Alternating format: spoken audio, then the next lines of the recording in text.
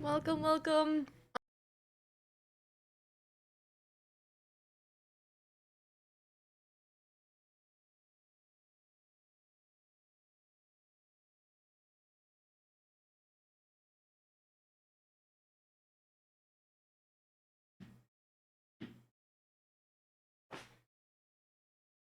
Stream crashed?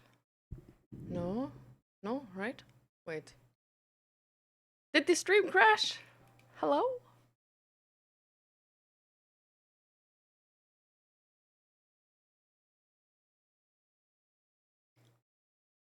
Like, wait a minute. I don't know. So the stream crashed like right in the beginning? Yeah, a minute ago. Okay. Well,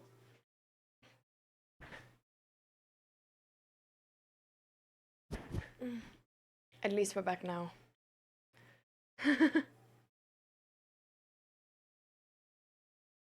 So, it crashed. I said welcome, welcome. Well, I actually, I just said like welcome, welcome, and then I was talking like for a minute, and then I said I'm gonna get something from the kitchen. So you didn't miss much. But then just let's start over again. Welcome, welcome everybody. How you all doing? I'm a bit late. I just didn't have enough time to do all the things I wanted to do before stream started, and I'm not even done. um, but you know, it's just complicated time at the moment. Because I'm trying to inform myself how like being an independent business and stuff like that works, and for how really everything about it, because like the fuck do I know about it, right? And especially with like international clients, like geez, like this stuff's really complicated. Like there's no good resources on this. um I was actually supposed to call the KVK today, but I didn't.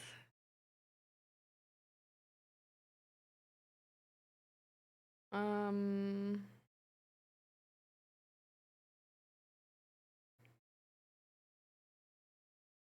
so I'm gonna have to do that tomorrow.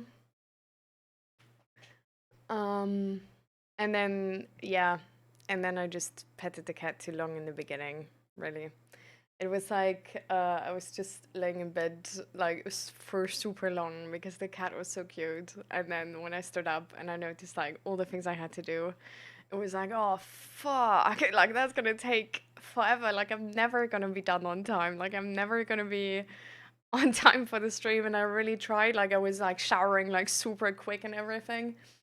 But I didn't manage. I just didn't.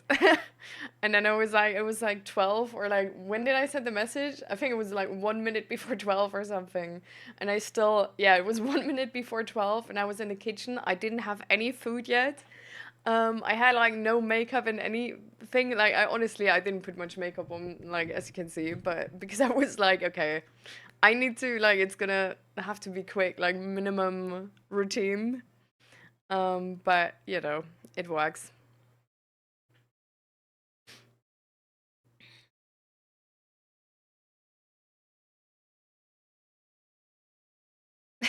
That is looking good. Like I think it's actually still like sort of wet at the bottom here. Yeah, yeah. But I'm glad it looks good. Thank you. And good morning, Golden Dog, as well. Welcome to the stream. And hi, Seal. Also welcome. No sword earrings today. Well, I could have put the sword earrings on, but I just went with the flower earrings instead.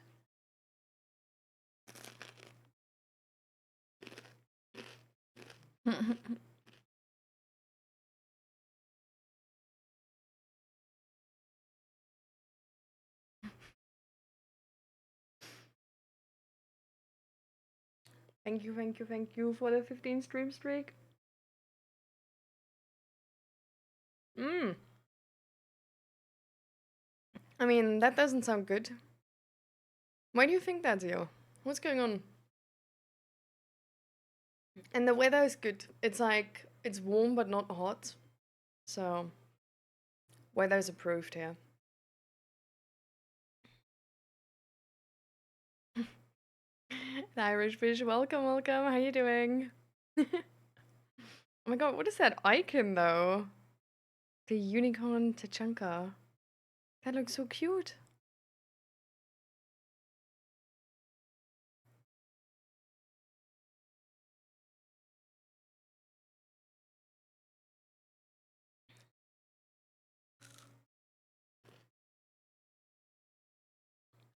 Hmm.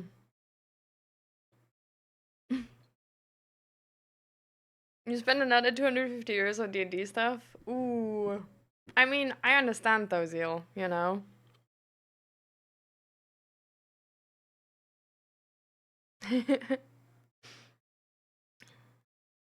It's like my 20th set of dices. Ooh. Oh.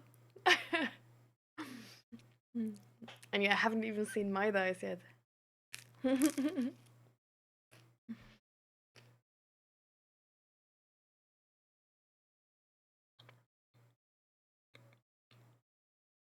For me, they're on the Discord, I think. Wait, let me check. Yeah, they're on the Discord.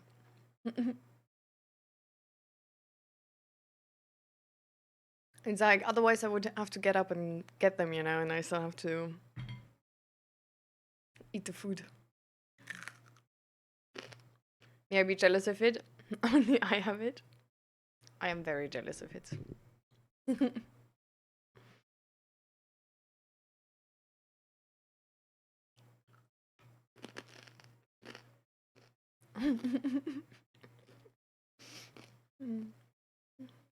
I feel like I'm a bad influence. Like, I'm just. You come in like, oh no, I spent again like money on dice, and I'm like, but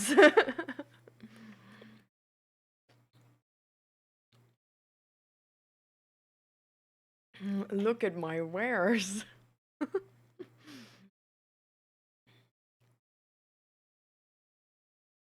So if I'm buying more, then you're lucky fueling my addiction. I know. But I honestly think it's like, I don't know, I really love those myself, so, you know.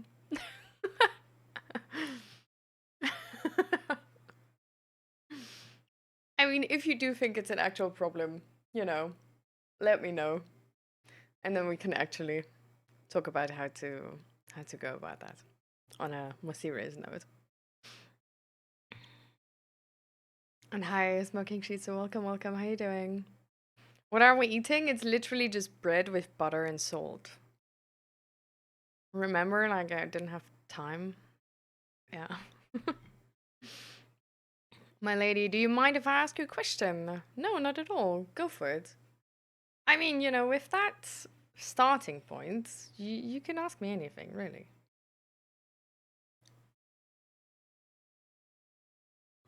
I usually do not follow a lot of people. How did I follow you? Well, obviously, because it's the best channel ever. Uh, I don't know.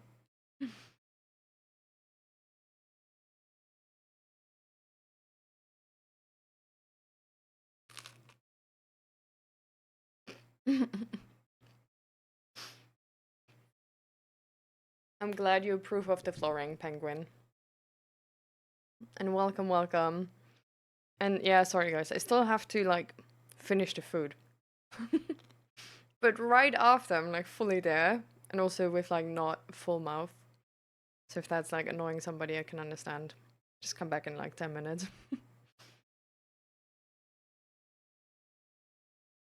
Do you not hear the pun? Um.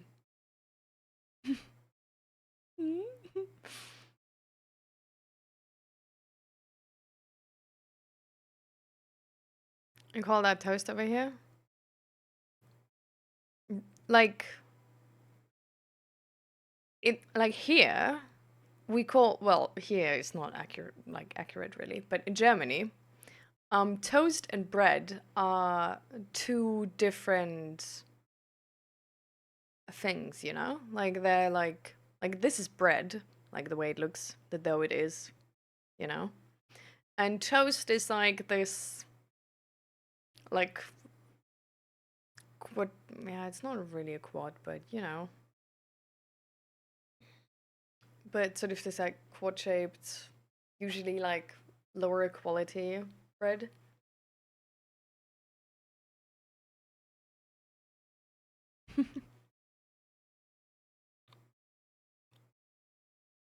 I'm glad you like it, yeah.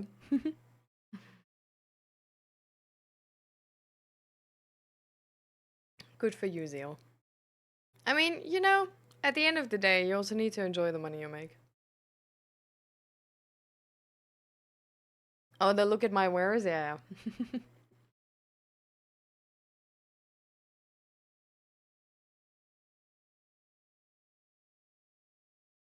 Yeah, Zeal. I know, right?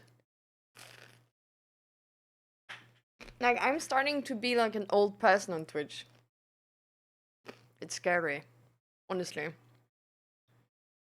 Like, I don't know. Like, there's so many streamers who are like, I don't know, 15, 16, 17, 18. And I'm here with like 26. Like, I don't know, like for a streamer that like really feels like, you know.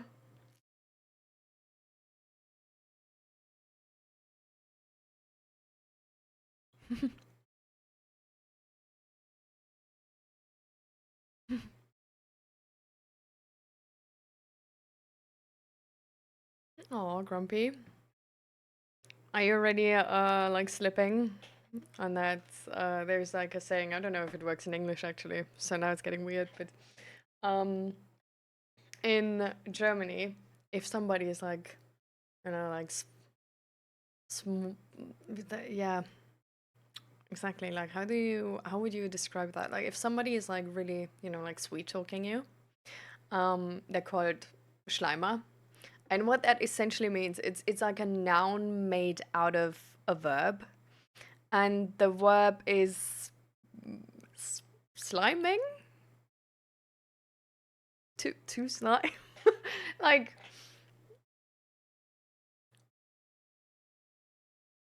and yeah, it's like sort of like coming from this idea of like that you're like a snail and you leave like a slime trail behind you and like trying to really, you know, like sweet talk the other person. And then there's like uh some people are like sarcastically then asking you if you're like slipping already because you're like you have like such a heavy you leave such a heavy trail of slime behind you that it's like getting slippery. And that's like sort of how, you know, like people are like, I see what you do.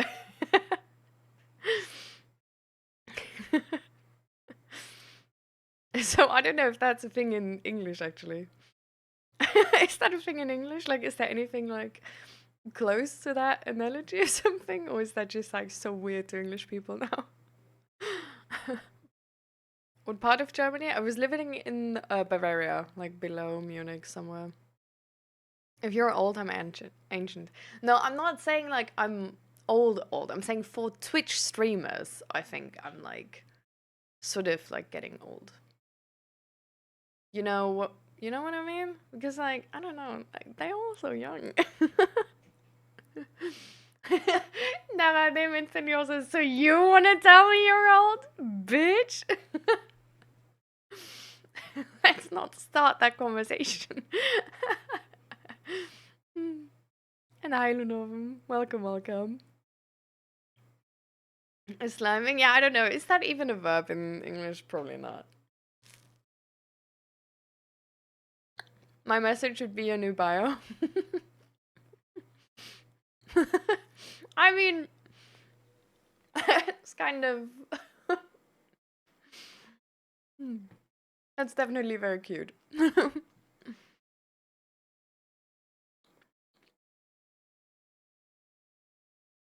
Yeah, but I don't know if there's like a fun way because like sucking up is more like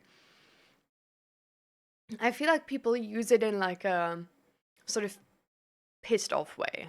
You know, like, you're just sucking up. Like, you know what I mean? Like, I don't know. Maybe that's just me, but I feel like that's how it's being used oftentimes. I feel like if you're like nicer towards the person who's sucking up, say like, oh, you're sweet talking somebody. And that's, I feel like sweet talking is not directly implying you're full on lying. And that's why it's like less harsh.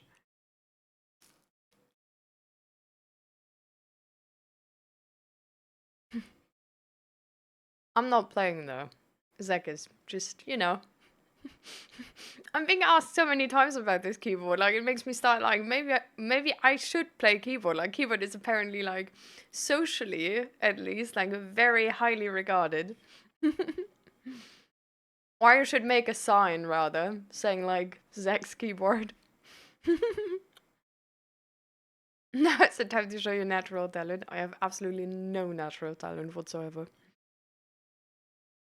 Like music is really like, no, no, no. I'm really bad. Like singing is something I'm like, decent. Like okay, like really everybody I feel like, um but like playing an instrument? Oof, you know, that's kind of like you have to like I can't even read like music notes. I can't like sometimes when I try to like hold like a ribbon, I just for whatever reason like after a few seconds of doing that, I just get like really twitchy and then I can't control the rhythm anymore and I just do random bullshit. um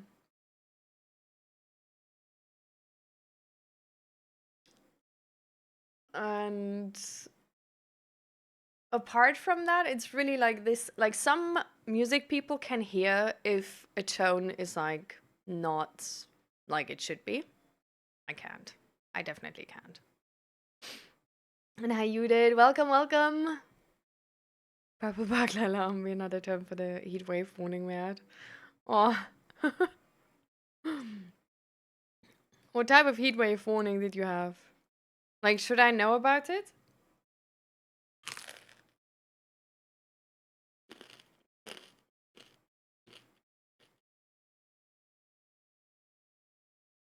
Hmm.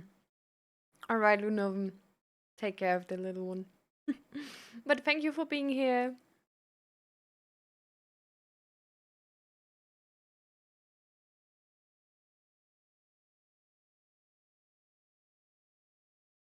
You also never landed? Well, I mean, Zach actually also can't read notes that good, but it's really like there's, I don't know, like I can't hear pitch, I can't hear any of that. I just don't. It's also when I sing, like I can't sing without, like I can only sing like karaoke, and then I'm like pretty decent. But if I want to sing on my own, I sometimes just randomly switch pitch. Like it's really not, I don't know. Like I think singing alone for me is like honestly like so much harder because I only sang in like a choir and or like karaoke. Um but yeah, singing alone where you have to like you have to remember the like rhythm, you have to remember the pitch and everything, like you have to like maintain it and everything. Like that's I don't do that stuff. I just don't.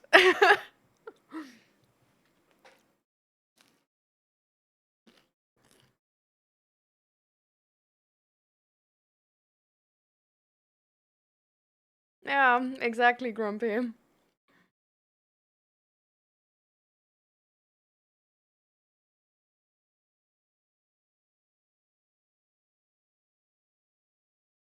Hmm.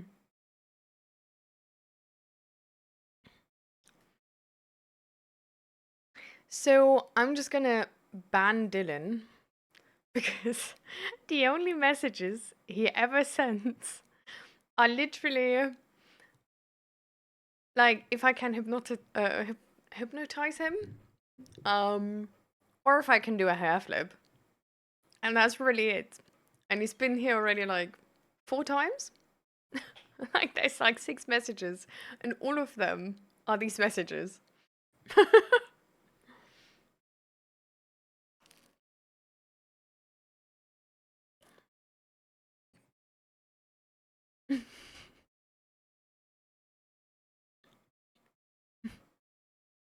Sure, you did. We'll just wait until the music comes to me.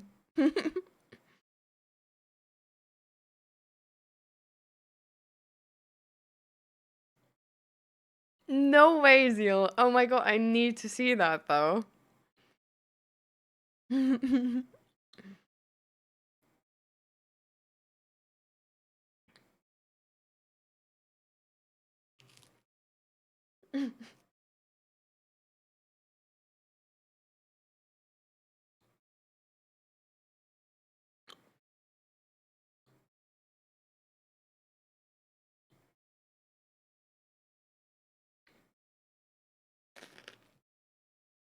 Hmm.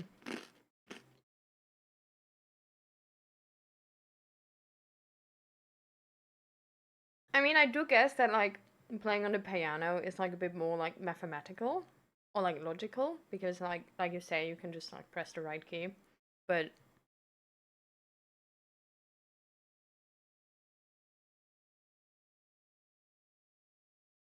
you know there's like so many things which I want to do where I'm like really excited about and I don't ever get to them because I don't have enough time.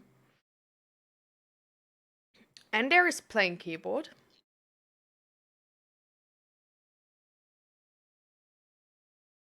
So, you know, your mic amplifies the crunchy bread. It is really crunchy though.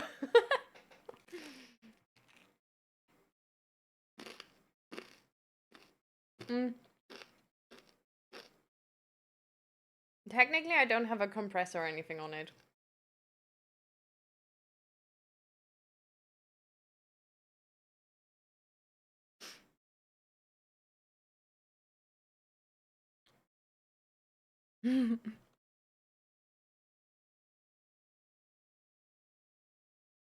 Milady.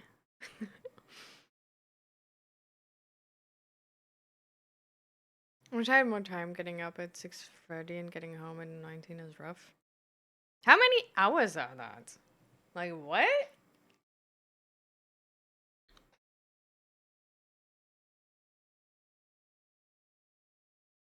That's like 3.5 until like 10.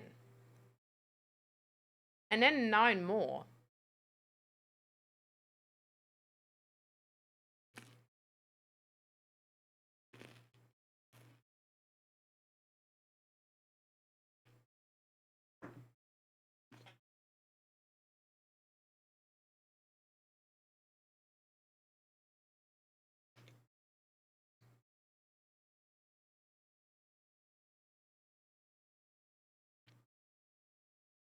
Like, is that really like essentially like your shift plus like travel?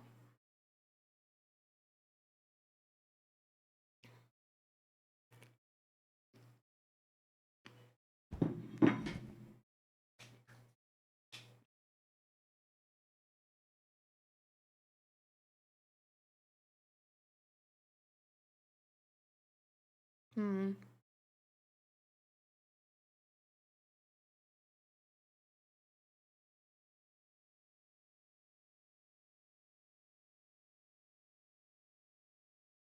So, is there no way for you to like reduce hours or something? Or like how like wait, how does that even work? Like are we not like in EU like only allowed to work like 40 hours or something? Like sort of on like average essentially? So do you then just work like I don't know like 3 days a week or something? Or like 3.5, or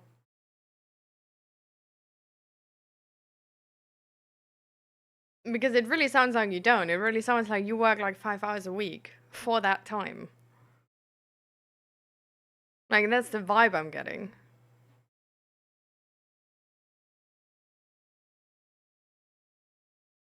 My ID fits you because my name actually means queenly in Irish. I mean, if that's not fitting.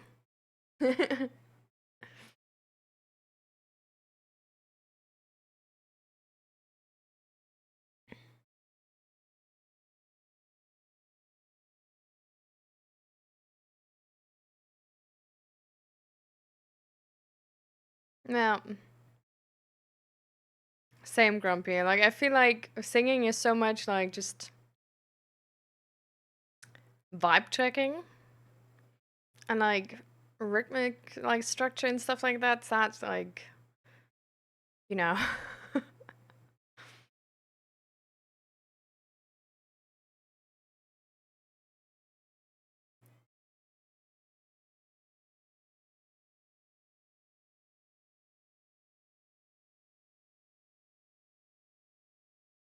Hmm.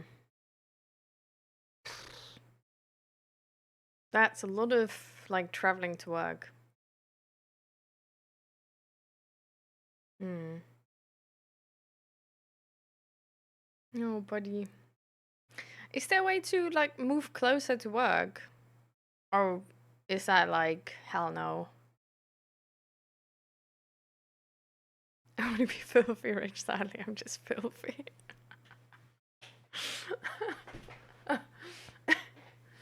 Well, I think there's nobody who wouldn't like to be filthy rich, right? If it's for free.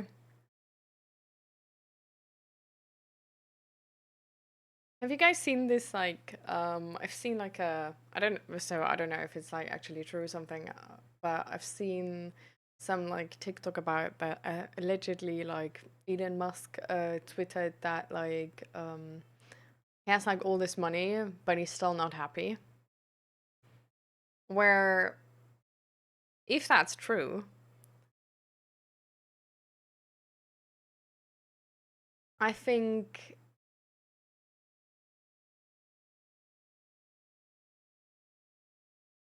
it's really something where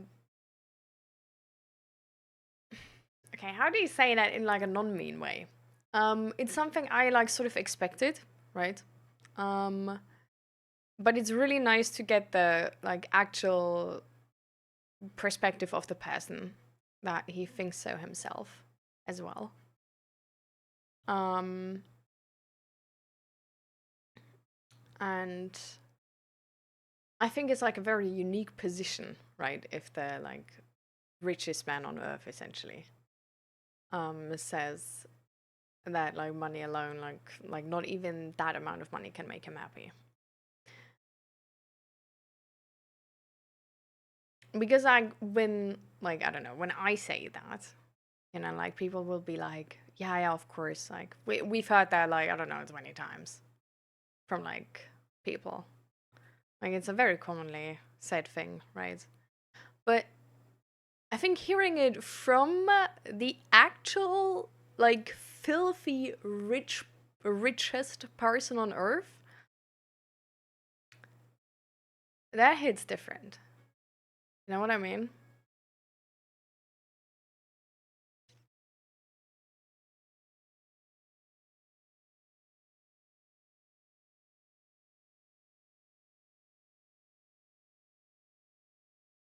Hmm.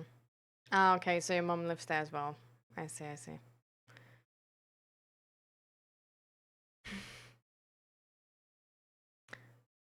I mean, maybe there's also a way how you can like go down in hours in your contract. Like I don't know if you're like self-employed or if you are employed at like a business, because I thought there's this like European rule which essentially tells you that you need to be able to like reduce your contract from like 40 hours to I think like 36 minimum or even 32. Um and there can't be like any sort of like disadvantages from your employer. Which, of course, you know, is like not really a thing if you're like self-employed, but maybe that would be an idea to just see how that feels. Try it.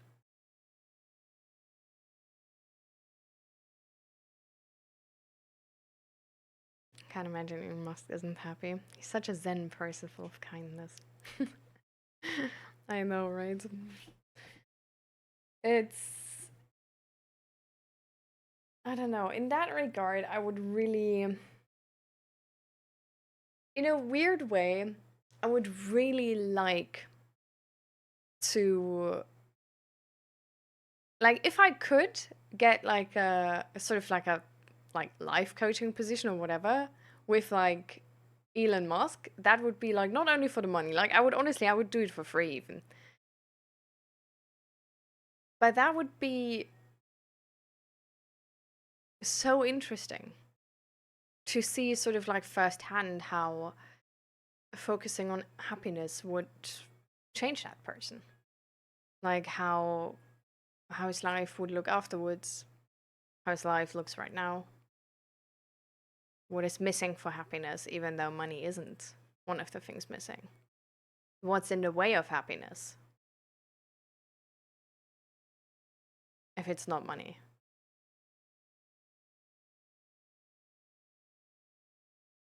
Yeah, I thought about it, but it's a hassle. Aw.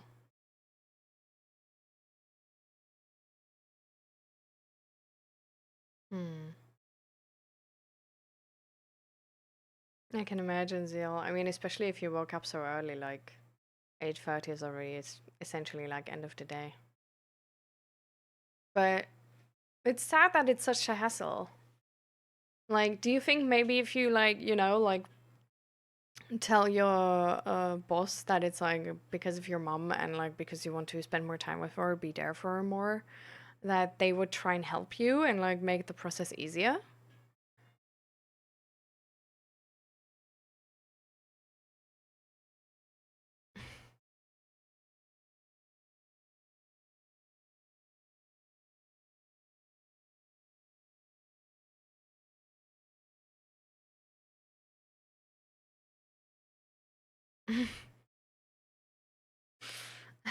LGBTQ AI includes AR, artificial intelligence.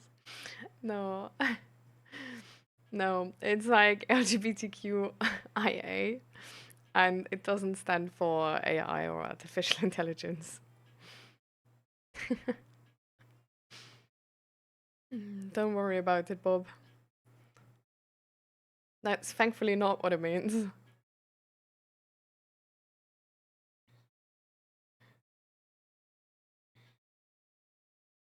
But yeah, it's definitely like, I don't know. I think it would definitely be like a very interesting job, for sure.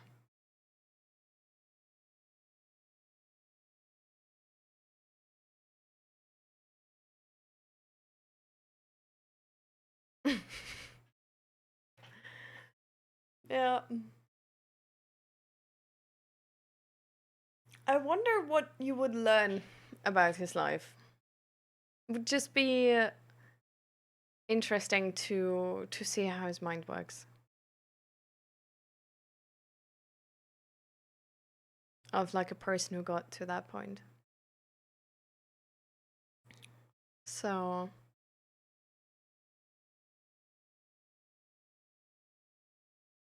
and I think honestly, like we would of course like all profit if he's like if he finds happiness. Um,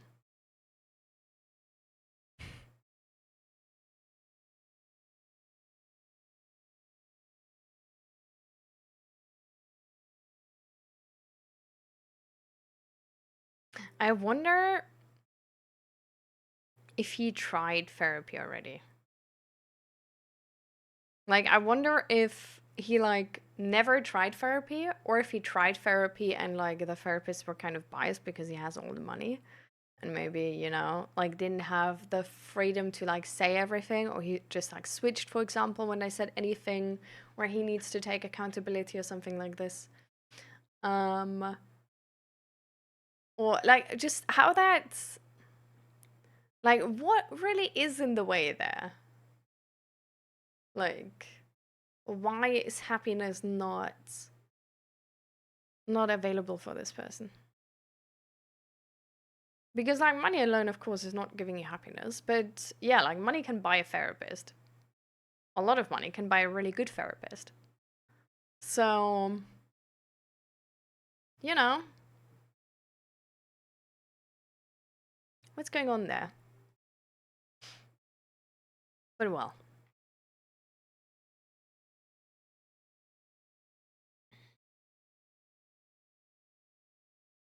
So Zil, what do you think with your work? Like if you mentioned that, would it like be easier maybe? Like could they help you somehow or like make the process more streamlined or something like this? Or do you think there would still just be like a resistance where you would have to put in like a lot of effort to make it possible?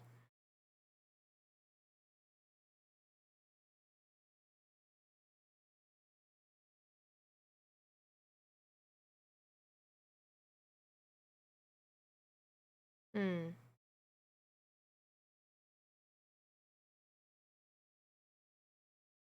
Hmm.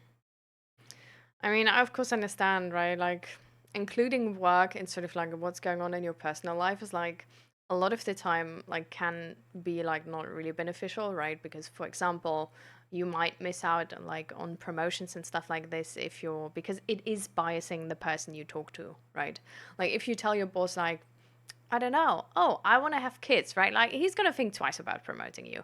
If you tell your boss like, oh, like my mom is like really, really sick and might die in the next couple of years, like he's gonna have in the back of his mind, like, okay, like that's gonna be a phase where like like things are gonna get rough, and just knowing that, even if there's like no bad intention or anything, is gonna bias this person, of course. Um, So I guess it always really depends if you are in a position where yeah, it doesn't matter as much. Um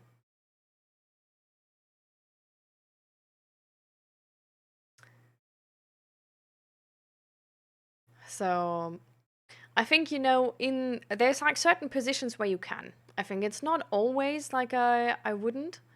I think if you are like for example, there's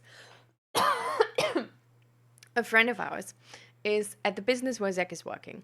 Essentially the like of his specific department like the only person who's like doing that job, right? Like they can't fire him. They can't really say no if he wants more money. Like he has like all the promotions he wants. Like he's at the top. Like there's not more, you know? Um and he's like in a very good position to like really push for whatever he wants. And I think if you are in such a position where like the business is like super dependent on you, um you can really tell them because it's not like they can use that against you because they are not, they don't have that position of power.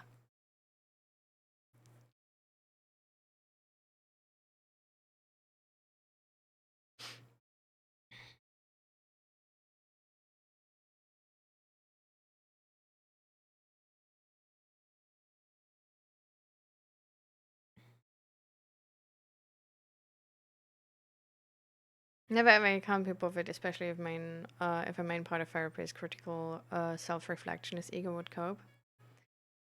Yeah, I definitely think that's like probably like one of the biggest challenges in that case. But I really wonder if why that challenge is amplified. Like why is that a challenge which is not able to be um, pushed through? Like what is in the way there? And hi, Wolfborn, welcome, welcome. Mm.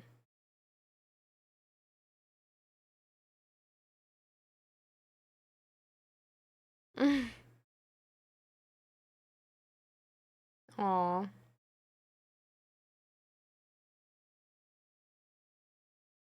I mean, just don't forget to be there for yourself, Seal.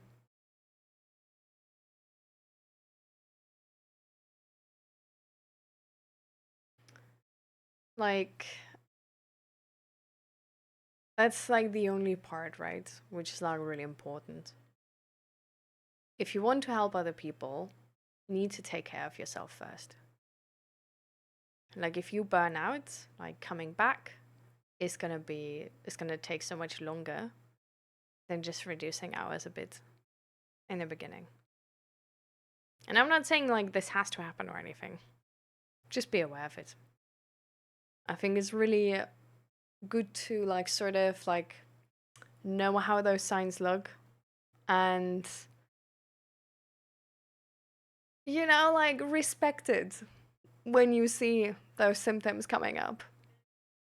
Like, don't try to brush it under the carpet forever. Like, it's sadly not working like that. Um, and that's really the best way to get in a very dire position.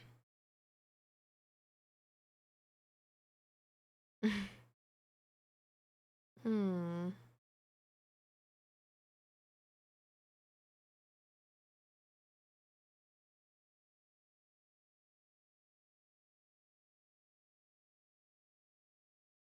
I mean, have you ever thought about why that is the case, maybe?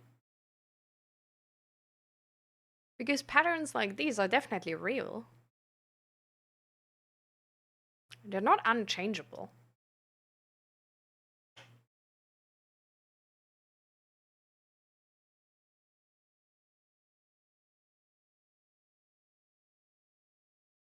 He said the main problem of today is the disease of empathy. He thinks like that. I don't think he has empathy for himself or his own trans child.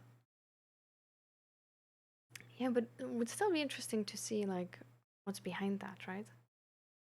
Like, is there maybe like antisocial disorder or like how?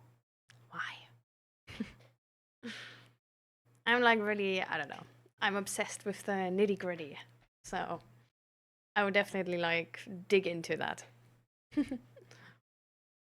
You're on your summer vacation? I go back in time to my high school, eating pizza in front of the computer, playing games. Good times.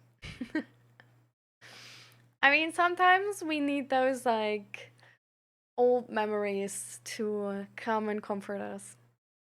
That's definitely like not unusual or anything, and I'm glad you're enjoying it. How does the universe know where we're meant to be? Okay, so I mean, that question sort of like starts with like the assumption that the universe does know where we are meant to be, right? Um, and I don't really agree with that. I think there's, of course, like this question is like just one of those things where there's no like complete 100% knowledge on like if that is the case or not the case. So it's like more of like a belief question. Um,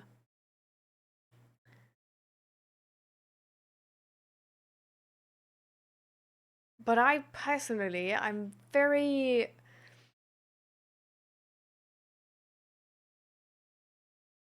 I don't know, I'm resisting a bit to this thought that like everything is like deterministic and like sort of like known beforehand already, and we're meant to be somewhere, we have a fate, we just can't escape, and like all of these things. Like, I don't know, like, I resist that idea a bit. Like, I feel like in our universe, there's a lot of things where like it has like a cause has an effect, and there's like consequences to certain behavior, and there's like if you have certain traits, you're more likely to go in that direction, all of these things for sure. Um, so I do think there's like logic, right? But at the same time, I don't think there's like this God with like this plan. you know, where like everything is mapped out already. Like, I feel like to a certain degree, it is random. And in this randomness is also the ability for your own will, essentially.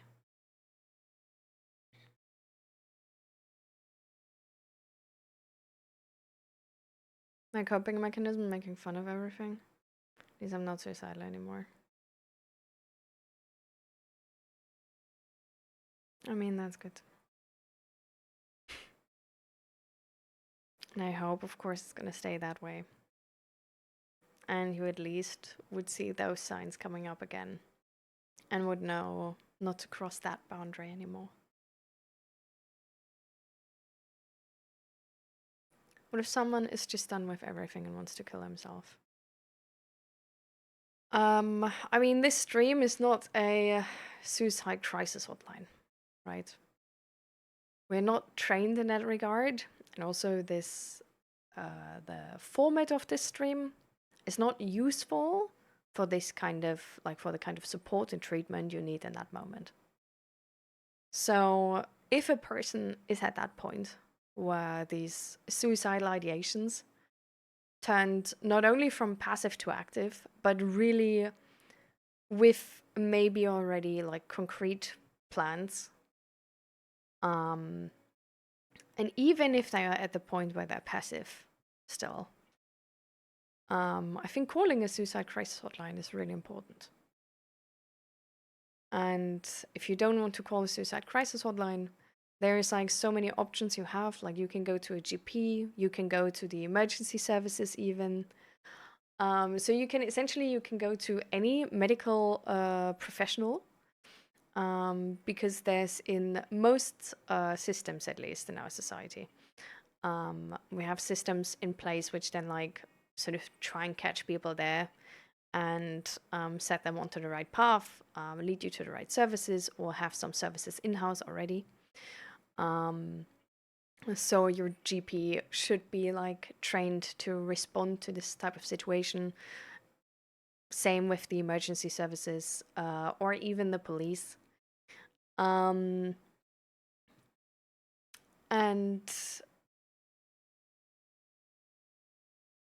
I think then it's also about like finding the right crisis hotline for you, right? So sometimes there's certain topics which are just, you know, or like just you didn't have a good experience with one of them because it's still humans working there, right? Like sometimes things go wrong. But there's usually quite many options for crisis hotline. So on this website, it's like the website I love to give out for crisis helplines. Because this is not only helplines for specifically suicide, but also for other topics. So it's like, so one stop, get everything essentially. And there you can put in your country where you live, or even your city where you live. But you find more options if you only type in your country and then go on like the button and like leave the other field empty and just go on like look for crisis hotlines. And there you can already pick a pattern, sort of like suicide and self-harm, or maybe even also how's it called? Like physical abuse or something like this. Like you can find helplines for a lot of different topics, also for LGBTQ and these type of things. So the chances are good that you actually find a crisis hotline with a person you connect to and feel good with and feel safe with and comfortable, and where you directly reach somebody who can help you. And also is informed about what help services might be available for you where you live at the moment. Like, because there's also sometimes like local programs they can like send you to or help you get into. Because if you're struggling with like suicidal ideations, it's really not like a thing where like they don't just want to support you in that moment and then bring you from like active suicidal ideations down to passive suicidal ideations, and then it's like good, right? But they actually want to facilitate that you can get away and make this change to go from suicidal ideations to like a good life again. And they're going to help as much as they can. Like a lot of these programs and services are community funded or donation funded, and they just really wanna help.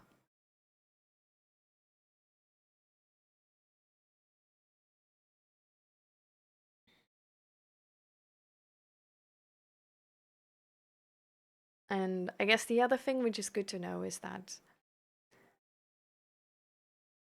in these moments where we feel like everything is ending or nothing makes sense anymore,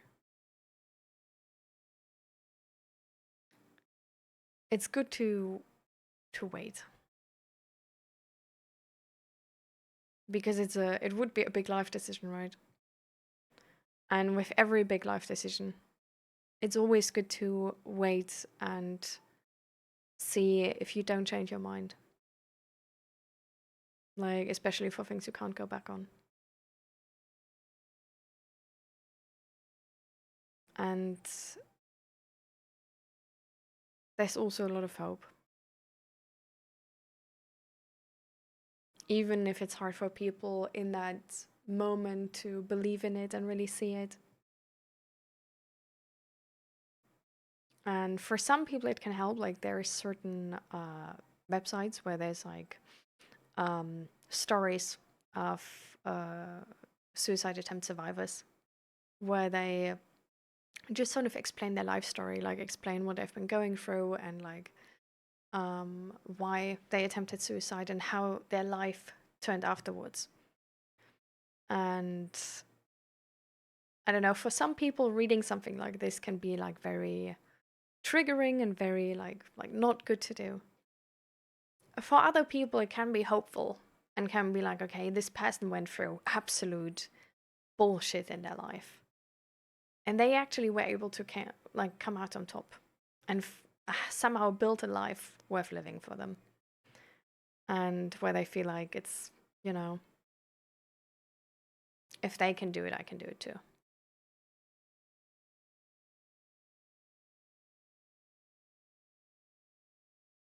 And hi, Snacks and Claws. I won't take much of your time, but I have an update for you from my friend Asta. He's on suicide watch at the moment, but he's okay. Thank you so much for the update, and tell Asta that I'm really thankful that he's like sending an update in. Like, it's really sweet of him to think of us. And there's there's a community rooting for him. And we hope he's gonna get better soon. And it's gonna get easier. But thank you so much for the update. I hope he's gonna stay okay.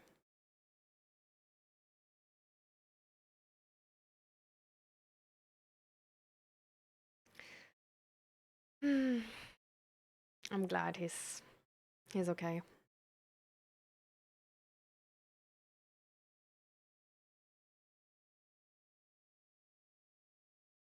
And hi, relaxing. Welcome, welcome.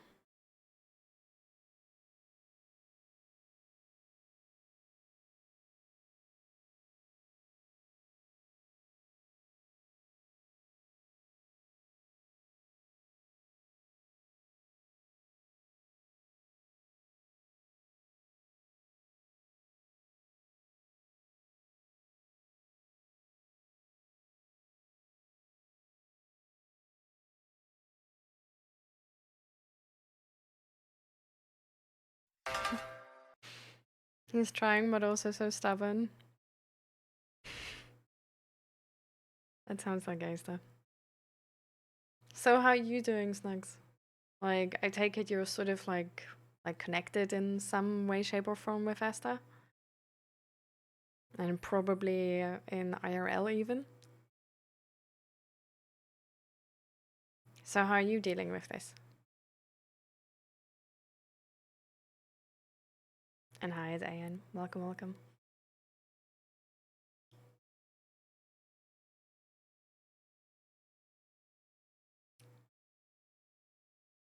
Why in depression we get self-harm thoughts? I mean, so first of all, not all people with depression get self-harm thoughts, right? But of course, some do. And of course, it's also rather common, right? And I think it's really sort of like in line with the nature of depression, right? Like depression really deteriorates our life from the inside, our connection with ourselves, with the people around us, with life itself. And self-harm is oftentimes being used for emotional regulation purposes. So with that and depression, it's just really common, right? Because you lack emotional regulation, there's a lot of turbulence, there's a lot going on. And then you just don't know any further. And maybe you've had some experience with it already, maybe you've seen it from somebody else, maybe you heard about it. And to a certain extent, it's also something we I think, sort of easily learn in our life just through experience. And I think that's why it's such a common symptom with depression.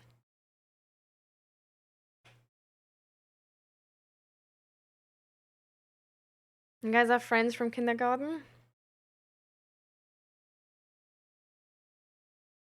So then it's especially a lot now.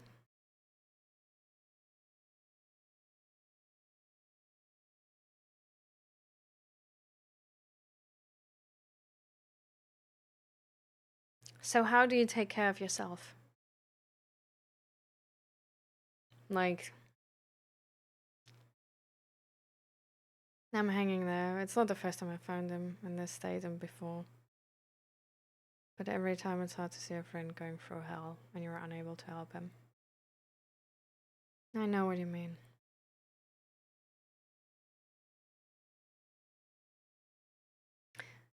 Have you ever considered to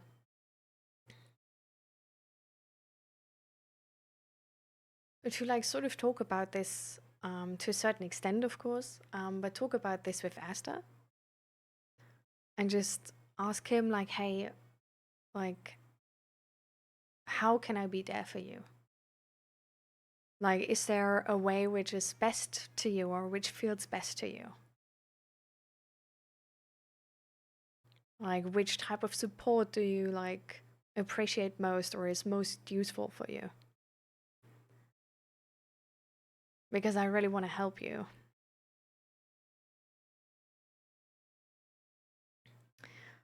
Because it might, in these situations, if we see someone suffering, of course it's incredibly hard, right? Because our emotions are sort of connected with their experience as well, right? Like we suffer if they suffer. We're happy if they are happy. And I feel like sometimes we don't want to touch that topic. Like we don't want to make it about us or put our suffering into the conversation because we feel like, oh, this is about them. Like there's no space for anybody else. Like I want to, I don't want to burden them and stuff like this. And I mean, to a certain extent, that's of course completely true, understandable. Like we all do that. Like if we see somebody's at their limit, like we're not gonna push them, right? Like we're gonna try and take walk away from them.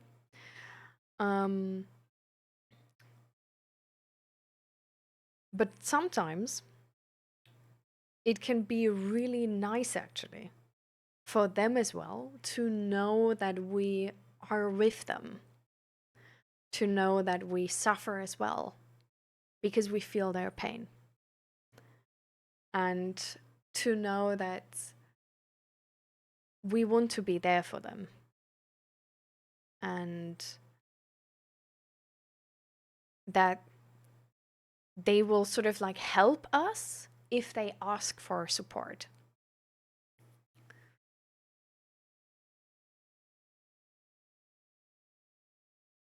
We talk about it a lot, but he shuts down and you can get through to him. I just call his therapist. I'm asked his first emergency number. Hmm. Yeah, okay. Have you ever had the opportunity to talk to Esther's therapist? To just get like, I don't know, some information maybe from them, how you can approach Esther better, like how you can support him better, or like mm, also like some guidance on like how to keep yourself, um, how to be there for yourself.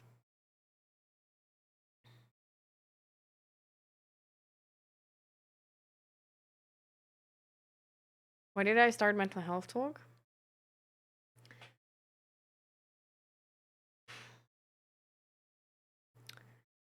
I think it's like a very like the very classic story of like I went through a lot of bullshit in my life, and I wish I would have been a person like this. I wish there would have been like a low entry barrier support where you can just get some information which isn't which is sort of like somewhere where you don't have to specifically look for it. Because I never looked stuff like this up, even if I could have. Because I just didn't even feel like there's this possibility for there to be a solution and stuff like this. Like, I was so close minded when I was a teenager going through all of this bullshit that I just, like, I never informed myself about how I could help myself because I thought there is no help. Like, life sucks. And there's, like, that's just how it's supposed to be. Um, and so I don't know, like I wish there would have been like some person which has more to do with the things I would engage in, which is then sort of making it easy to ask a few questions, you know? Making it easy to ask, hey, like what is depression? Like or talking about like for example like suicidal ideations and like what you're supposed to do in that situation, right? And because I don't know, I feel like sometimes you're just unable to look that information up for yourself because you don't really know what to Google, because you're not really informed about it and you don't really know the possibilities which are available. Um,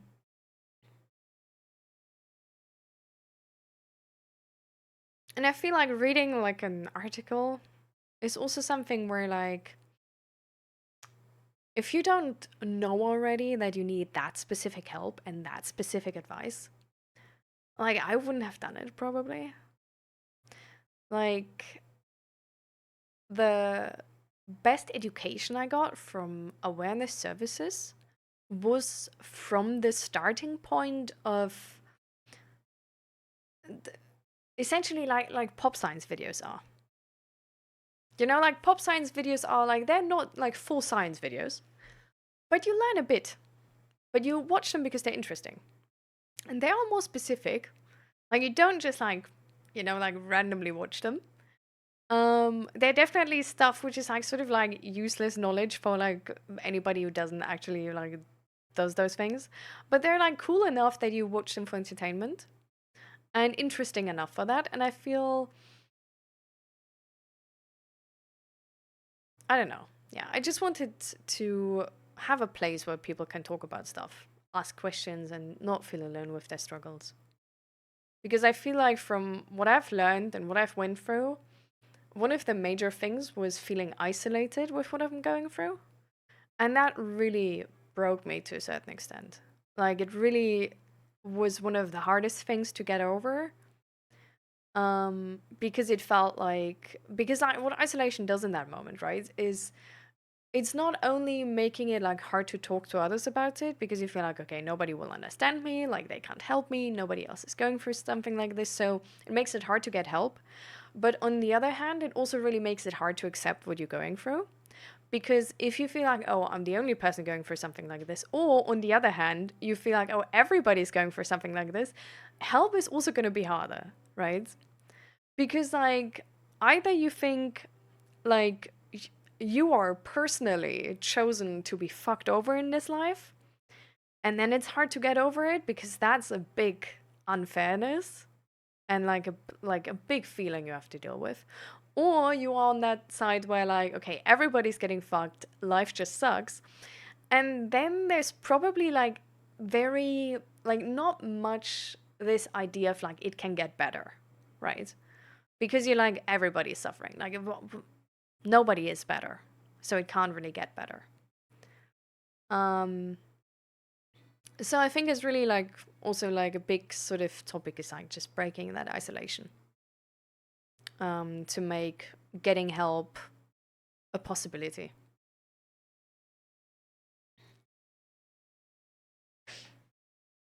So not yet. It's hard in the Netherlands because of privacy. I've read books about CPTSD and bipolar. Hmm. Yeah, okay. I mean, I understand. Like they, of course, like they can't really like tell you what like Esther has been like saying in therapy. Like completely get that and understand that. Sometimes there's a possibility to come to a talk of Esther. So, for example, when I was in therapy back then, I invited my sisters and my husband for certain therapy sessions. And my therapist actually also asked for this. So maybe you can like either ask the therapist that you're interested in something like this or ask Esther if you can come along to a therapy session. And in that therapy session, you could then, for example, like talk about like, hey, how do you want me to help you? Like, what is there best to do? Because in that moment you are in the room, like you have the therapist there, but like Asta is there as well. Um, the therapist can maybe guide this talk between you two so that Asta like doesn't shut down and that you're actually able to know a bit more about what's going on because you have the therapist there who can like sort of monitor how you guys talk to each other and also check in on Asta, making sure that Asta is fine. And like sort of, also then you have like this first class representation essentially about how the therapist is treating Asta and like can sort of just hopefully like if that like works, if the therapist is good, if that like like I can't like guarantee it of course, but for me it was really like it really made talking about these things easier and because it was such a designated space to talk about something like this as well. Like not only that the therapist was there to actually like engage in the conversation at all, but also just the part that if you go to a therapy session together, it feels like that room just has a different vibe to it, right? Like you're not at home, you're not in your regular day-to-day life, but you are in this therapist room where that's sort of like a safe space where there's an expectation that it's gonna, like you're gonna talk about stuff, but you're gonna be safe talking about them. And that can also already, like, only that can already, like, really help with these talks. And then, I mean, best case scenario, you know better how to help Asta and how to support Asta. Because like maybe some of the things you do are not as supportive for him as you think, but they're like really even like for you it's like, oh, I do this like for him, like it's really, it is effort, but I love him, like I do this for him. And then you find out, well, this is actually not the best way to support him, and the best way to support him is actually the thing where you thought like, well, that's not really support, but that's just what I do.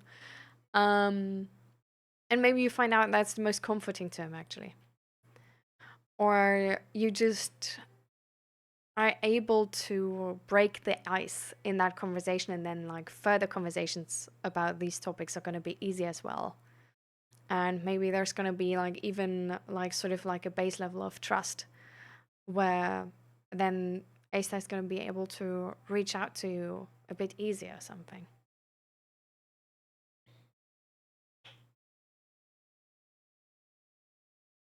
So what do you think about that, Snugs? Like, have you like was that ever like in the cards sort of like was that ever talked about if that's a possibility? What do you think of this idea?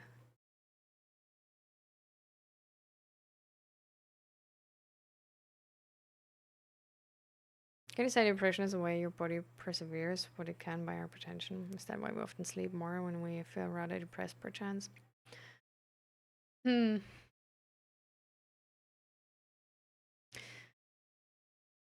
Hmm. So thing is, right? First of all, disclaimer. Because depression is like with like a lot of these mental health things, there's not like it's a very like complex thing, right? So it's not like, oh, depression is because 1 + 1 is 2. It's not like very like, they're like A is B. Um but it's like it's such a complex and diverse and individual topic that it can work in many many different ways for a lot of different people. That's why even if somebody says like they're depressed, for example, like a therapist like will not be like, oh, you have depression, okay, now we do this this and that. But he's going to be like, okay, but how do you feel? Like, what does depression mean to you? Like, what are the specific symptoms you struggle with? And like, there's going to be more detail to this because it can look so very different for multiple different people. Um, there is a bigger concept with which I personally like definitely see myself, and which is a very broadly sort of like known concept, um, which is the oh fuck, I never know the second word. It's like inactivity depression cycle. No. Uh,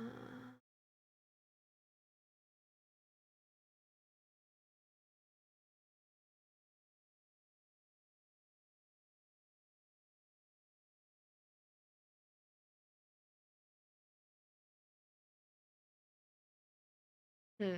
Okay, so many people call it many different things. That helps a lot, of course. Man. Um.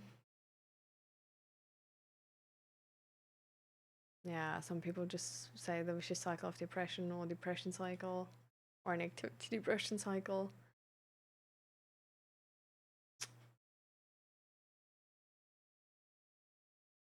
Hmm. Well, anyways, the idea of that cycle is essentially that if you, like with depression, one of the main things really becoming a struggle is initiative, right? Like starting stuff, showing up, like going from thinking about things to doing things, actually. Um, And so naturally, what happens is you do less, right? But if you do less, the resistance to actually start doing something is going to turn more because your tolerance to like starting to do something is going to turn less. And not only that, it's sort of like in that regard, we're a bit like this like rolling stone. And if it's slower, it's just going to be like harder to push it. And so if you are at that point, like you are depressed, like you do less and less and less and less and less, starting to do something again is going to turn harder and harder and harder. But the idea in like, and also why, for example, exercise is like such a good antidepressant is because if you keep doing stuff, even though you're depressed, like for example, like exercise, you don't go into that like vicious cycle where it's just gonna turn worse and worse and worse and worse. And like on one day you're like, you get up like really late. On the next day you get up even later. On the next day even later. On the next day even later. And then 2 weeks pass, you don't get up at all anymore, and you think it's like super super hard. So it's just like you want to, like, to a certain extent, like keep the momentum going. And because it's just gonna get harder if you don't.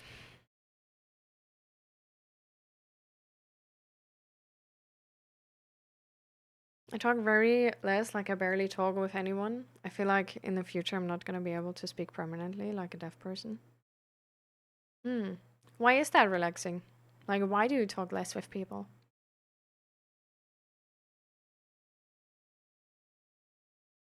I like it, but wonder if the therapy will be done now in the clinic so they can monitor him better. I want the best for him, and if it means to keep distance, I would do that. Care a lot for him, and it would hurt me, but still, his safety comes first. I completely understand, and that's like very like sweet of you to think about it this way. I would definitely like check in with the therapist. Like definitely just ask them, right? Just ask him if he can ask it. Or like if you have like a call to the therapist, like you can literally like just ask them on the phone and they will probably say like, okay, we're going to check in with the therapist, and the therapist will probably like check in with Asta. um Maybe it's going to be easier if you tell Asta and Asta like asks, but if you don't know if Asta is actually going to ask, then like maybe, you know, like call them and ask them. But I feel like asking, you know, doesn't hurt, like for sure not.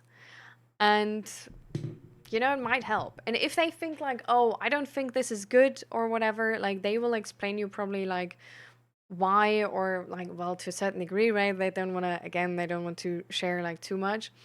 But they're gonna like tell you like maybe not now or later or something like this. And definitely like it should be the decision of the like medical professional who's like in charge of Asta's treatment.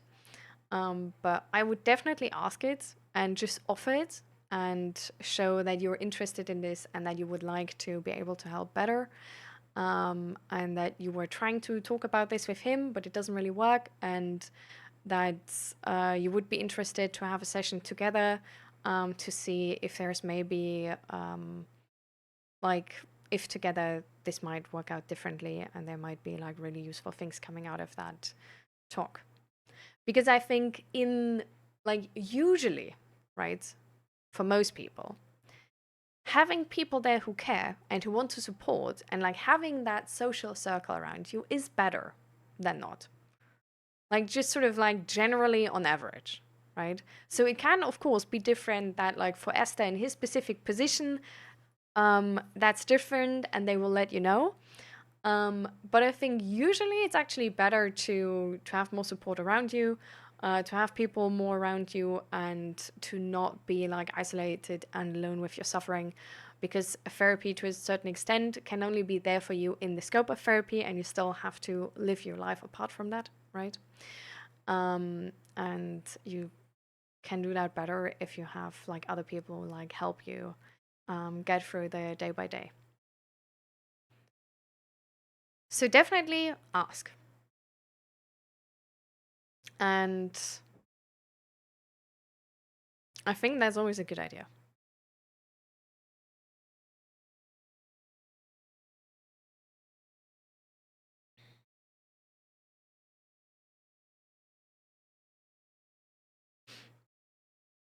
Trust issues. And in past, I tried to talk but felt ignored and not supportive conversation. I got me more down after conversation. Hmm. I'm sorry for you relaxing. Like not having a conversation where you like can connect to a person, and it's even like more disconnecting, can definitely like make these things like harder to start and harder to, you know, gain faith that it will work again.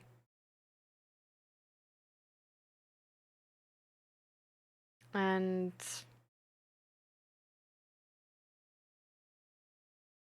I feel like fears like these, you know, don't completely ignore them, you know? Like try to, you know, like find out why that maybe happened. Like what has to, like how are you gonna find people who are different maybe? Like is there sort of like a pattern to why it didn't work? And is there maybe an idea you have for how it could work?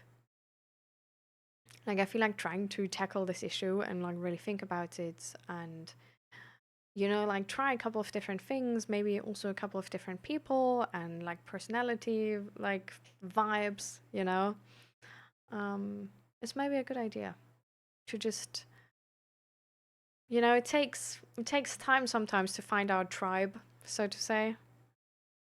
And so just exposing yourself to a bunch of different people, it's just gonna make the chances higher that you find your tribe, right?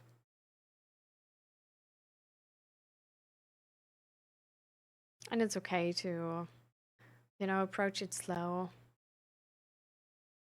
and also share that you're insecure about it and let the other person know that it's a very vulnerable topic for you.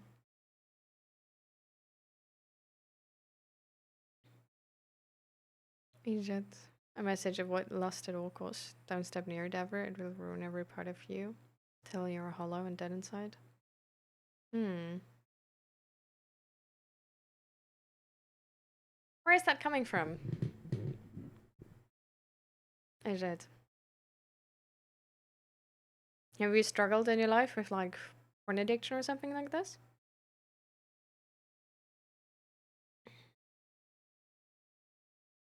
And hi, weird guy.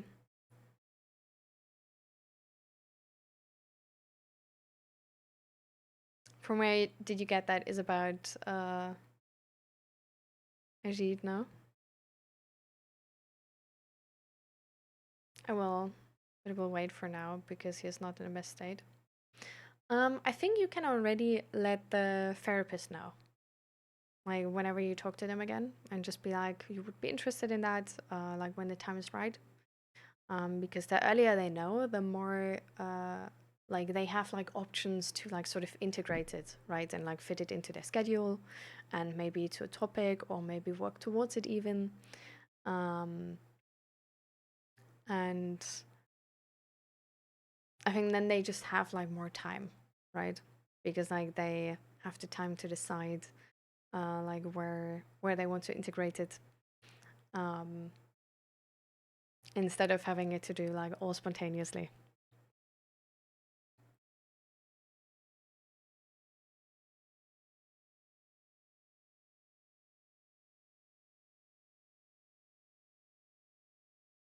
So I would leave that decision up to them, you know? Like they probably, well, hopefully they know best. Or at least, yeah, that's the idea, right?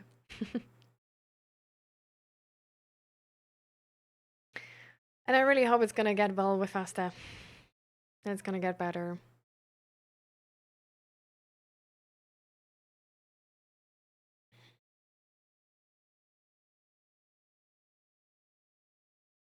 I'm glad you gave us an update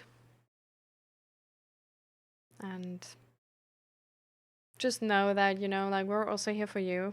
Like it's hard to be in that position where you see someone struggle like that. And it's good to not go alone through that. And I mean, of course, we're also happy for any more updates.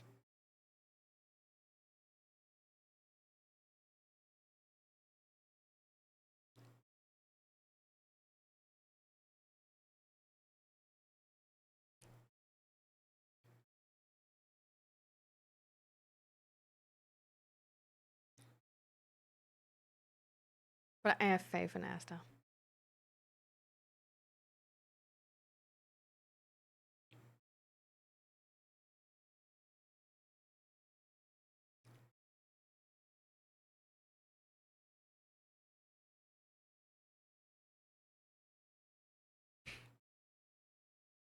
Thank you, Snacks. Even ASAP. I appreciate it. And yeah, make sure You're fine, you know? Make sure you have space to also be sad. And of course, I understand if you don't want to, like do that in front of Asta and stuff. Just make sure that you hold space for yourself to go through this situation, you know? Like, don't expect yourself to be as productive as in, like, I don't know, last year, like a completely regular time. Don't expect yourself to, like go as much to the gym or do like all of these things like everything would be normal. Have some grace with yourself as well. And give yourself some space to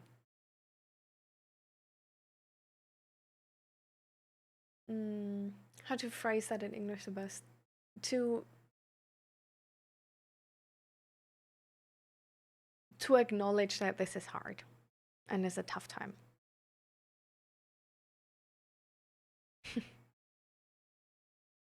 I'm glad. And I'm glad that somebody like Esther has a person like you around.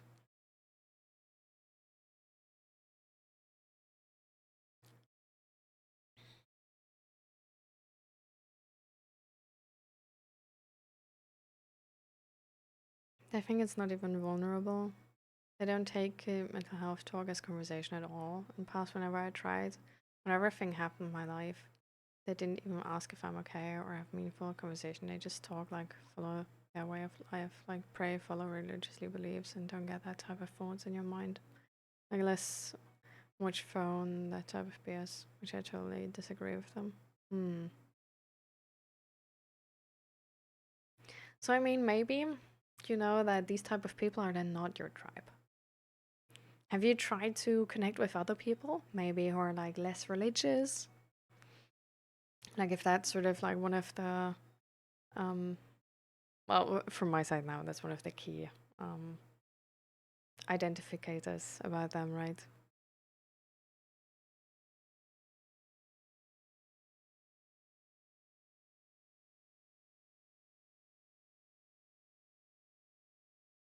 I mean, you're doing already the best you can, Snugs. You're there. And that's really already like 80% of the job. You don't have to be perfect. You have to be there and trying.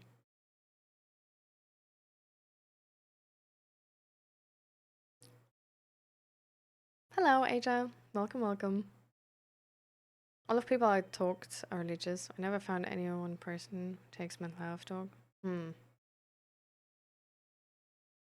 So is there is there a space or like an opportunity to talk to people or get to know people who are not religious relaxing? Or like how does that work in the community where you live? Like is that an option or is there like nobody like that?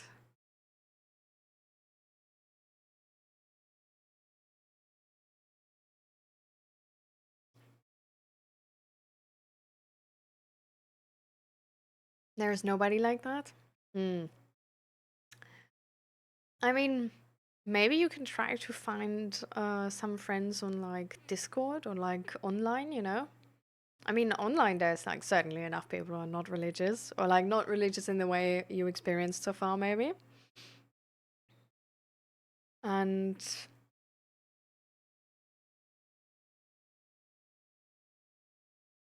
then you can just,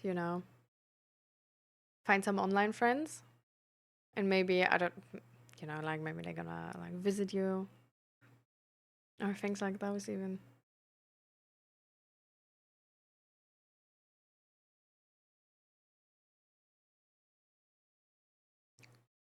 Like for some people, it really works to turn like online friendships to real life friendships even. And even, like online friendships are better than no friendships.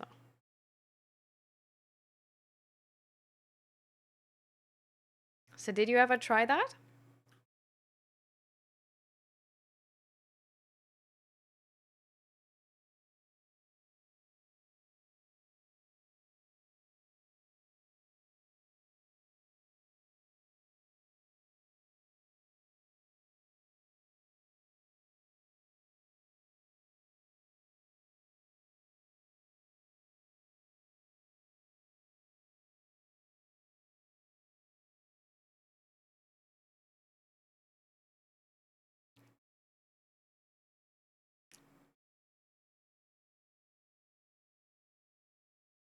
Mm.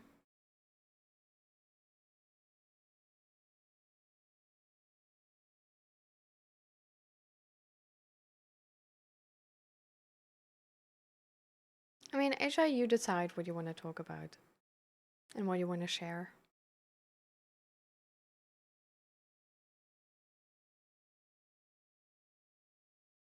Hmm. Are your online friend live in another country? Hmm. Hmm.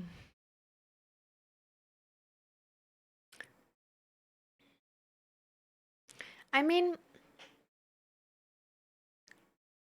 I think that I guess the next step would be to find online friends, sort of like those. So probably like religious.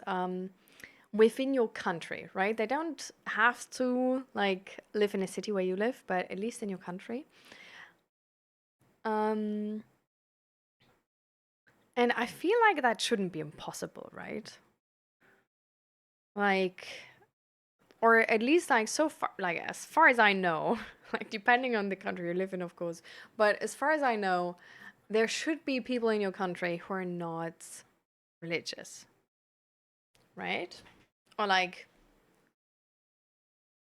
on the same board as you are.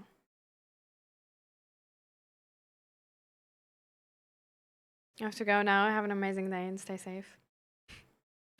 Thank you so much, and you too. And see you the next time. And again, thank you so much for the update. I'm glad to hear it.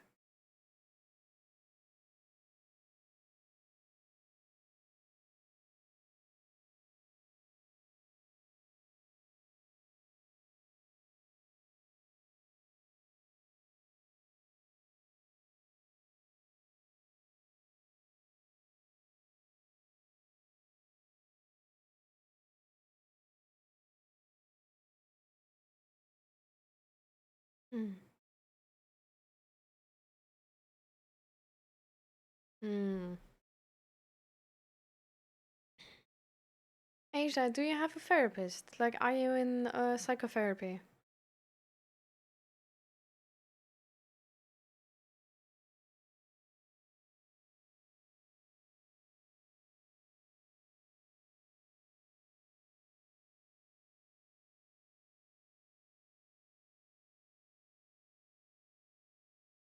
Because this seems like a lot to deal with.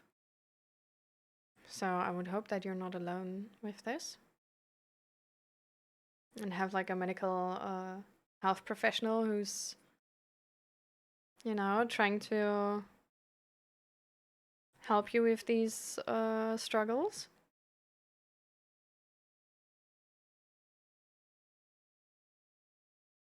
And most of the time, with people live in the country I live, they just ghost me after a few times.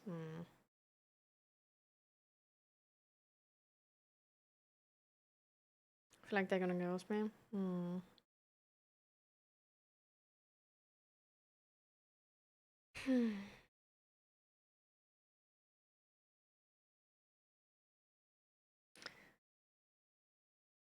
mm.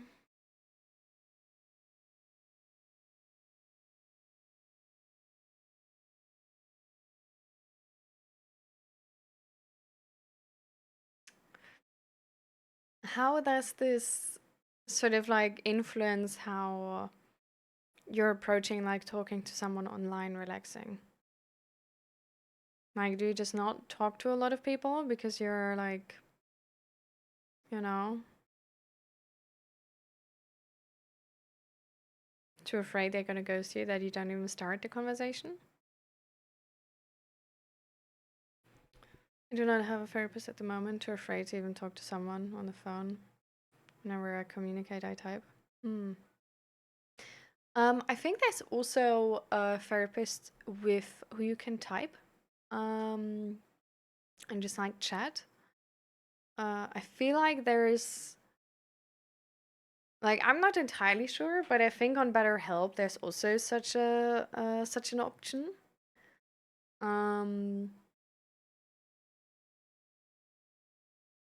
mm, And you can definitely like send an email to like local therapists as well, like explaining your like your struggle and that you're not like comfortable yet like going outside or like talking on the phone, um and like what the next steps would be if like in that position,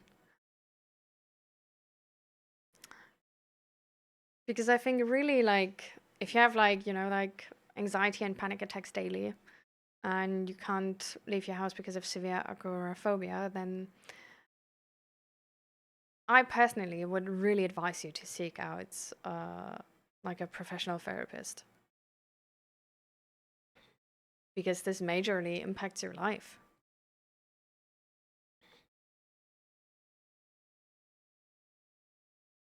What kind of stream is this? Well, this is a mental health talk stream. So what we do here usually is like mental health awareness and sharing like educational resources and resources in general, and sometimes even a bit of like coaching if it's about more like specific problems, or just peer support and listening to people, giving them like an open ear to what's going on, you know? So that kind of stream is this.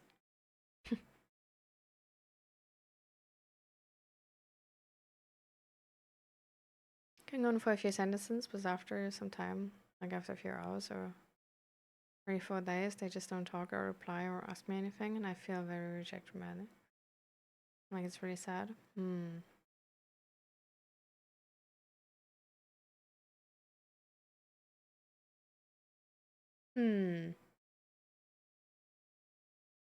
Do they then like text with you again like after like some time?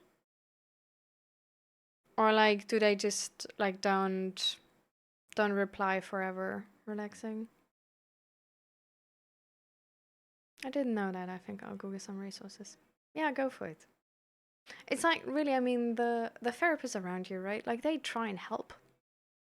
And I think, like there's nothing much I can help you with like specifically, because like I don't know your country, right? I don't know how it's like organized there. But what I do know is that everybody who calls himself a therapist is like wants to try and help people. And they are very accustomed to having people who don't know specifically how the system works and who don't know what the next step is and who just know they want help, they need help, um, and that's about it really. So just like sending them an email, and asking them if it's like local services, like they will know better how it works in your country. They will know what different things they can offer, and what is available in your local community. Like if sometimes there's even services available where people like can come home to you if you would want that. And so there's like a lot of options there you can like check out and like see which one fits to yourself. I personally would first start to try and contact people which are working locally where you live. Because with them, like, first of all, they are informed about how, with health insurance and with the system you live in your country, how all of these things work, right? And on the other hand, they are able to connect you to like local services if you would so wish to. So there's like more options there. If that doesn't, like satisfy you or is coming back sort of like meh, then you can always seek out like online services and see if there's some like therapists online who offer services you can afford. But there it's going to be a bit more, like the options and what you have to put in might be a bit more, and the options might be a bit less than with the local services. But definitely check that out. Like these, like with the really like anxiety and panic attacks daily, like that's a lot, and like not being able to go outside anymore because you would feel like you would die out of fear. That's a lot too. And I feel like you should have all the help you can get and all the help you would like and want. And I would definitely try and make that possible if I were you. Because I mean, you didn't study psychology. It's just smart to have somebody who studied all of that stuff, who's maybe even specialized in anxiety and panic attacks, and can really help you to the best extent.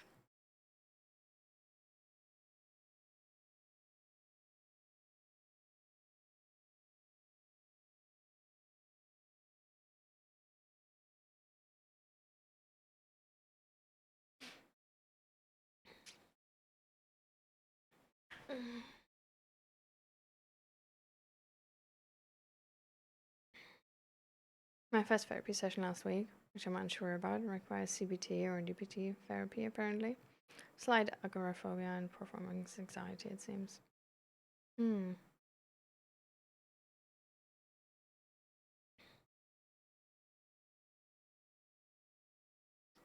Did you share with your therapist that you're sort of like unsure and a bit maybe like insecure about the whole process? Because you can say those things.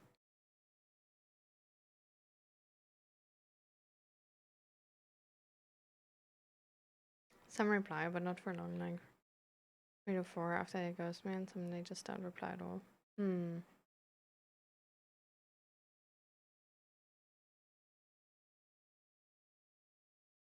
Hmm.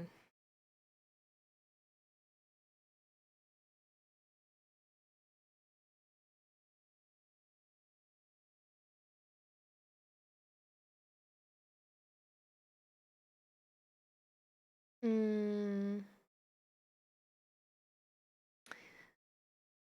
Maybe you can look in contexts which are better for people who actually like look for friends as well, also actively. Like maybe there's something like this, or like for example, that could be like using Bumble, or like Bumble has like a friend, like finding friends function, and so you could make like a profile there, like sharing all of these things about you, and that you're like looking for a friend, and then like see who swipes like right on you, and who you swipe right on, and then you at least know they were like interested at some point. Also really to like really create a friendship and like commit, like something with like more commitment. um or you could maybe like join some like online communities, and just if they have some like introduction channel or something like this, or like even like put in your bio for that community that you're like looking for friends and DMs are open and stuff like this, and then just take part in the community and wait for the other person to make the first step and text you.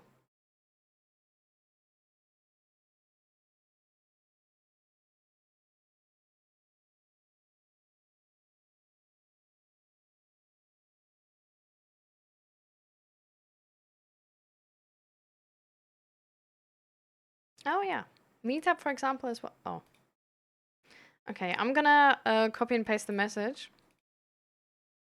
So this is Shady's message. And like yeah, I also use Meetup sometime. So I don't know if it's like if Meetup is a thing in your country, but that's definitely also something. And there you can also like there is, you know, also like a bunch of people there then, and you can talk to like more than one person, right? And you can really see like who really seems interested to have contact in you too. Instead of like having to, like try and then see they don't really. Mm, I would come back to the question of what inspired me to do this stream later, if that's okay, Pastor, because I'm a bit behind in chat. So I would do that first. But let's try and remember it. I've been stuck on it for 8 months now. My house used to be a safe space, but I'm starting to despise staying in the house. I also have to move out in 4 months. Oh, okay. So there's also move, actually. So how that's gonna work? That's gonna be interesting. I mean, that's like the annoying part, right? With like any type of like phobia and like really like ang- um, anxiety to that degree, it usually gets worse. Like if you don't do anything against it, if you don't like process it or deal with it, it usually gets worse. Like especially if you're trying to avoid more and more contact with it, and sort of like give in to the anxiety, then for a lot of people the symptoms increase. Would definitely be interesting to find out in what direction it's specifically going. So if, for example, like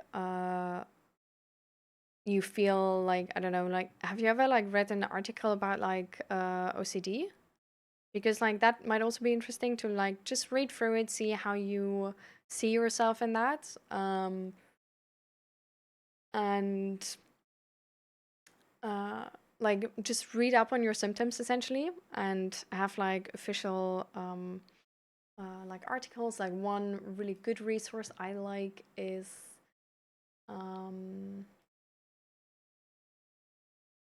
this website here. It's like helpguides.org, and they have like articles on a lot of things, so you can like look up like this is like on the topic of anxiety. So, but you could also look up like OCD there, for example, or panic attacks and all of these things. And maybe you can find the things which are like really feel like, oh yeah, that's me, you know? And then you can give your therapist, like in that email, for example, like even more context of like what you relate to, what you don't relate to, what do you think is going on for you, what that inner narrative is and what isn't.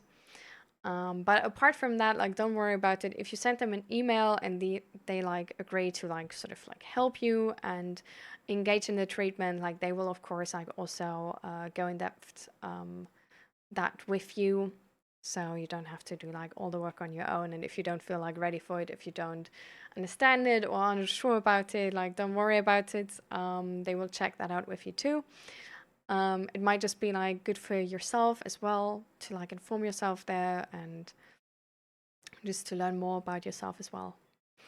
And yeah, I think first thing I would do in your position, Asia, is really just do like a Google search about like the therapists in your city where you live, and then set up an email and maybe send that email to all of those therapists, which is just essentially like an email about like, I would be interested in treatment. Is there a space? Is there a time? How much it costs? Like, how does it work? And then sort of like a short-ish description of like what you struggle with. That so sort of like you did here, that you're struggling with anxiety and panic attacks daily, that you have like severe agoraphobia where you can't even go outside alone, or like not even alone, but you don't go outside, just you stay in your home, and that your house now is also like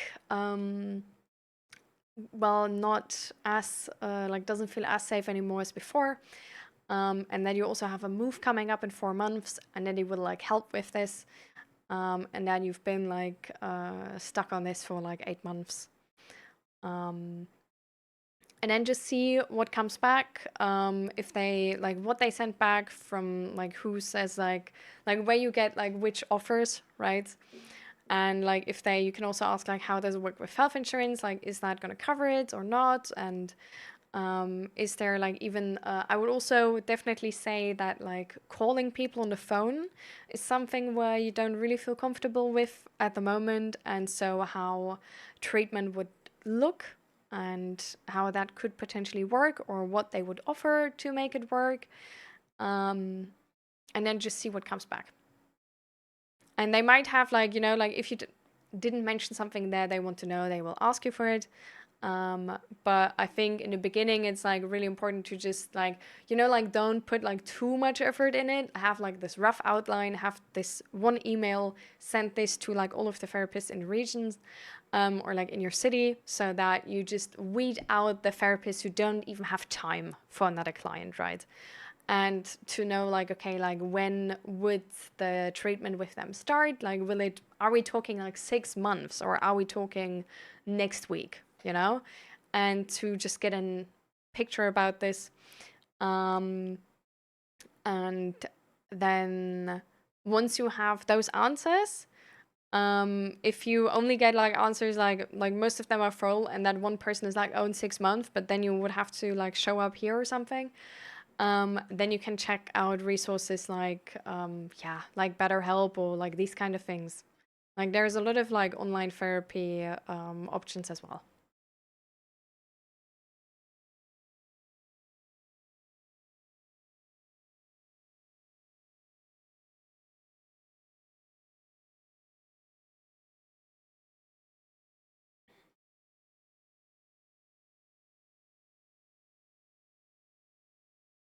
I told my therapist that I hate talking, that I always shrug mental health problems, often sarcastically. Used to bear my anxiety with lots of drinking and smoking, but I've stopped both for 2 years. That's when it started getting worse. Okay. I mean, that's good. I think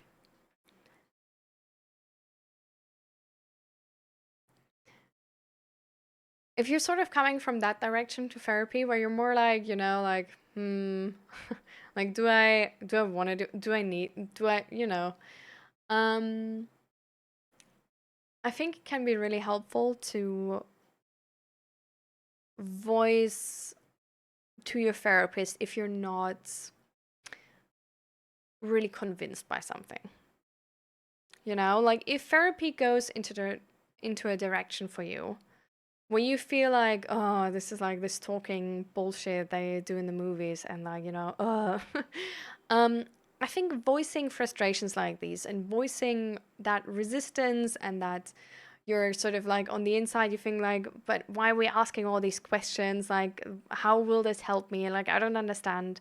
Like, voicing this uncertainty and this also, like, not being convinced can really help a therapist. Because if you don't voice these things, right, a therapist will just like go on because they don't know that you're like not really in it. And then it's just like, you're in a room, but you're not really like on the same page. But if you voice these concerns, then a therapist can like, they usually like, we usually, like in the mental health world in generally, there's usually like arguments as to why we do things like we do them, right? And so if you would say that to your therapist will definitely have good arguments. And then you might be able to get on the same page.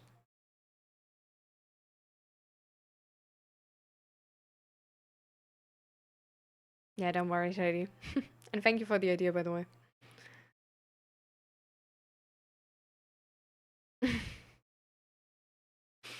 Yeah, thank you.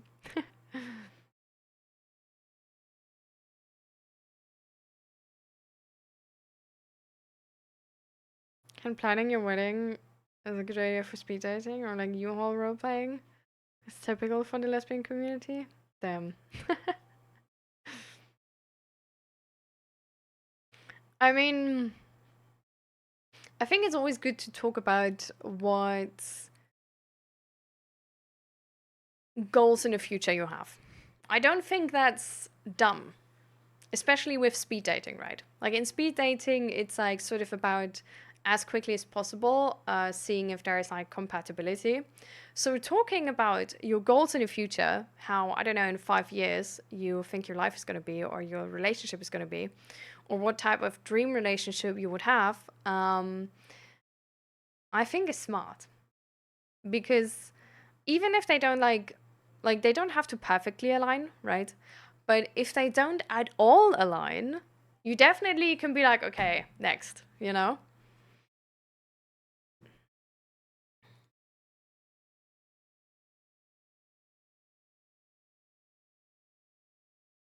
Hmm. I will check out the website and look for a therapist. Sorry for flooding chat. Don't worry about it. I'm glad you were asking, you know? Like, if this is exactly what the stream is for, really.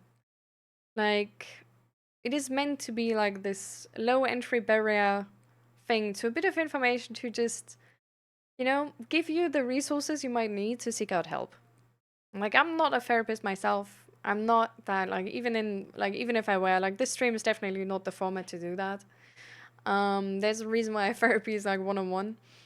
Um, but I think, yeah, like for me, it was like sort of the same when, like, back then as a teenager, like, I just didn't really know, like, what help would be available or how and all of these things. So I never got it. And I wish there would have been somebody who would have told me, like, hey, there's help available for situations like these. And this is tough to go through alone. And it's okay to ask for support. And it's good to do so because this can go wrong. And it's just, you know, a safety measure to not go through this alone. So I'm glad you're checking out the websites and like definitely just know like this is a place you can come back to. Like if something like if you don't know how to do the next step and stuff, just come back here.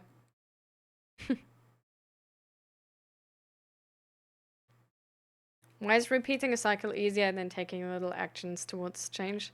Oh, I think that's actually really easy to answer. Um, any cycle we are in, right, is to a certain extent at least fulfilling our needs. How well that works long term is a big question, right? But at least short term, it's like we know what to do in the situations we are in. So, like, I don't know, somebody screams at us, we pick up the bottle of alcohol, you know? So there's sort of like, there's a certainty there, there's a safety there that whatever happens, we have an idea how we want to approach it and what we want to do afterwards and how we're going to feel okay again. At least like to the degree of like where we can actually connect like naturally, like really, you know, like where it's not just this theoretical concept, but where we feel like we can connect the cause with consequences. And so if we take small steps towards change, even little steps. So little steps hard because like expectations are high, right? The higher your expectations, the worse like little steps gonna feel, right? But apart from that, change is always doing something new.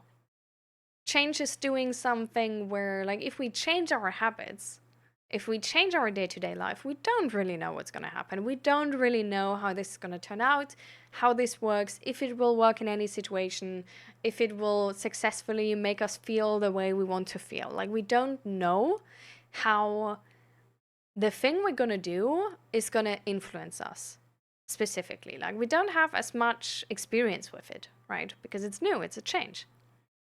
And that's scary because what if we end worse off after that? What if it doesn't work? And then there's also like a lot of this thing that like failing in our society has, like for a lot of people at least, a very like negative connotation. So like trying something and then having it like not work is for many people not perceived as free, right? But more as like failing. And I think that also has to do with it.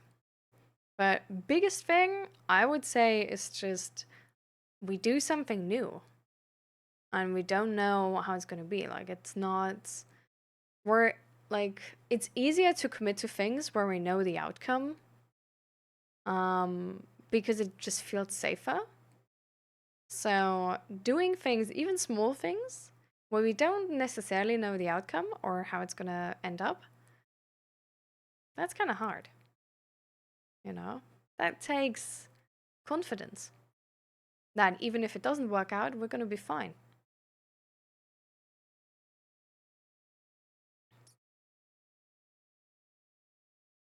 Yeah.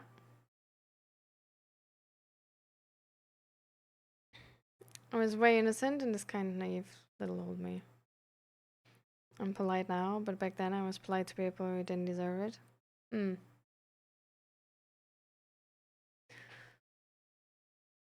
Well, yeah. I guess like a certain sense of people pleasing is trained into all of us, probably. Or like, I think it's like very common, right?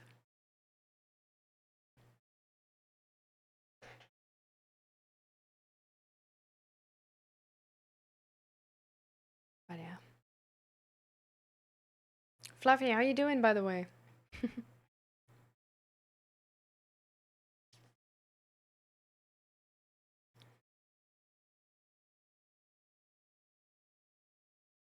I think people saying life is too short, so when something fails in my experience, I feel like I failed because time is running out. That's just my 2 cents. Yeah, for example. But essentially, like all of that, like starts with the thing Fluffy said as well. It's like you don't entirely know the outcome. Like you're not as sure as with the thing you already know. So you just don't feel that like safety and that control you have as with the things you already know. And why that then is tough for you can be a lot of different reasons, right? So, for example, it can be tough for you to deal with this uncertainty and like non safety because you feel like, oh, time is running out. It can be tough for you because you learned, like, oh, if like you fail, there's like punishment. It can be tough for you because you think, like, oh, but if you fail, like, it's like, I don't know, you're being regarded as silly or something like that.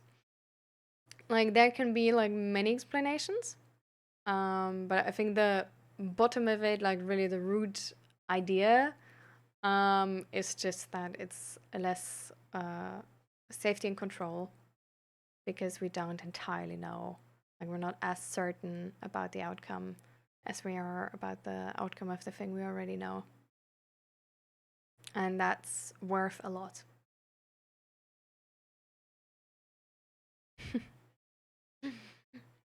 Welcome, welcome, Mustafa. I saw that this was a talk on mental health and I wanted to see what's going on. Yeah, so I think right now we just talked about the question of like why repeating cycle is easier than taking a little action towards change from relaxing. And before that, we just gave out some like resources on how to seek out a therapist if maybe like showing up somewhere in person or even calling people is hard, um, and what options are available there, and how to start that, how to start getting help or looking for help from like a medical professional.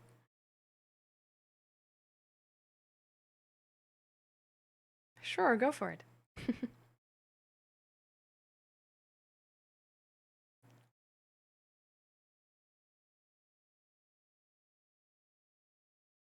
I'm happy for medicine in this era.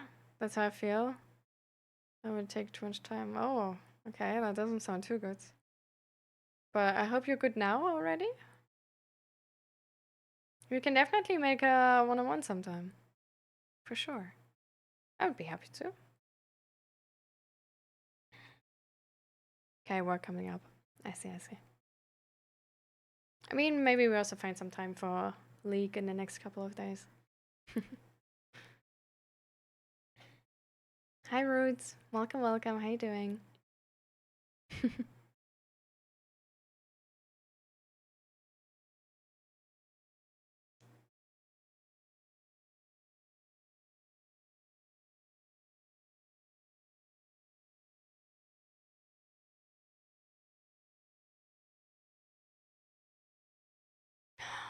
I love frogs. a friend of mine started with it, and she's like, she loves frogs. To like these type of like cute frogs, like the emote, to the extent that like if she gets something with like frogs on it, she might cry. Like she once cried because she got like socks with a frog on it. So she loves them like big time, right? And I don't know, I start loving them too. It's like it's like we're getting to that point, bro. Like at some point I might have to get frog emotes. I don't know.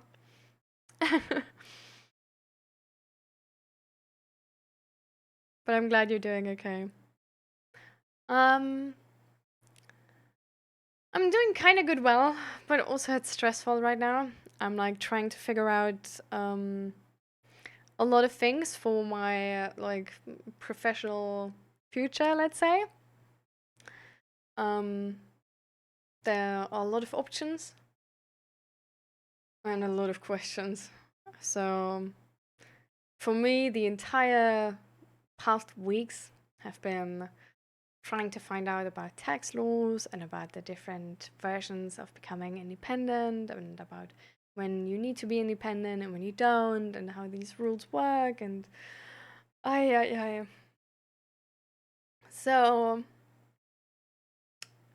yeah yeah so that's going on for me. A lot of things to figure out, and it's uh, I hate times like these because it's like I really like certainty. I mean, like everybody, right? But for me, because I'm like more into this like neurodivergent spectrum, I definitely like certainty. I like where I'm going next. I don't like where I don't like when I don't know where I'm going next. And right now, it feels like every day it swaps. So one day I'm like, okay, I'm gonna become independent. I'm gonna start my business with this, this, and this. And the next day I'm like, okay, fuck all this. So much work. I'm gonna get back into like coding and programming, and I'm just gonna work as a software developer instead. Like, fuck it. And then the next day I find out something again about like, oh, okay, but this rule works differently. So it might still be possible actually. And then I'm like, okay, I'm gonna become independent again. And then I find out something else again. And then it's like, no, okay, it is impossible. I have to do the other thing. So, yeah. It's like I hate how hard it is to inform yourself about these things. It feels like you really need to know somebody who already turned independent. And since I moved from Germany, right? Like in Germany, I would have a person where like I can ask all these questions to. But here, it's just like, bro, I don't fucking know. It's like I have to figure out everything alone, and it's such a hassle. Um, so yeah, slowly but surely, like learning about all those questions, answering all those questions. But it's like, you know, it's not doing the work. Like, I would really like to start doing the work, like, whatever way it is, but just like start actually working. And what I do right now is just informing myself about tax laws and stuff like this. And that is so insanely boring. You have no idea. And so that's just, I'm having to do a lot of unfun things at the moment. Yeah. But I mean, at least the weather is good. So, you know, it's fine. But that's going on for me. That's also why I'm like kind of late in the recent streams. I'm always like 5 minutes late because before stream I'm like, okay, how does this work? Okay, fuck. Okay, so noting down everything. Okay, how does this work? Have what? Okay, I don't understand. Calling my mom. Okay, they said this and this, blah blah blah. And then this is going on the entire time. Oh, so. Mustafa, you don't walk into a room to impress everyone and you discuss everything, and you go to impress yourself and no one else talk when you are asked to, or else keep silent. I learned it when my friend betrayed me and used my secrets against me. Oh,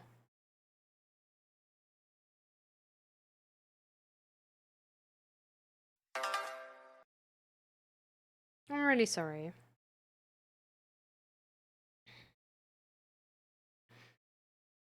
I think it's technically though like this idea of like not doing something to impress other people, but doing something to impress yourself and be proud of yourself, like doing the things you want to do to be proud of yourself is a good learning. I think like in general, that's a good learning. Because life and how you're happy in life, right, is a really individual question. Right? Like I can tell you how I'm happy in life, and that wouldn't apply to you probably. So I think any sort of teaching which is based on this idea that like the way to happiness is individual and that you might have like different goals or are happy with different things than other people, it's usually not too bad and not too far off, I think. Um so I think it's definitely good to try and do the things you want to do, even if no one watches.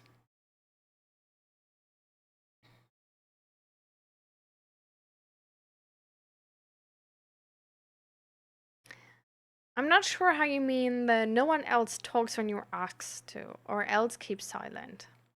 Does that mean like don't share things about yourself? Or does that mean that like you want to be in a position where everybody respects you so much that if you're asked something that everybody else is quiet? Because like from the sentence that's not entirely clear.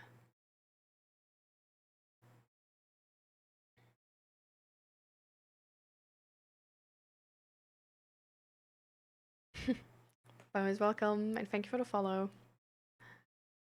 Sounds hectic, but at least the weather is good. Yeah, it is hectic. Definitely. It's just, it's like, technically, I'm making it hectic myself, right? Because I want to be done with it. I want to have it over. Like, I want to know what to do and just start doing the work. And so I'm making it hectic because I want to be done with it. It wouldn't have, doesn't need to be so hectic, technically, right? Like, I could take myself like some more time. But I just want it to be over. I want to be done with it. I want to properly know. And I think those are like really the reasons why I push myself. But also like this weekend already, like I gave myself like a little bit of a break. Like I wanted to give myself a bigger break, to be honest. But it's just for me those things when they're like in the back of my mind, I just can't like fully relax. Like not for too long. Like if I get to the point of relaxation where I'm like get like slightly bored, I'm like okay, but I could get this done and like over with, you know. Um and then I'm just, getting to work again. But on the other hand, it's not bad, right? Because I have motivation in that moment. So it's like easier to get the work done. Um but it's just it reminds me that I need to leave more space for joy in the beginning already. Like I can't do this thing where I'm like working, working, working, and then I know it's like, oh, it's so exhausting. Now I take a full break. Like that's not really how that works, right? So I need to sort of like be on this, average amount of like allowing myself joy and also working to to be able to like really like like keep have this be a valid strategy, like have this be a strategy which is not going to end in like bad mental health, right? Is comparing always bad for mental health? mm,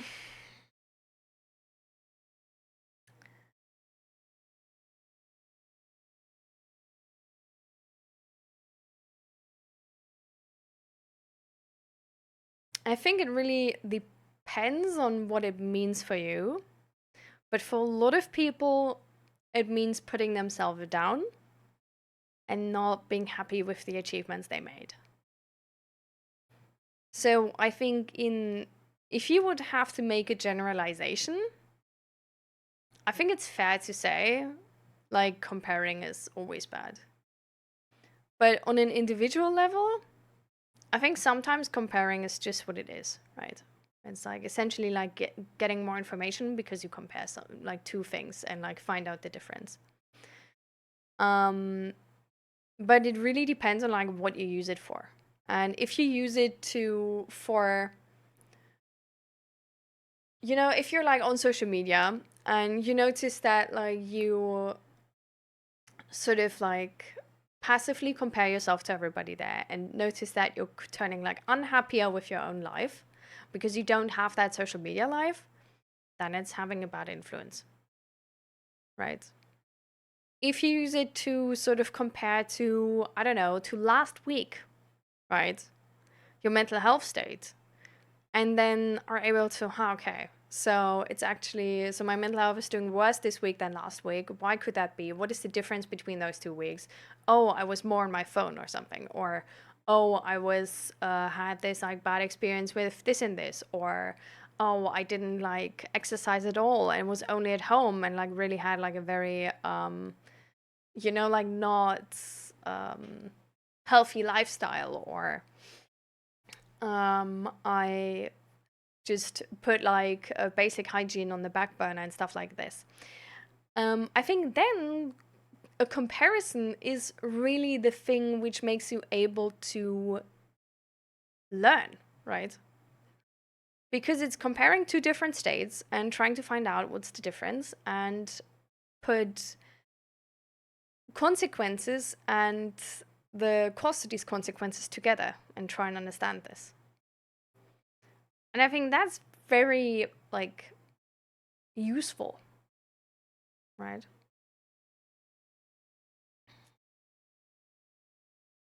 Um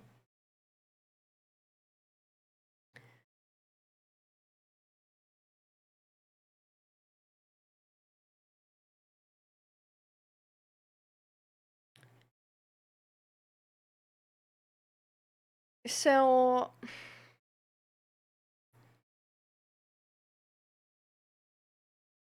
I guess if you want to adjust this like more generalized assumption of like comparison is bad, you could adjust it to if you if you judge based on that comparison, it's bad. And then you sort of like quickly understand how the judgment seems to be sort of the, you know, the thing here.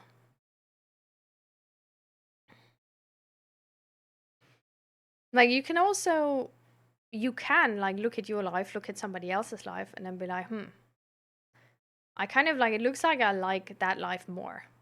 Why is that? And then really be curious. Like, is it maybe an information bias?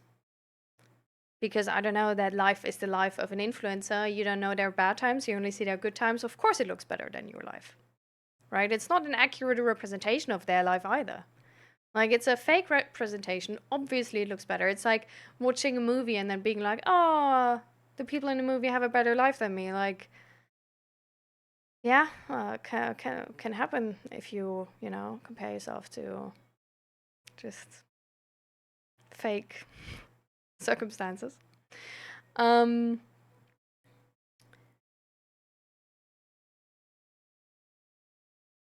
but you can also see it in like this just as a curious from like a curious perspective of like, okay, why could that be the case? Like, is that maybe because they're doing more with their friends and I actually want to have like more friends as well, or like better friendships, or I want to be able to do more, like, like not be like look hot, but like be able, just be more able-bodied through fitness, essentially.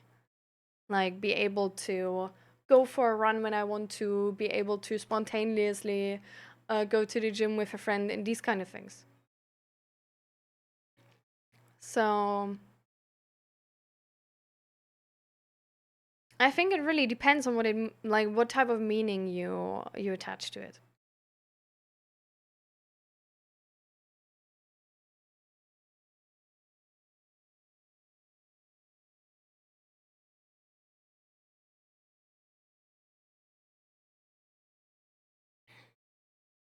Hi, Seth. Welcome, welcome.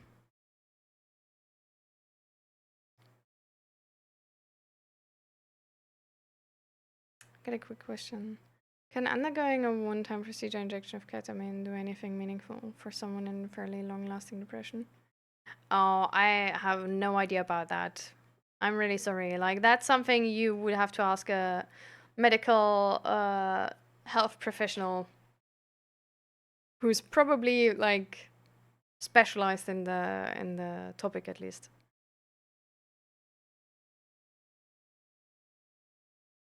And this is again like super individual. So it really depends on your specific case as well.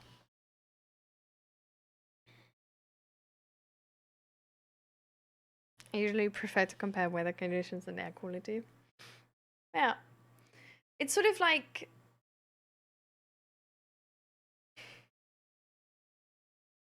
it's sort of going in that direction. Like if you take like these personal comparisons and you watch them more as like these more objective comparisons, then there's usually like less emotional meaning to it.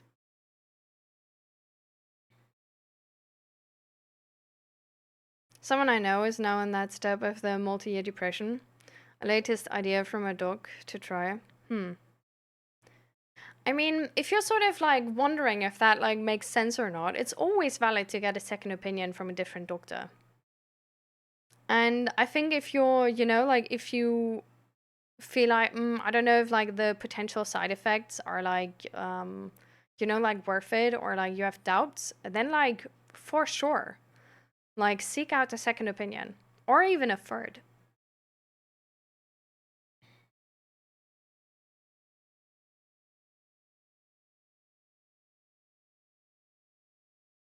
So I think like doctors are also not perfect. By far not. Like I had like my neurologist. I was taking like I have like chronic headache. And my neurologist prescribed me antidepressants for a certain amount of time, which is very standard. Amitriptyline has like fairly good research that it can also work with chronic headache or like help to make that better. So I tried that. We started with 10 milligrams, then went up to 20, and then to 40. And then I wanted to stop because we noticed like it doesn't really help and it changes my personality, which I don't like because I turn into like an apathic idiot, really. Like sort of like I don't know. I really just didn't like myself in that position. Like I didn't like it made me.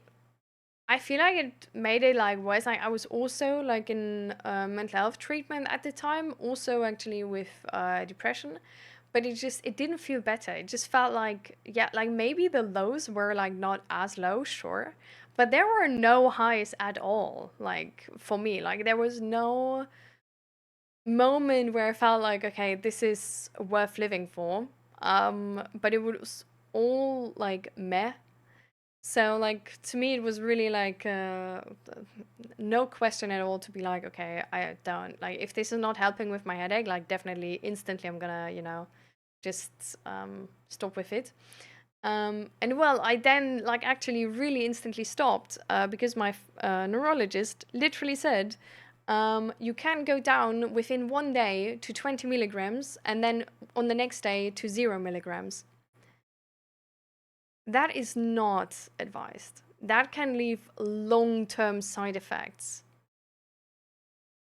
You're not supposed to do that, especially not with a person who's also in mental health treatment for depression and suicidal ideation. This was really bad advice from the doctor. So, not like trying to make this a horror story, just saying not all doctors are amazing. Also, doctors make mistakes. If you're doubting something, it is not only fair, but smart to be like, I'm gonna get a second or third opinion. Everybody makes mistakes. This is not like, oh, I think I know better than the doctor. This is, the doctor is a human, and human make mistakes. And to every doctor who's actually like, professional, will like think this is fair too. Like, they won't be like personally offended, like, oh, you don't trust me. But they're just gonna be like, yeah, I'm a human. It's good if somebody double checks. Like, I stand behind this decision. So I think whoever they check with, they will probably stand behind it too. And if not, then I'm gonna learn something to it,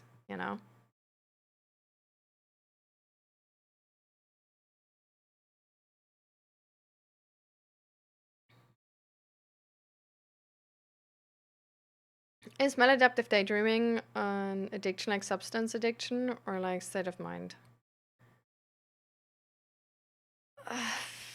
I think all of those things are both. Like, the way I feel about addiction is really that it, like, usually whatever we are addicted to, even maladaptive daydreaming, is doing something for us, right?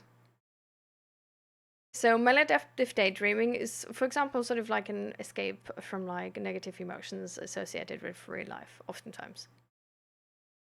Substance abuse is also like helping us to cope with emotions. Like, all of these are like copium, right?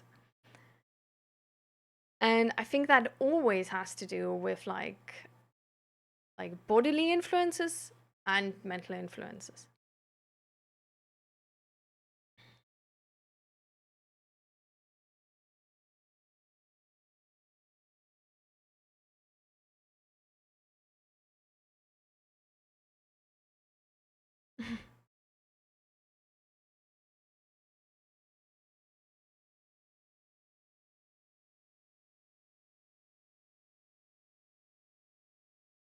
Yeah. Why do feminists care so much about people like Musk or Trump? They give them so much attention. I think because Musk or Trump have a lot of influence on society, like, just by the position they are in. So it's really like, they like, even if those like feminists don't give them attention, they will get a lot of attention and will be able to influence society. And just standing back and letting them do that is one way you can approach that. But then essentially you just hold them the door open, right, to whatever they want to do. And just enable them to be able to do that. Whereas some people have the approach that they want to fight the influence. And if they could want to like take away their position of power to have that type of influence. So that would mean like getting Trump from the president seat, or Elon Musk taking away his money. And that's also a strategy to go about this. And that's, of course, like, if it doesn't work, like, technically you're giving them like more attention for sure. But if it does work, you're taking away their tool of getting attention.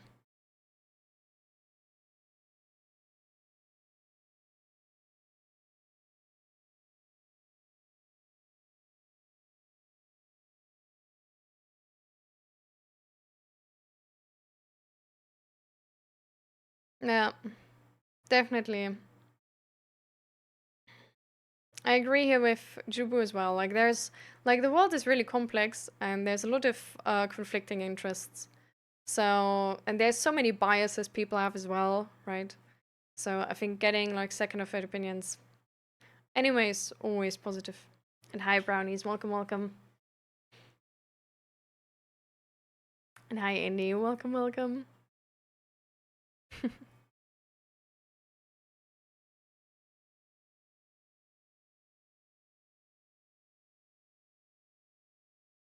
Grumpy, I think Brownies is talking about football, but I'm not sure.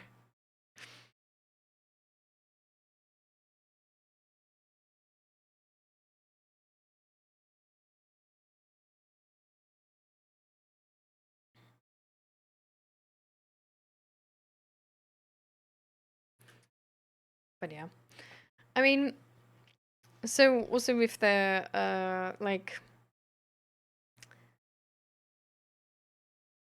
let's try and keep the advice we give from like sort of our side of like our perspective, right? Because we don't know either. Like we're also humans, so it's good to just be like I wouldn't do that, or I heard it's bad.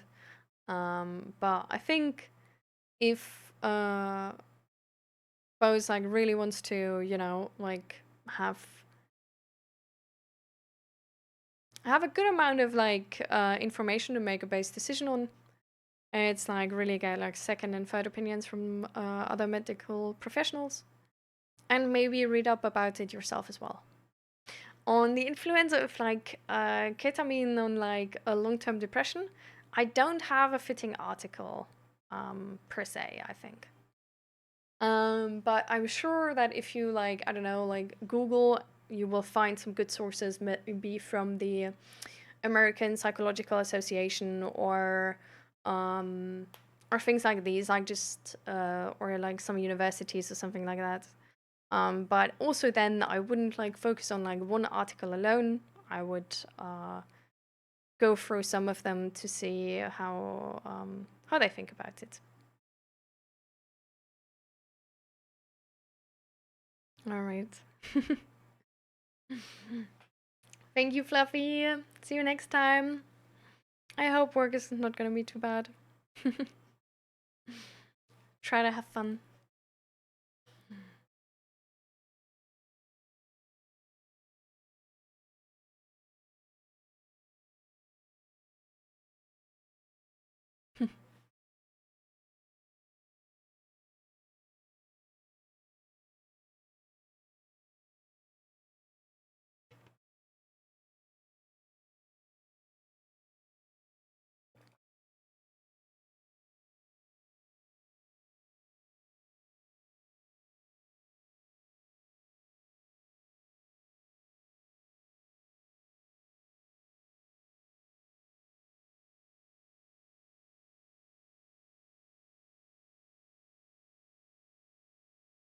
Makes me wonder which nation has the highest conviction for medical fraud. Hmm. The thing is, does the highest conviction for medical fraud mean that the nation is the best to live against medical fraud because people are actually being convicted for it? Or does it mean it's worse to live there? Because apparently there's a lot of medical fraud convictions.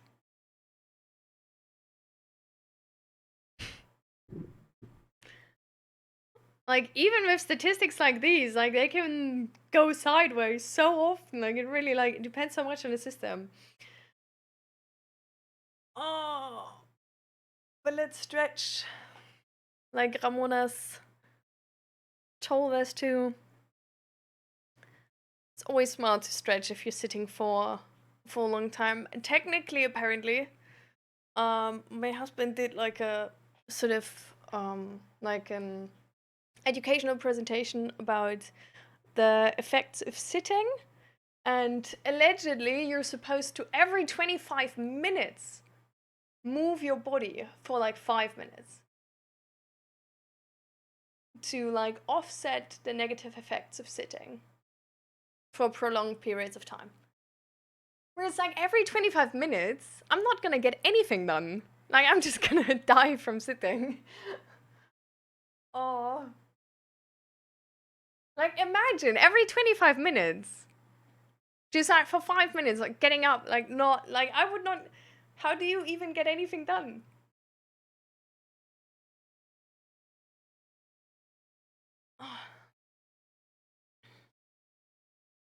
You really would need like a stand up table thing for that, really.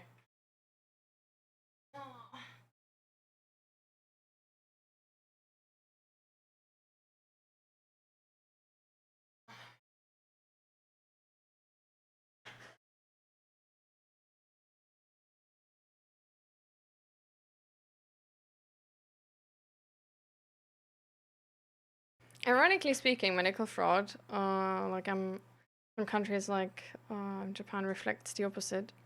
Longer life expectancy or lifespan is a great reflection to such a theory.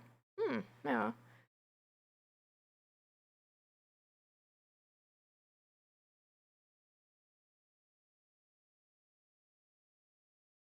Yeah.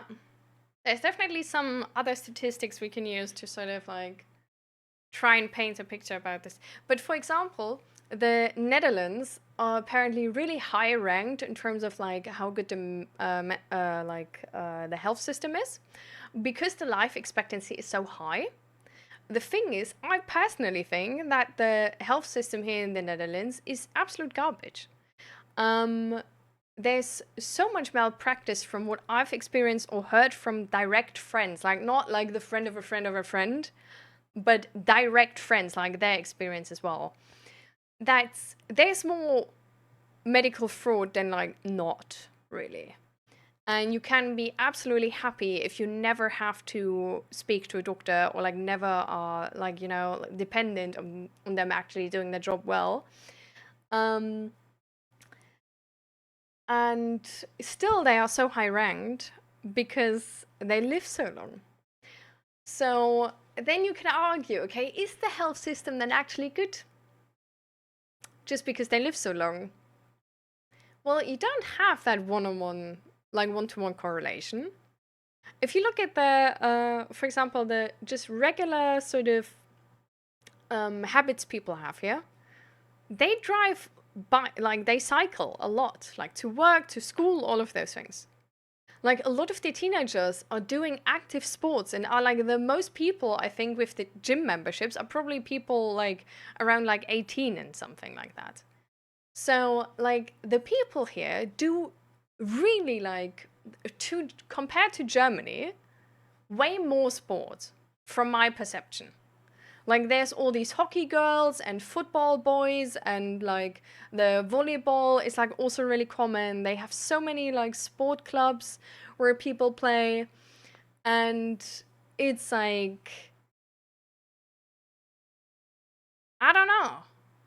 It seems like they are really healthy, but from my personal experience, and again, like this biased information, like right, like from my direct social circle, it doesn't seem like it's due to the health system. Might be, might be that like just me and my peers are the the what is the English word for it now? I forgot about it. Um, Aish.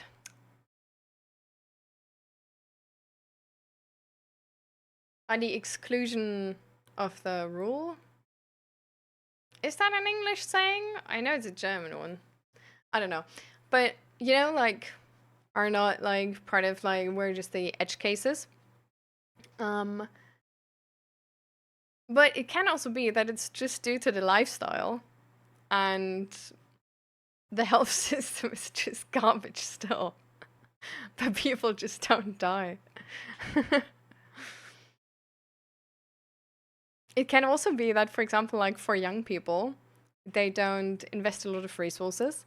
And then for elderly people, they invest a lot of resources for. So either you have somebody who dies young because they already had like chronic problems and then you don't waste money on them.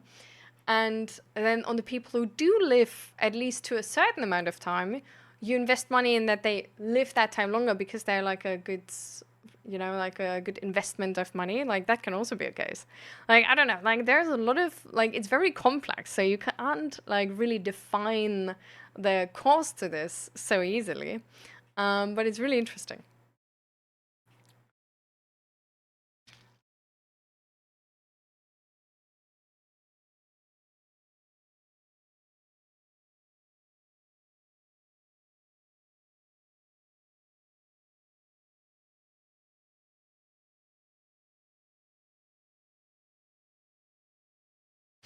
Yeah.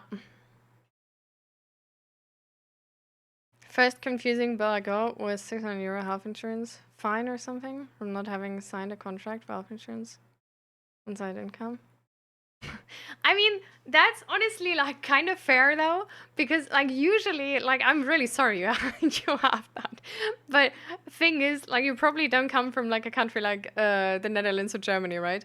Because like in the Netherlands you have to have a health insurance. Like in Germany it's the same.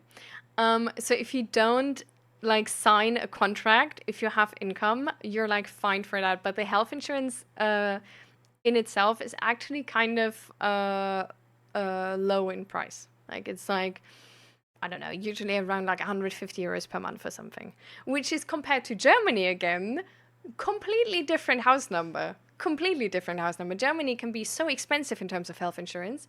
Um, Usually, if you're so there's also Germany has like a different system with the health insurances, and it's low key fucked up. Um, so in Germany, the system is you have like private health insurance and you have public health insurance, and there's doctors who only take private patients.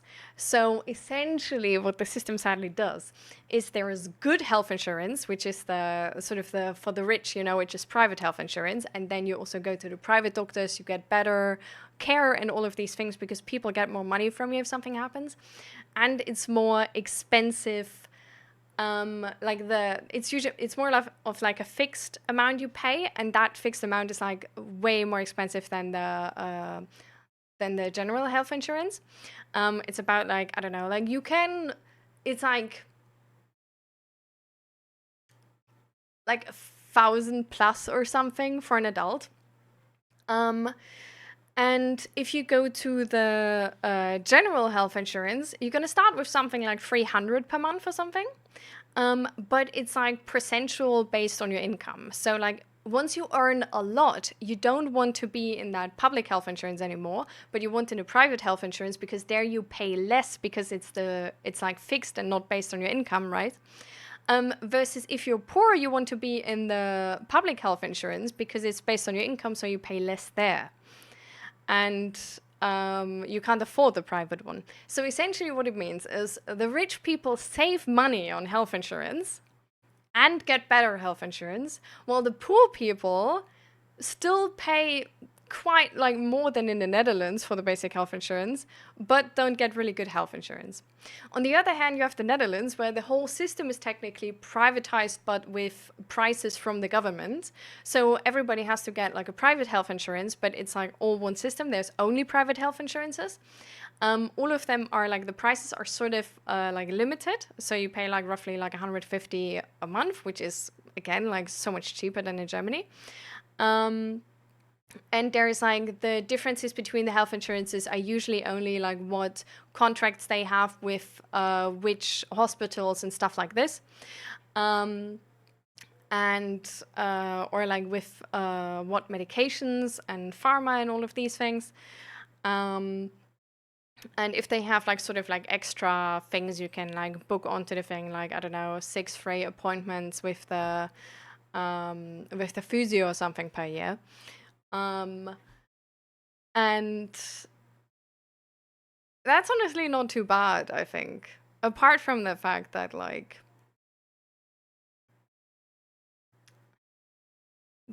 the general health system here is very like I don't know, like my personal experience, I guess. And again with the people like very close to me, like who are my direct friends, which are sort of like 2 or 3, who told me about that, is that doctors are very resistant with helping you, if that makes sense.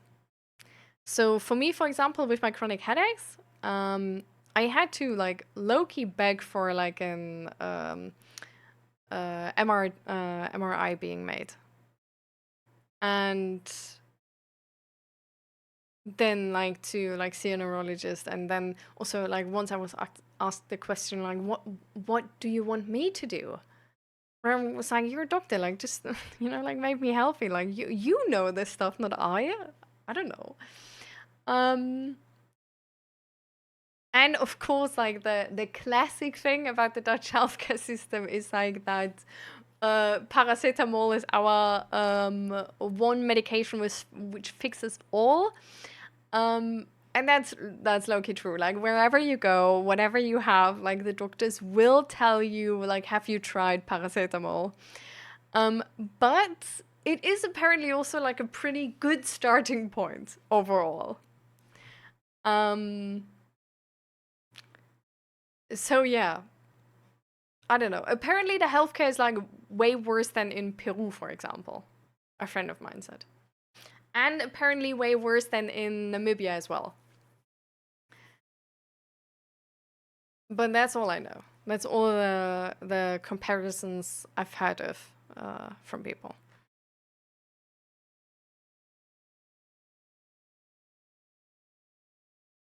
Looking at a doctor's lifestyle can be helpful too. If a doctor isn't practicing what they preach, I'd be less inclined to choose them for my healthcare. I mean, I guess that's fair to a certain extent, right? I do think like the most doctors here are really stressed because they're just like having to do like 15 minutes per patient and then like patient the entire time. But I do have to say, like a lot of the doctors seem really healthy. A lot of them seem really sporty and fit as well. Like most of them do like go to the gym and do sports, like multiple ones. Like especially physios, of course. Like physios are really insane in that regard. If you've ever been to a physio, like I've never seen physios who don't do like an insane amount of sports. Um, but yeah, doctors as well.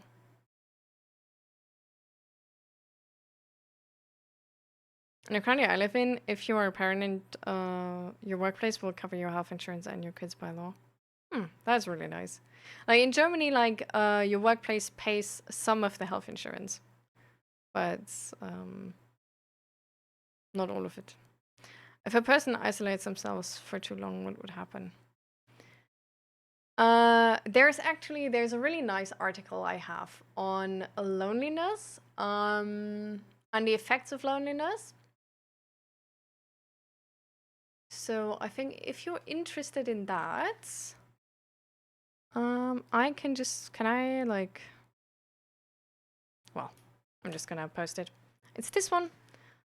It's from Harvard, and yeah, I think it's a really, really interesting and nice article. Can only recommend to read it. It's not a long read.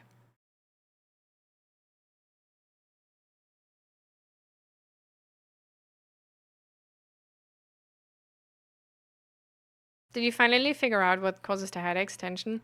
Well, the thing is, like, definitely tension. But what causes the tension? Or is the tension caused by the headaches? Like, so there's still, like, nothing really which can be done.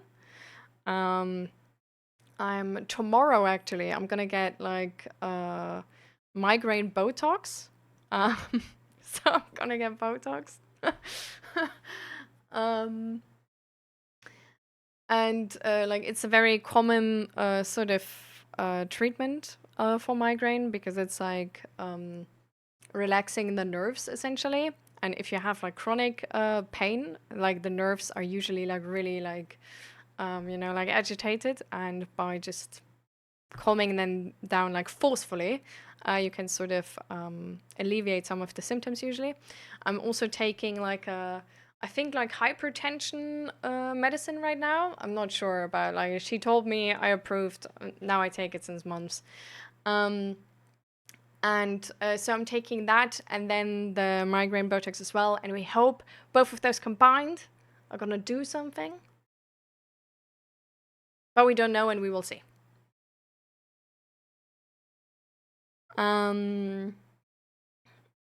And if that doesn't work, then there's like a different type of medicine or like migraine shots or something you can get. But those have some side effects or can have some side effects. So we're like first trying this because that would have the least side effects.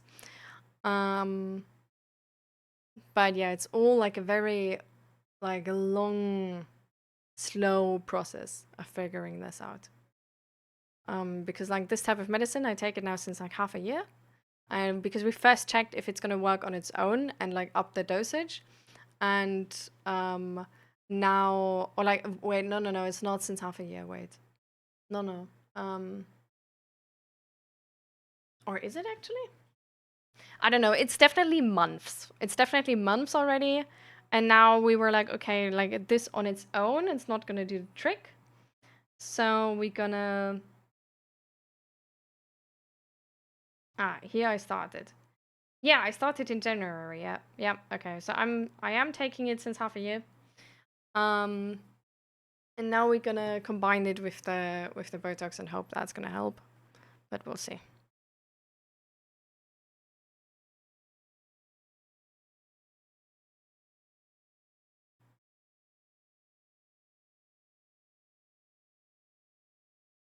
Peru and Namibia had better health systems. Yeah, like I have my chiropractor lives or like lived in Namibia and like was coming from Namibia to the Netherlands. And she said like the healthcare there is like really amazing. Like even also like the eye doctors and the regular doctors, like they're super super good. They actually can do their job. They're interested. Like they look at you, they make all necessary checks. Like they don't save money, you know. They make all necessary checks. They know what's going on, and then they like give you the solution. And if they don't know the solution, then they actually try to figure it out. And Peru is apparently like sort of the same. Like they don't save on stuff. They just spend it to help the people. And here it feels like you always need to convince your doctor to like do something.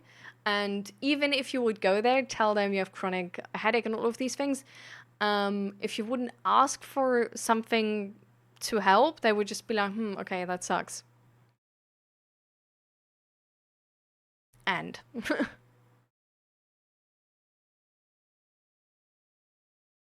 where does the Botox go to treat the migraine? It's 33 injection sites. It's like the jowls, because I'm one of those people like I clench.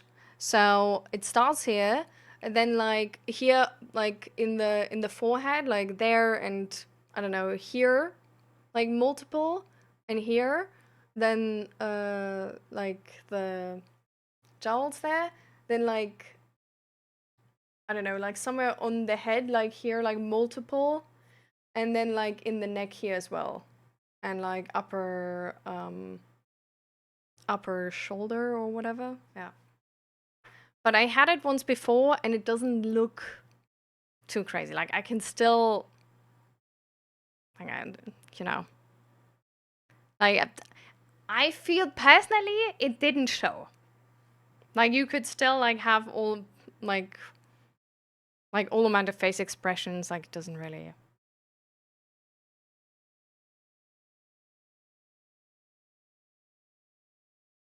But yeah, it's 33 injection sites. It's like in the beginning it doesn't hurt, and then after like 10, it starts to really hurt. Because your whole body is already like really like at the beginning it can be like, yeah, it's gonna be over soon, okay, you know. But after like 10 or 15, your body is like, I'm done being stabbed. Ugh. And then it like really starts hurting because you're like way less relaxed than in the beginning, and your body is like, your pain sensitivity is getting like agitated. um So yeah, it's not fun, but I don't know. Like bro, guys, I have chronic pain. Like whatever. Like it's really like I don't. It's not a thing where I'm like, oh no, tomorrow it's gonna be so much pain. No, it's just whatever. Like if pain is the only thing, I'm good. Can't I at least numb the area before and have? It's really like. I don't know, like if it would be a bigger problem for me, maybe they would do that. But it's really not like I stand through pain all day every day, right? So I'm good. I know how to handle pain.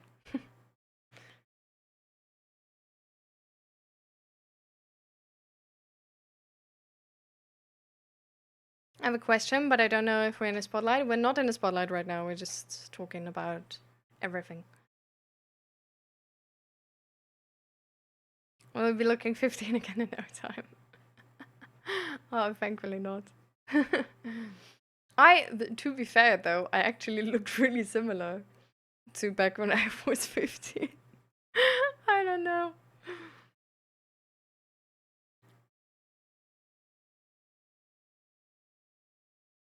All right. You have a great one too, Jubu. And thank you for being here and thank you for the follow. I hope you enjoyed it. It was great talking to you. See you in the next stream. When you go with Zang, you can sing I can't feel my space when I'm with you. Sure.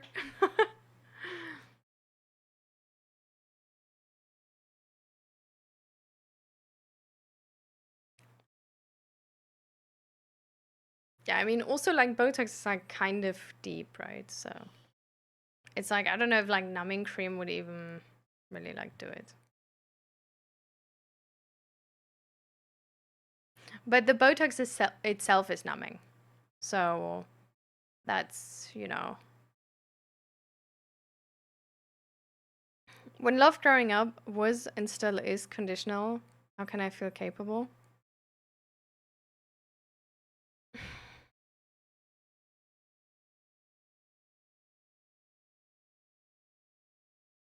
I think so. This is definitely a tough one, right? For sure. This is not like easy and, just like super easy to get over, especially if you're still in a situation where love still feels conditional. Um,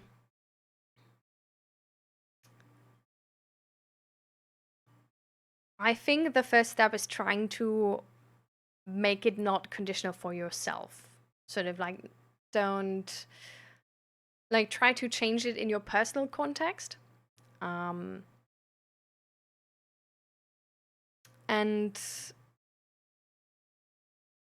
maybe even like draw the line where like even if other people treat you with less love because they feel love is conditional, it's not something where you have to change or you have to do something different or it was your mistake or whatever, but it was their choice in that moment, right, to treat the love to you as conditional. Like it's nothing you have to change or you're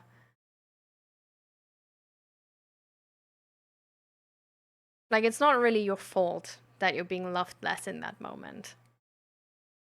But at fault is this idea that love is conditional, or it has to be, or should be. Mm.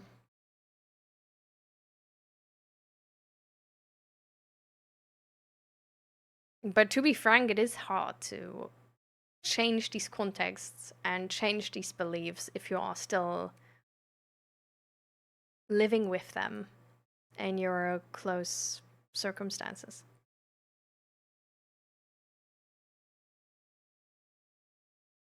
But how do you mean capable specifically? What's all behind me? Crochet stuff? Cosplay stuff?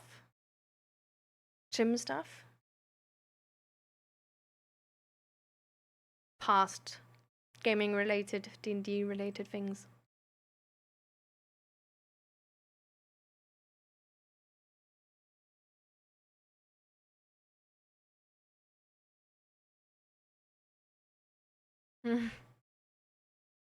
Yeah, exactly. That's what I thought, Indie.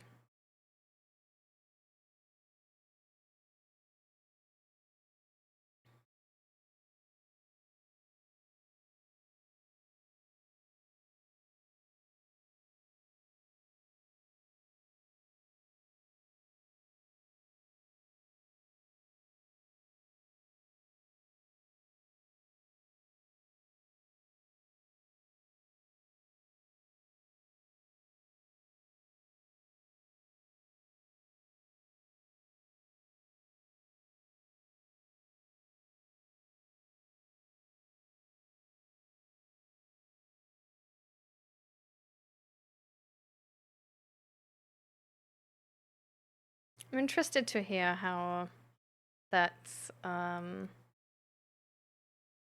capability is meant by Lady Reinag.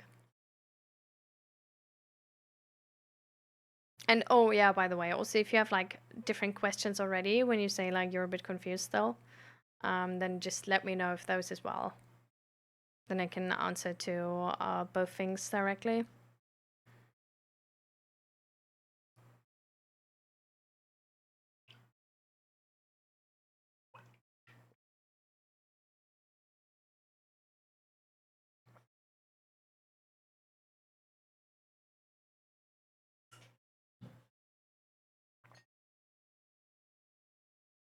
I hate protein shakes.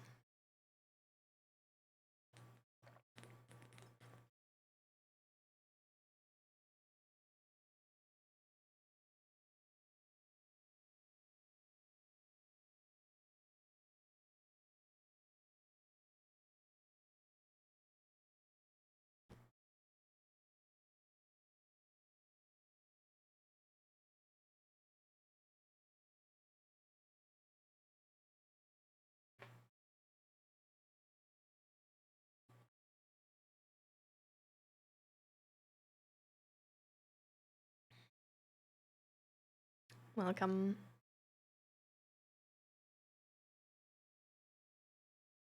How you doing, Amber? Still don't even know I have signed up for a caseworker. I'm doing things that are supposed to help me. I still feel like I'm supposed to push a boulder up the mountain on my own. Struggling just to do that.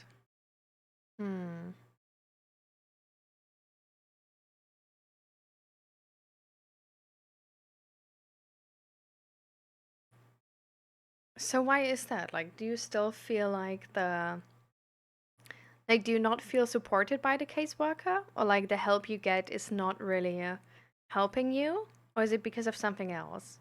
Is it because of that you just feel like it maybe helps with like physical things, but like not with that like love is conditional and to get out of these beliefs?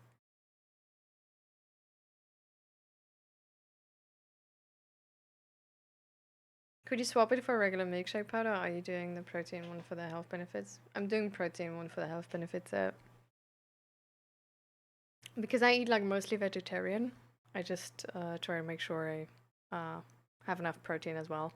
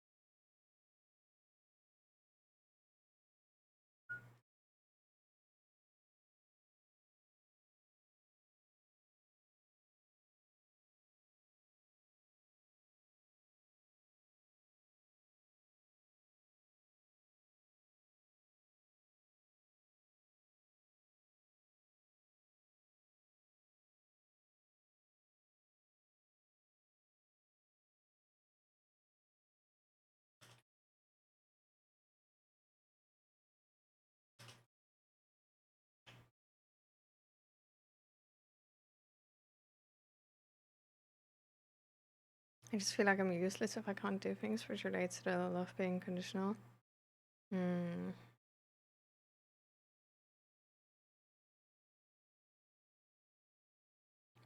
Yeah. I mean, to be fair, adjusting from like conditional love to regular love takes a while, right? And in the beginning, a lot of it is really just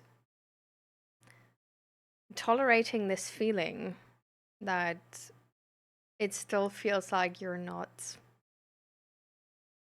enough and this like you can't believe in this like unconditional love.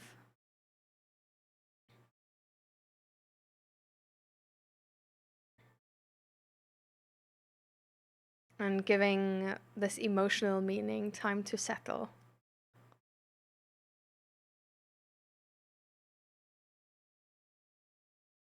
But have you talked about this with your therapist?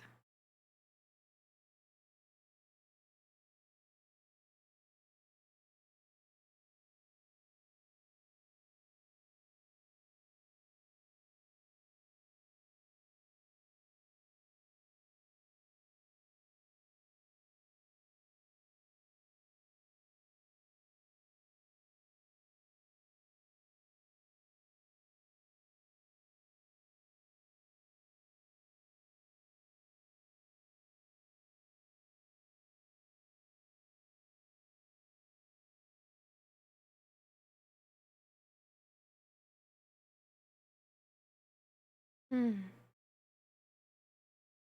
Why that? What's going on there?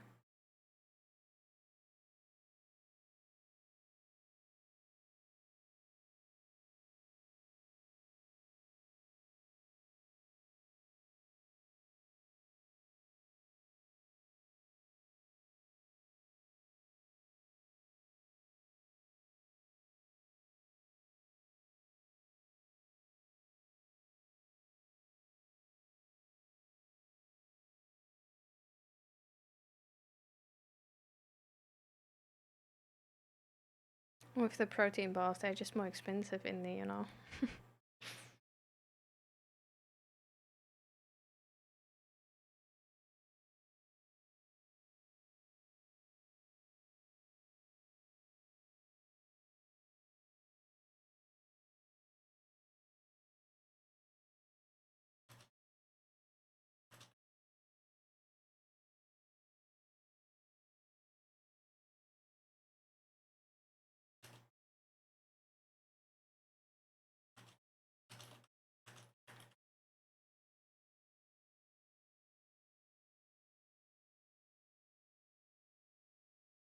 Can you measure something to be deeply unconditional?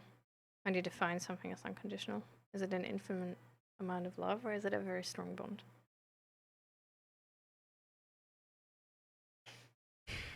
Mm,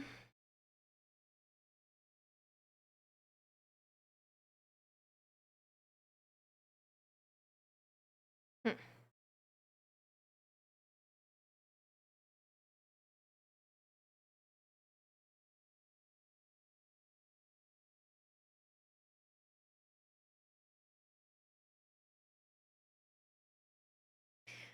I don't think necessarily that unconditional means that it's like that there's like an infinite amount. Um,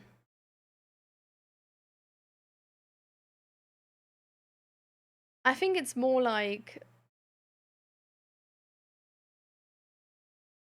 you can't make someone love you,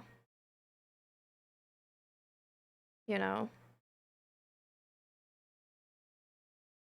Like you can, of course, you can like be a person they love and they love you for who you are. And maybe like if you would be like completely different, they like wouldn't have fallen in love with you. But it's essentially a feeling which like starts from the other person. And it can, like, we can sort of influence it, but also not. Like, we can't really convince somebody to love us, or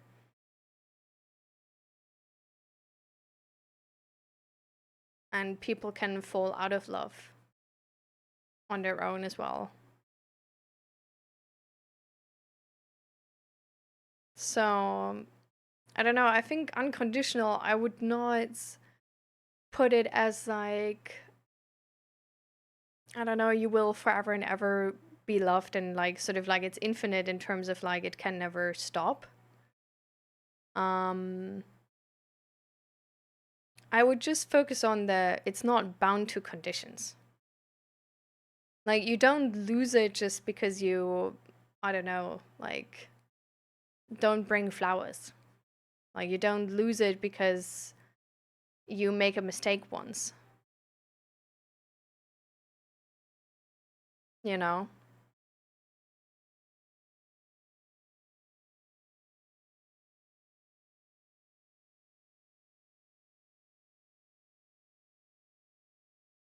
Hmm.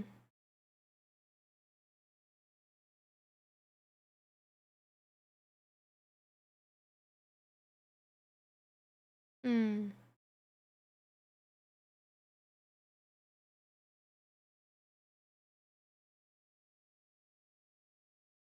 I'm sorry, Lady Rhinog.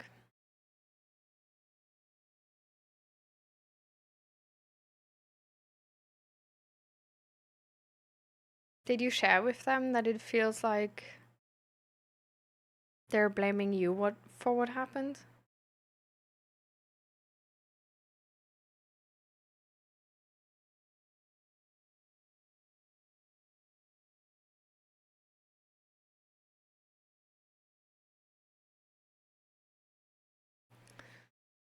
I think for me, I was like also, or am probably still an intellectualizer, and was also in therapy an intellectualizer. But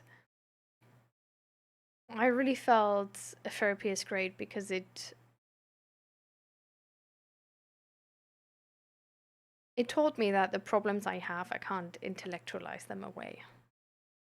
Like that thinking will not get me to the solution I want. So that's really why my therapist wasn't like replaceable by me thinking harder, because that was actually part of the problem. So how do you feel about that with your therapist?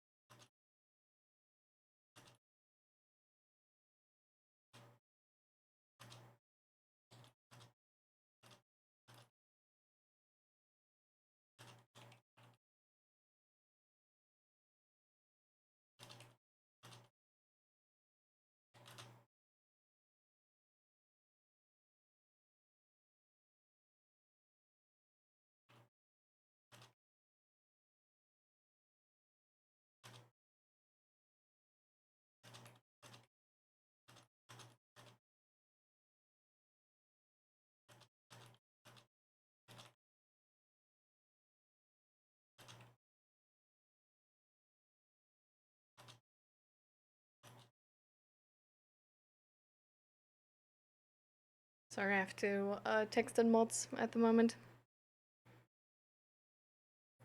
Then my dad still sees me as a child because he does all dishes and dinners. Okay, my dad. Mm.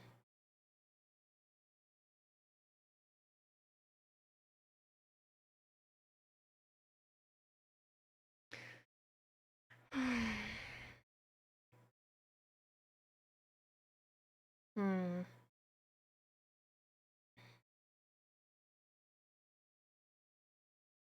I mean, the thing is, though, just because your dad still sees you like a child doesn't really, like, shouldn't really, make it okay to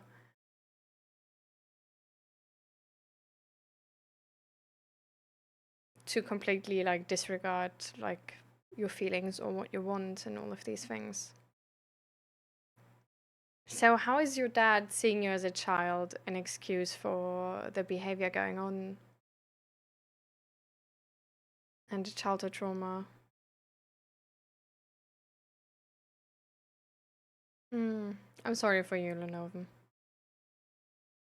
Can you take a break from your family to calm down?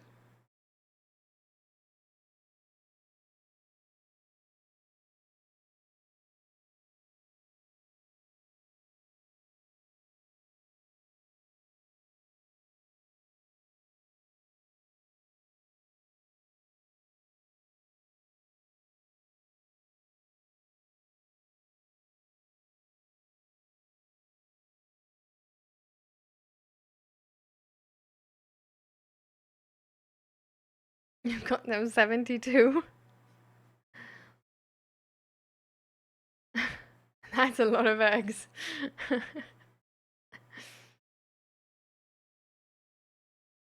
So how many did they want?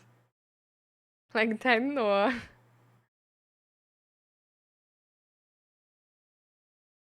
12?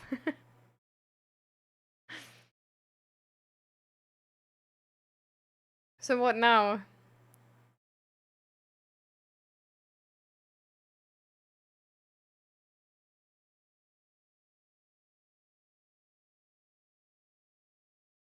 Is it wrong to love your partner infinitely more amount than your child? I'm generally asking simply because I could never have a child of my own.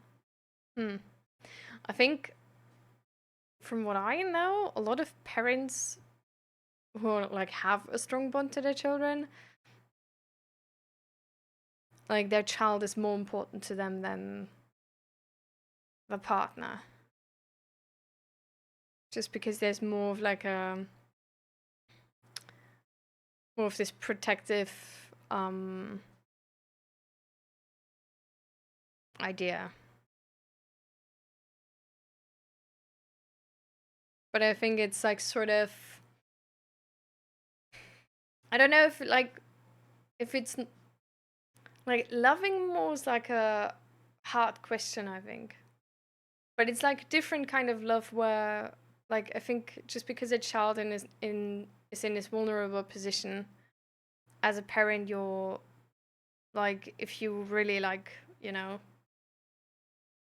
have that really close connection to your child because your child is in this vulnerable position, you would always um choose your child first because the other person is an adult and like can also take care of their own.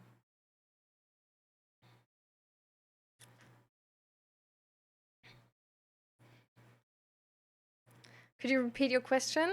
Um,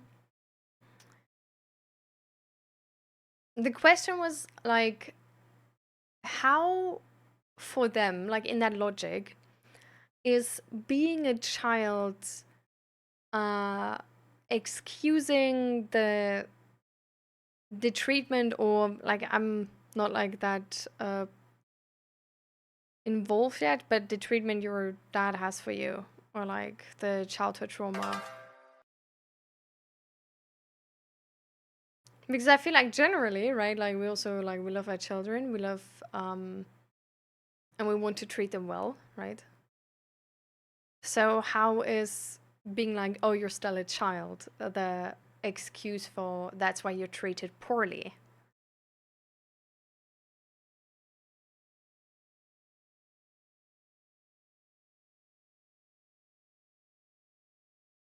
How's that making sense for these aunties you're talking to?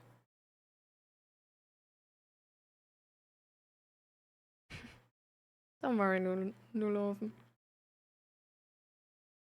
Hi, Casper. Welcome, welcome. Thank you for the follow, Rafi.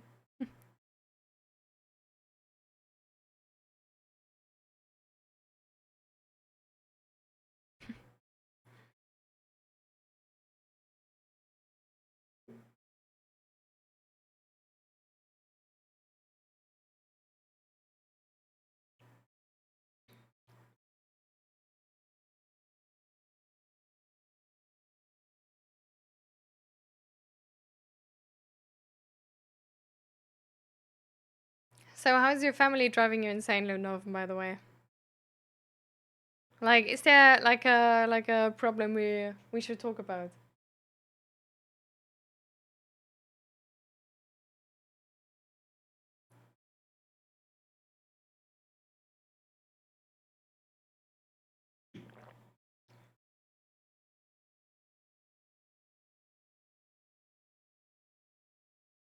I'm not an actual child. I'm 26. He treats me like a child. Yeah, yeah, I know, I know.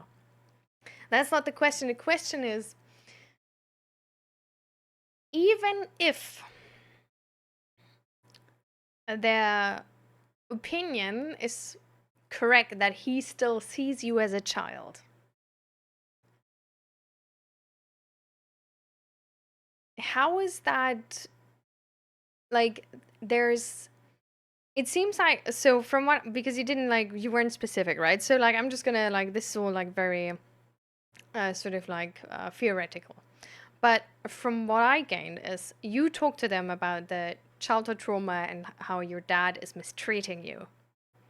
And then their sort of opinion to that, or their answer to that was, well, but you're just still acting like a child. Like you should pick up some more, whatever, right? Where I'm asking, even if he sees you still as a child, how is that excusing mistreating you?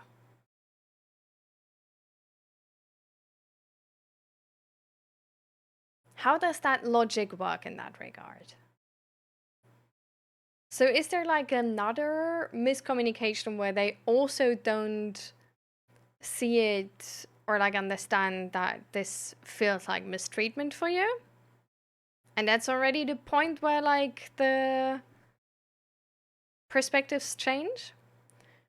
Or is there like this belief that a child you can mistreat and that's like fine? Which is then like problematic, but in a different way.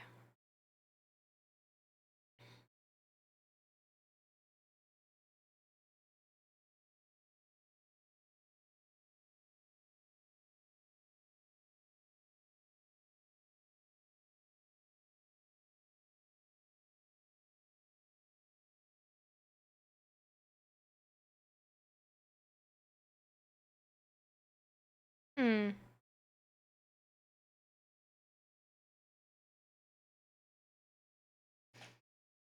Lunoven, did you try to tell them that you're like that your plate is full and you don't have, or you don't feel like you have more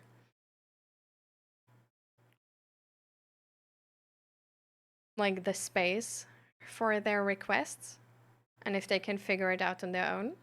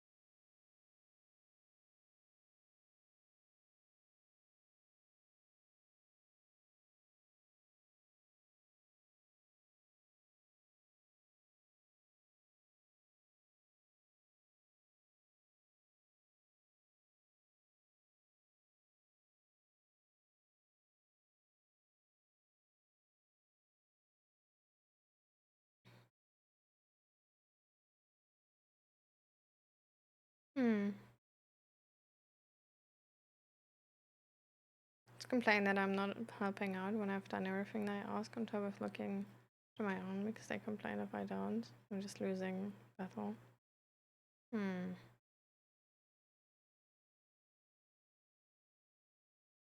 Who is complaining in that moment? Lunoven.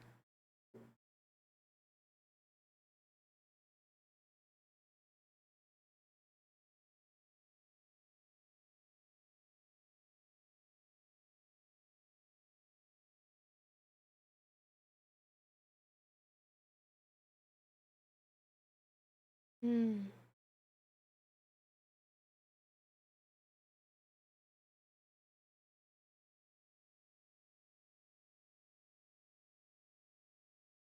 Okay, I see what you mean, lady. It's like, that's not really, like, that would be. The question I meant was more for these aunties to figure out where there's this miscommunication with them, right? Um,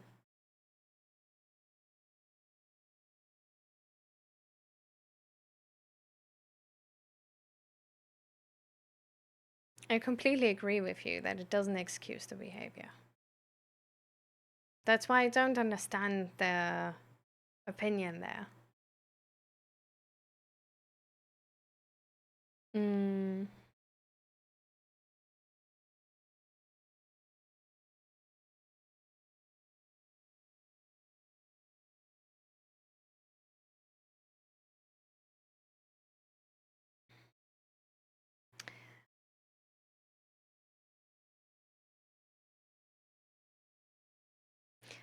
Have you told your aunties that it feels like they're blaming you for being mistreated? Like just very like clear, you know? Very direct. Stuck in ads. Alright. Gonna wait until you're back, Lunoven. The therapists are different like doctors, like general, special, or all therapists can do all. Therapists also have different like specializations. There's more like a GP, like a therapist who does like a little bit of everything. And then there's like very specialized therapists as well who just do like trauma therapy or just like specific techniques even. So there's a lot of different ones. Relaxing, yeah.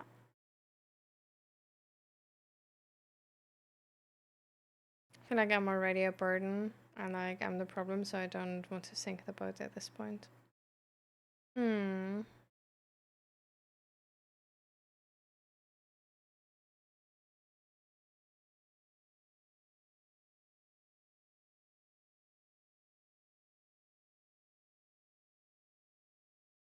I'm sorry, love.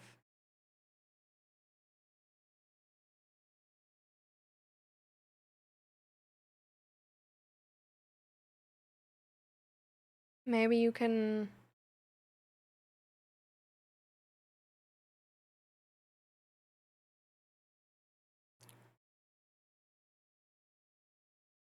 What I don't understand is why it's my fault. Hmm.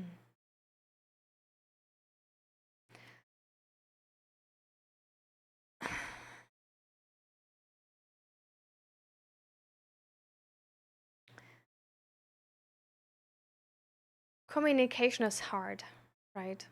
And complicated. Always. Like, I'm not saying this because you have the expressive language disorder, but really just because communication about emotions and complex topics is oftentimes really hard for everybody. And oftentimes really complicated to get the answers you want and the acceptance you want.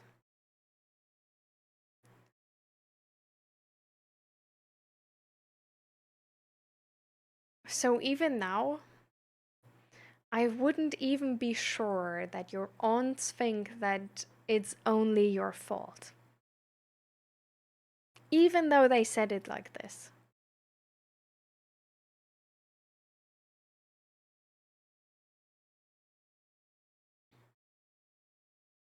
And Indy, thank you so much for the gift sub to Lenovo.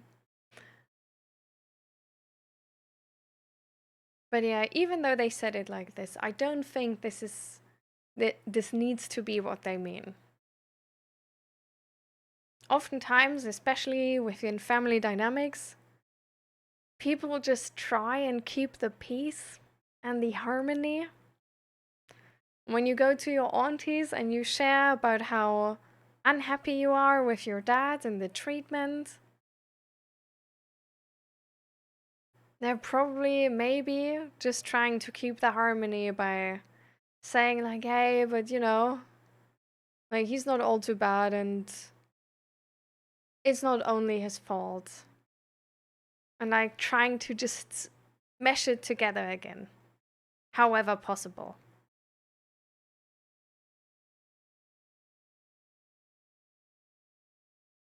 I understand.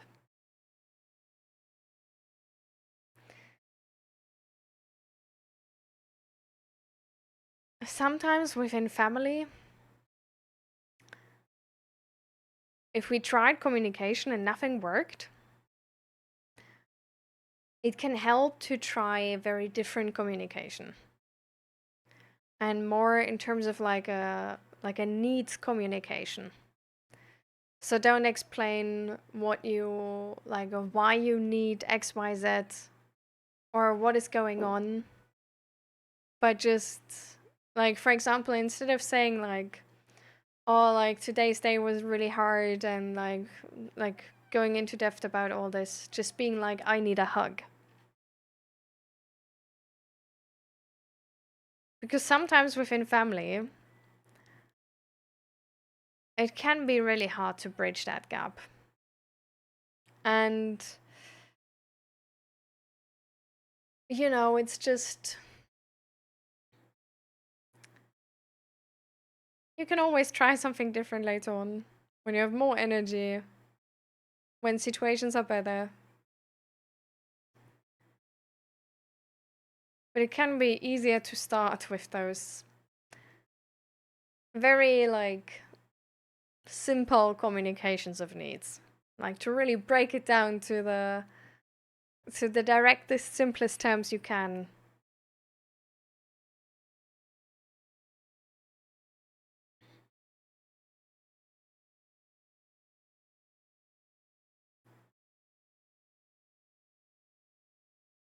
Just be like, I need a hug.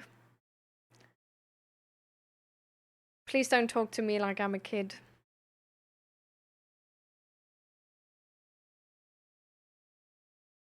Or,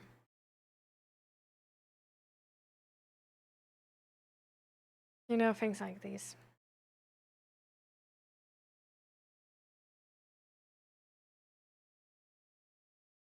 Even though they're hard.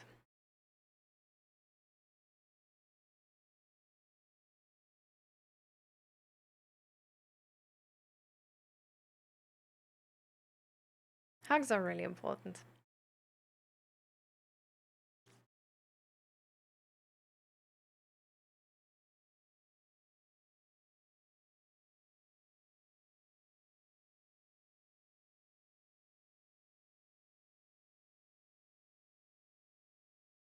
And relaxing, I can only, I think your question can trauma make a person good or bad later in life.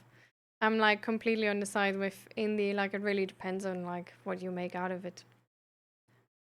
Doesn't really shape your life. Like in this like very um I mean if it of course shapes your life, but not in this distinct manner where it's like you will become a bad person later or something. They're still like always open.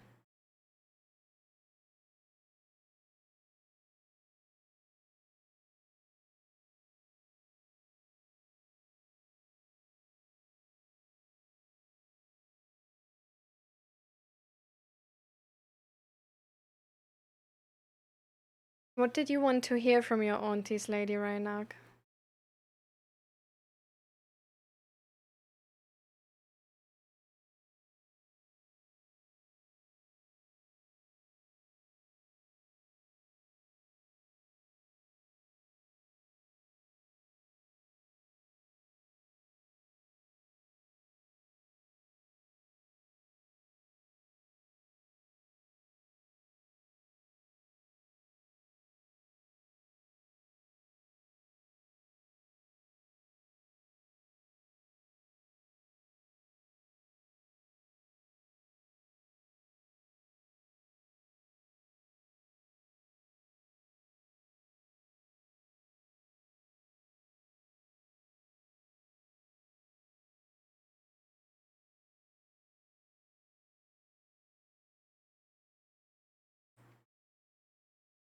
Welcome back. Change my username to something more appropriate. Okay. I'm not sure where this username or the last one came from, so all the same to me. Is it normal to feel like you're dissociating whenever a fight or a conflict happens? I mean, the constraints of normal are very broad, right?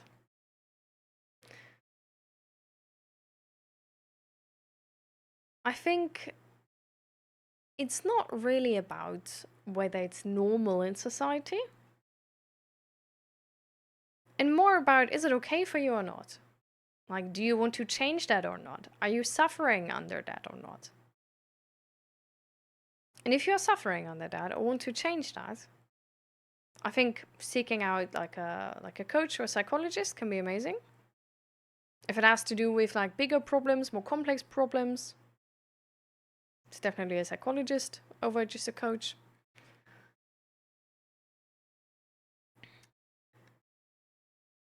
But it really depends on how you feel about it.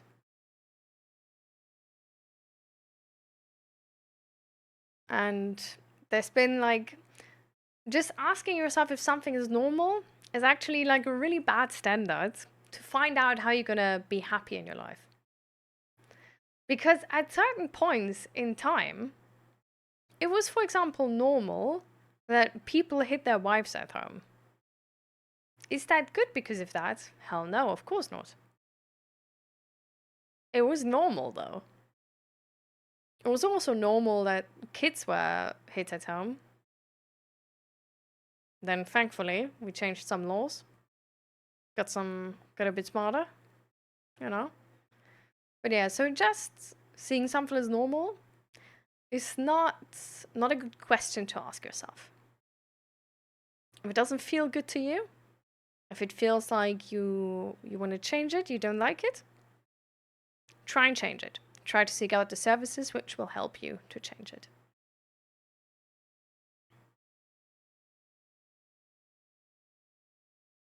And that's a good question because all I can say is what I didn't want them to say. They end up saying it. I don't ask for much from family. Hmm.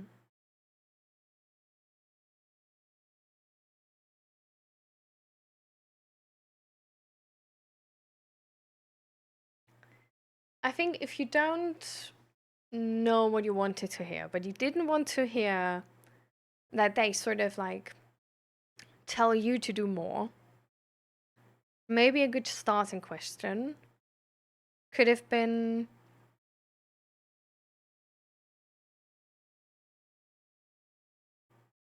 I'm struggling with the feeling that I'm a burden to the family. Do you think I'm enough? Or do you guys still love me?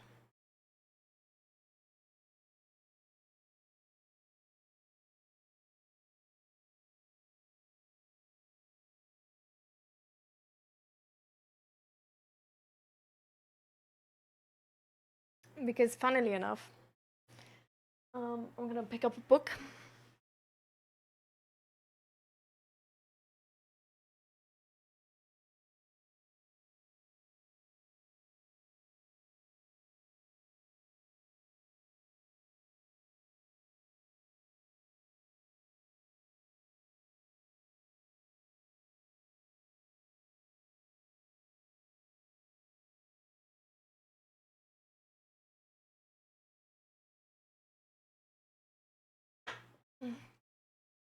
It's like one of the books I got recommended by my therapist back then. It's called Breaking Negative Thinking Patterns, a Schema Therapy Self-Help and Support book by Gita Jakob, Hanni van Genderen, and Laura Seebauer. And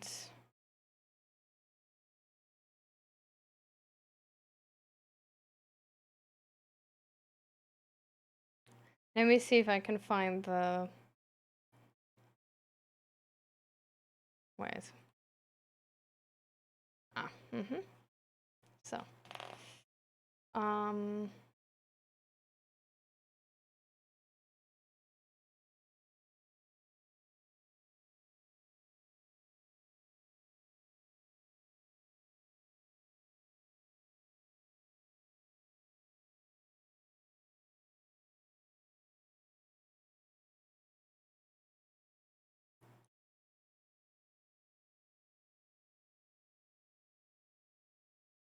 well, I don't find the specific part anymore, but what I really learned about this is from like my from my personal experience is that I really tended to go for a coping mode which is called overcompensation. Well, that's not going to help you anything, but it's called overcompensation. And when I read this book, I really understood one thing the most, which is that overcompensation can really ruin communication for you. um, because, for example, with my mom, I always run into this problem that I felt like not good enough and inferior.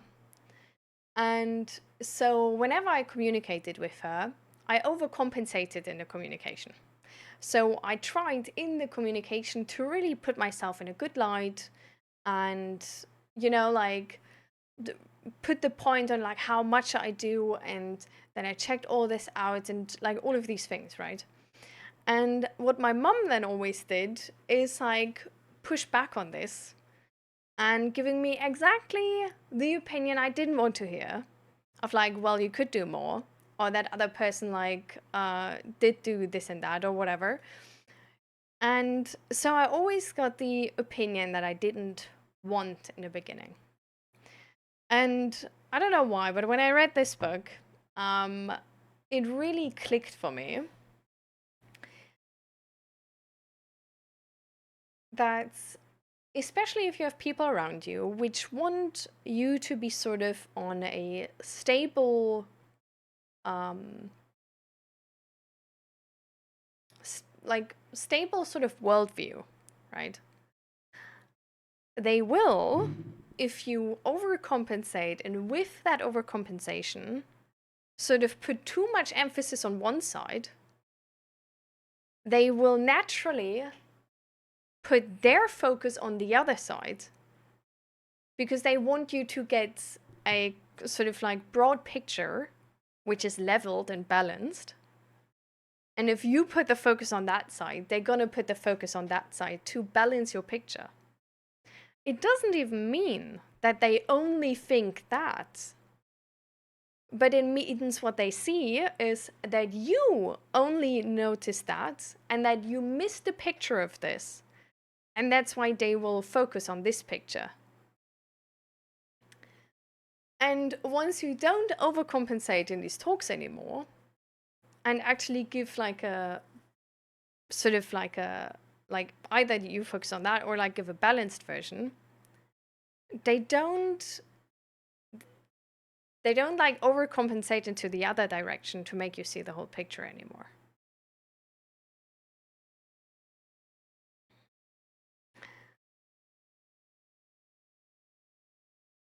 So I feel like sometimes with this overcompensation of our insecurity, we can really put ourselves in that position that so many of our communications go wrong.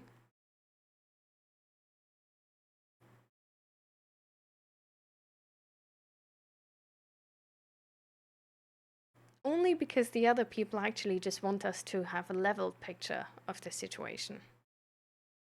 And therefore balance out our overcompensation in that communication.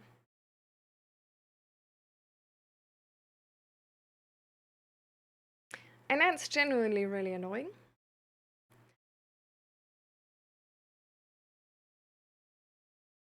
Because it means that you have to be like, even like vulnerable in that moment where you share these things.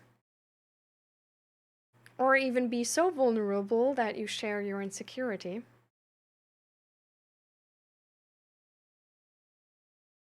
Which is putting you on the front spot of like, if they want to hurt me, that's really gonna hurt now.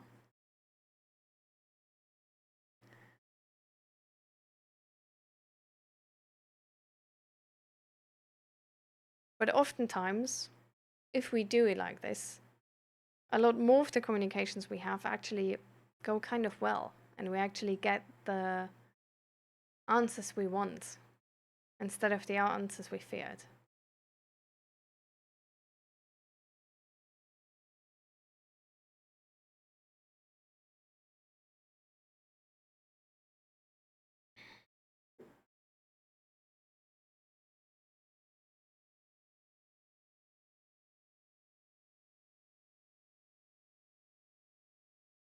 You think your family will say they do love you while also blaming you?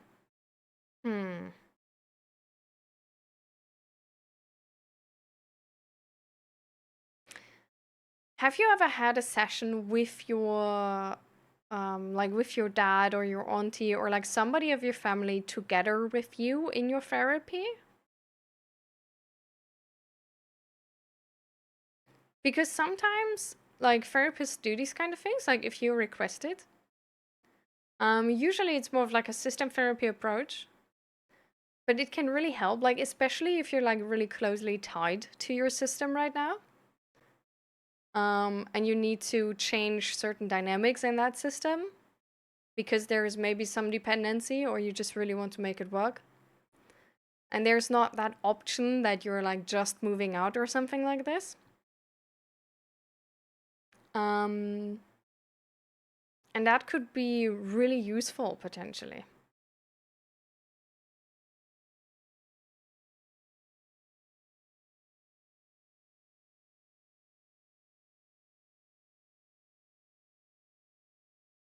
How to get out of trauma bond?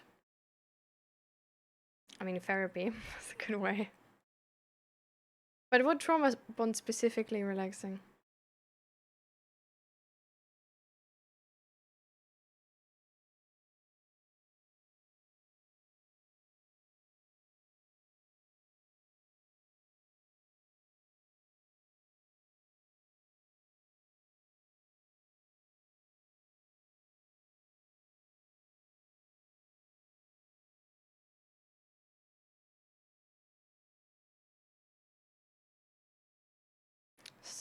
If there is a good general self-help mental health book that you can recommend, which one will it be? It's gonna be this one. It really is. Schema therapy is really cool.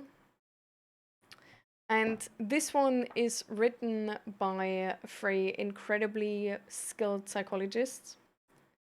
Um, it's a short book, as you can see, and it has a lot of examples that you can really like understand the theoretical concepts you learn. And I think everybody can learn from this one. So it would be this one. So that's Breaking Negative Thinking Patterns, Schema Therapy, Self-Help, and Support Book from Gita Jakob, Hanni van der Genderen, and Laura Seebauer.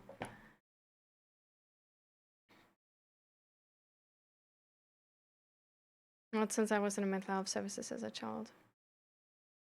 I think that could be cool. Like, I did that too with Zach and my sisters, actually.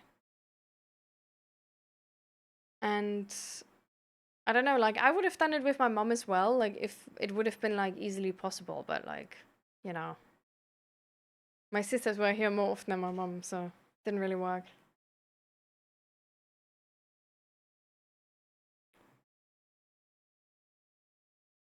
But I think especially, like, if you, like, sort of feel, like, safe with your therapist, you know, it can be the perfect moment to just find out, like, why these communications go wrong. And to have your therapist there to, like, help make these communications go the right way and see a way forward. So if I were you, I would really ask for like if that is an option, and really try that next. Like especially if you're so closely connected to your family still, and like can't just get out of that. Um,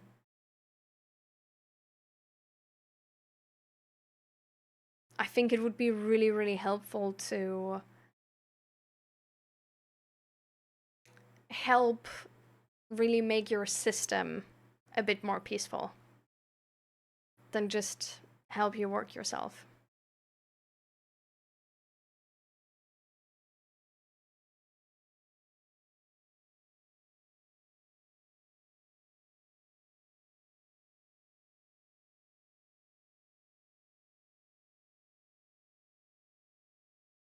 No.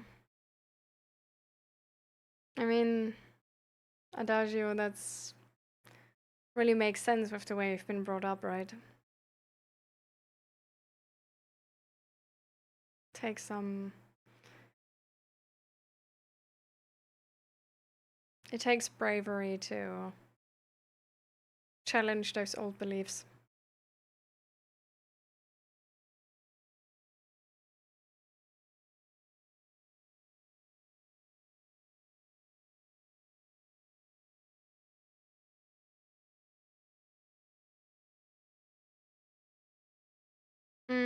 Relaxing, I rather meant like with who did you trauma bond? Because like trauma bonding is of course like, well, like the concept is clear, right? But it's still different if you're like trauma bonded to parents, for example, than like to like a person.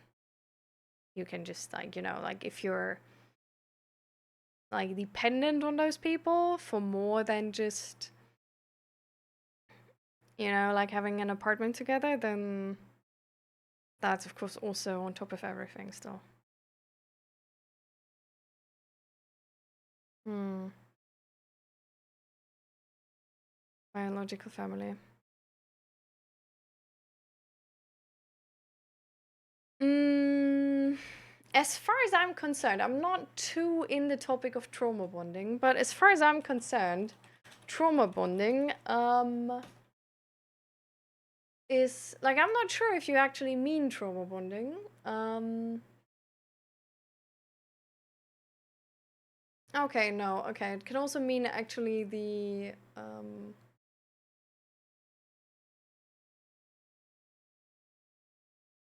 okay.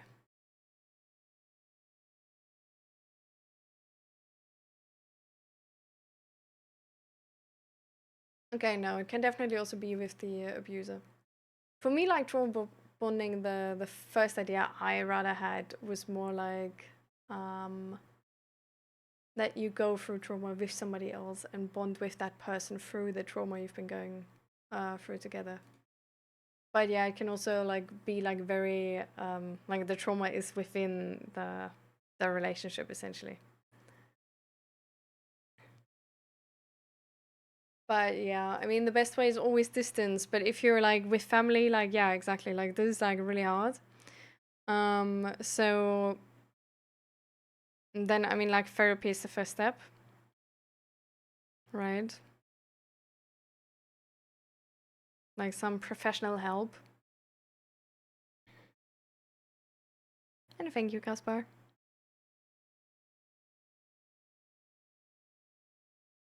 So if my dad and I were in the same session, it could be great to get what's being unsaid out as well, even if it hurts. Yeah, for example. To just get some, like, I think it would be really nice for you to know what you want to get out of that session. Like, what you would like to hear, what you would like to get clarity on, like the questions you have to your dad.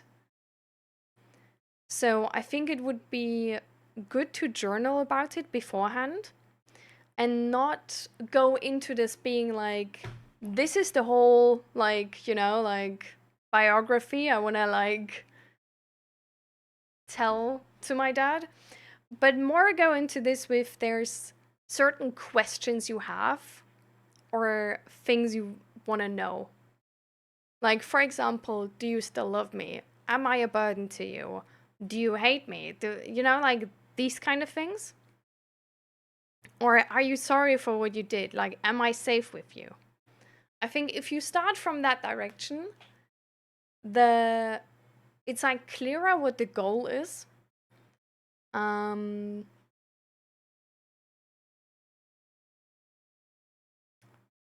and I think it would be good as well to have like one session maybe before the session with your dad to talk with your therapist about what you want to get out of that session and then have the session with your dad.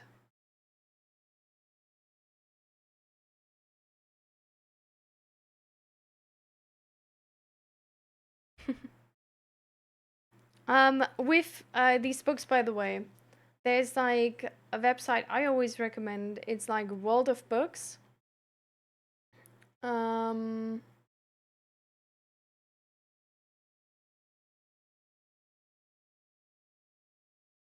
And there you can buy like secondhand books.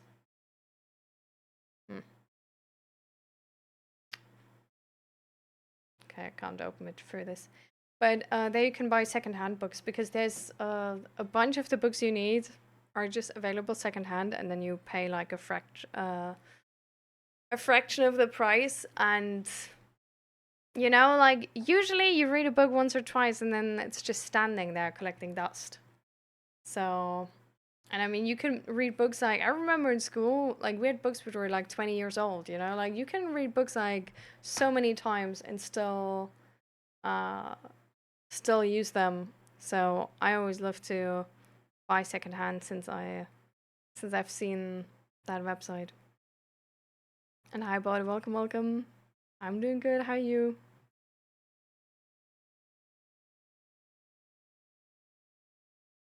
All right. See ya, relaxing. See you next time. Bye. You trauma bonded with my chosen family. Yeah. Also, I'm having difficulty with because the stream was there.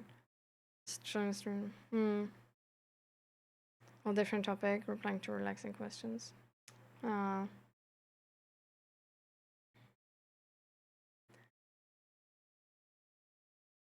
Yeah, I mean, trauma bonding to people is always like really, there's just like a dependency there, which is hard to deal with.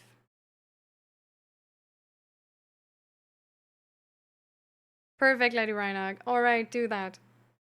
And thank you for being here.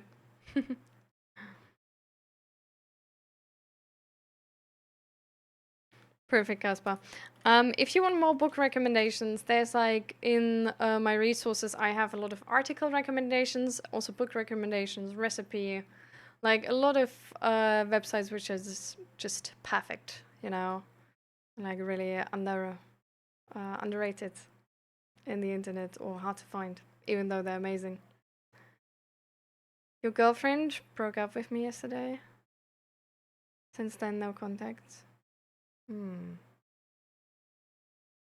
So, how do you feel about it?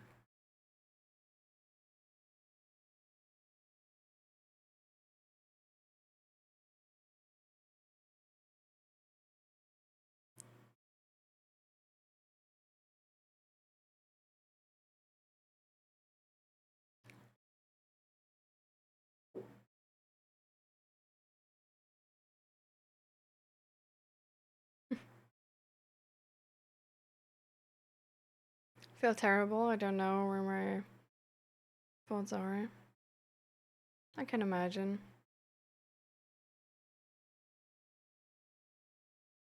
So, what was the breakup like? Like, do you know why? Like, do you know,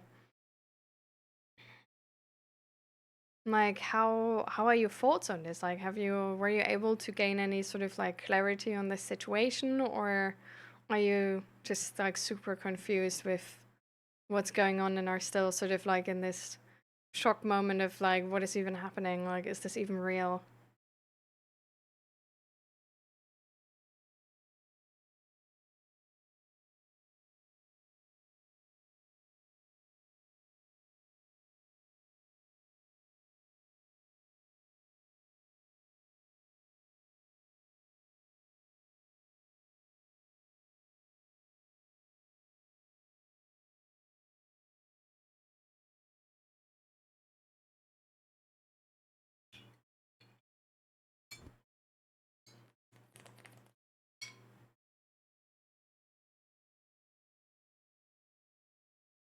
Hmm. Yeah, don't worry about it.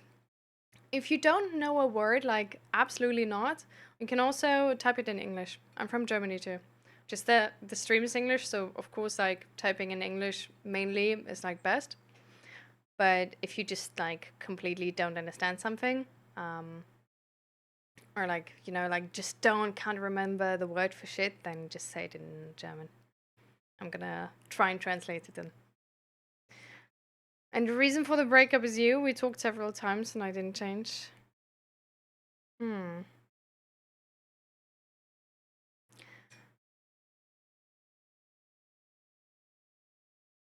So how do you feel about the breakup?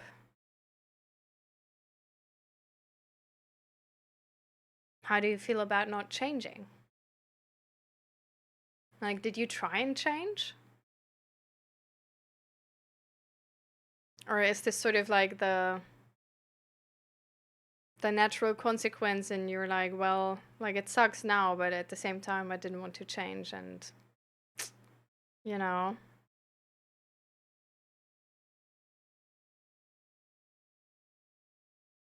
In which direction are we going?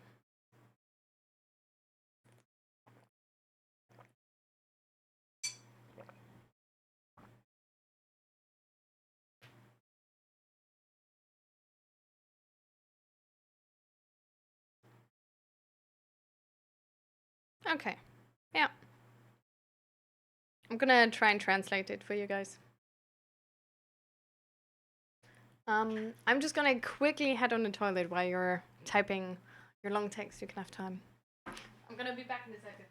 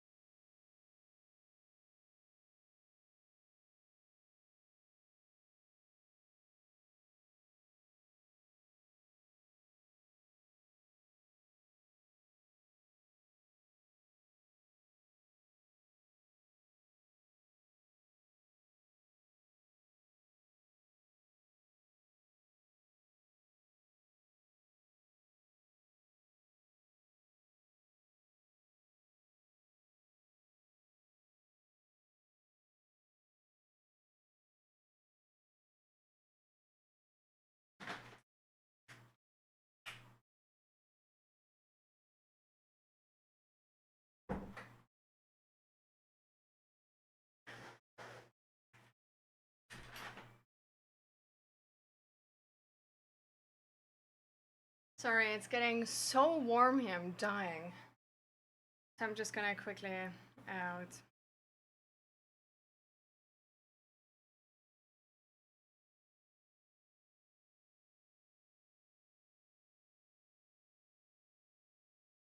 Hmm.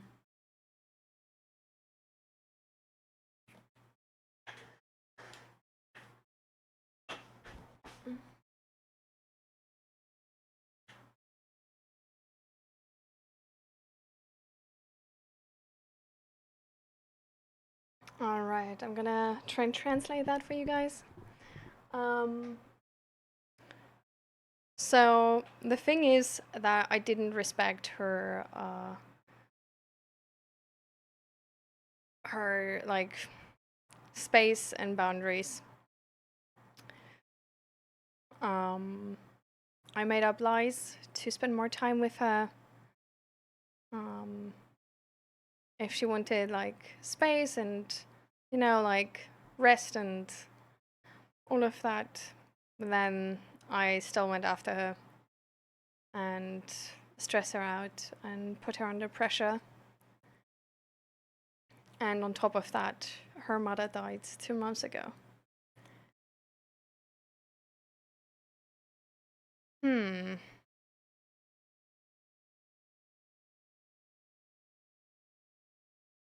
I mean, that's definitely a lot.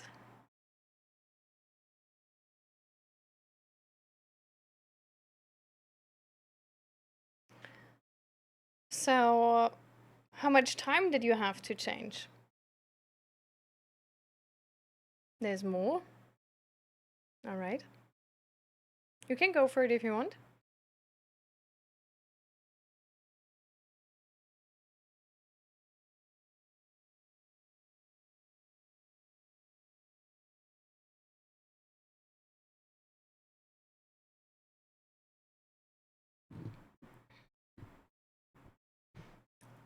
A lot of the issues we have are connected to our childhood. That's very common.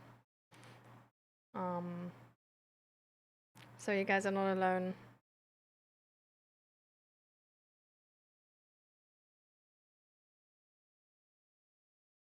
You guys went along together for 2 months, and you guys know each other since March.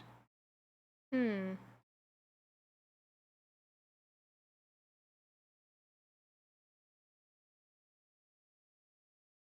I see.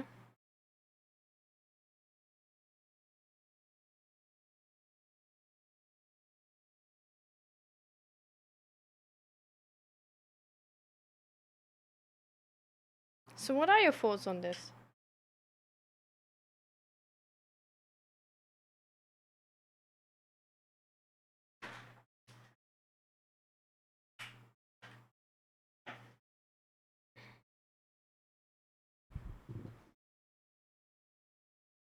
And is there like a specific question you have towards me? Need to change, but not for her anymore, but for me. That's a very healthy mindset, yeah.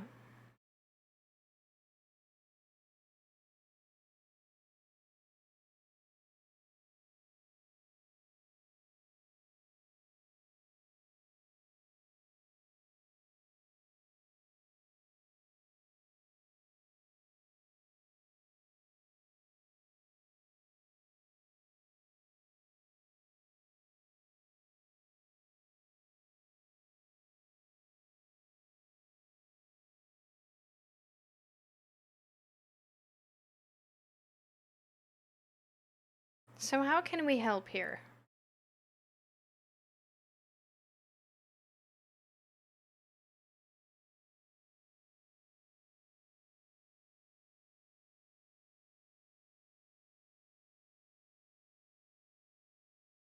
Hmm.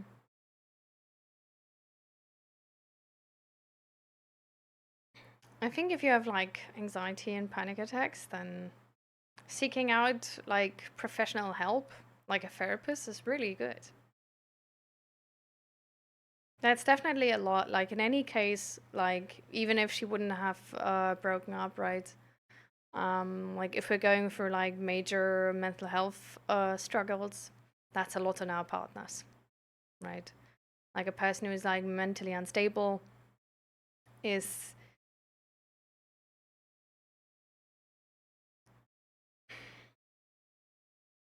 it's just going to be difficult at times. Like the people like need to know a lot about mental health, and if they don't, then a lot of things can go wrong.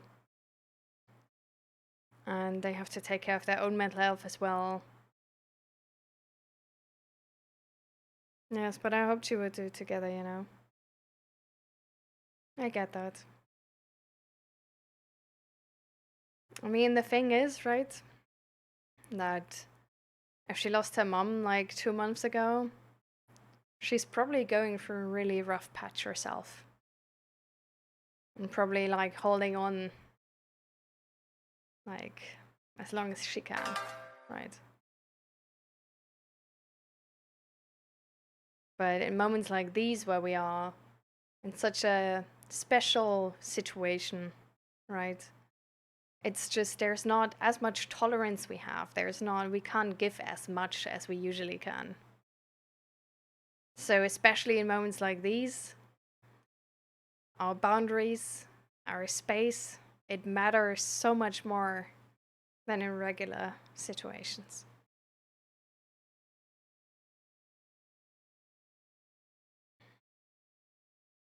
And to be fair, things like these also take a bit to change. Like, it's not going to be a change from like 1 month to the next, right?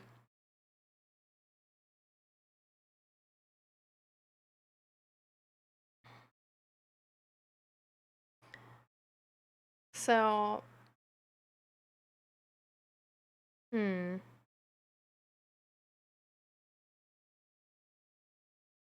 I get it.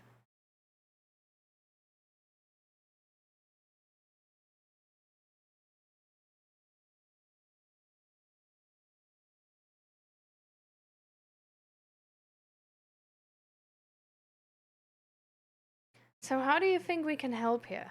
Like, do you have an idea about that? What your expectations are?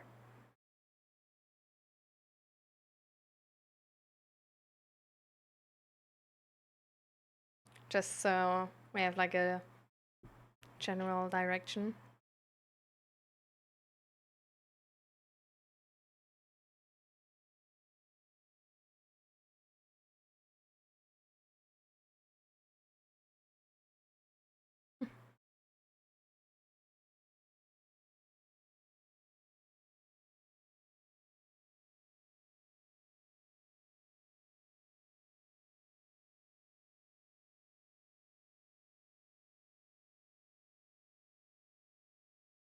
You're welcome.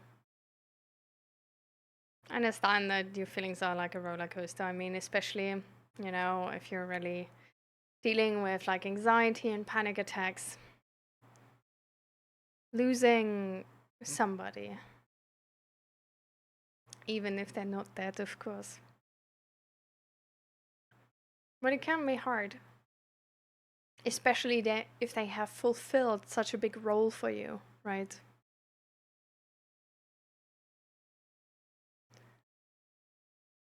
So, in that moment where you've been like with her and we're able to focus so much on her, you know, she fulfilled a lot of your needs.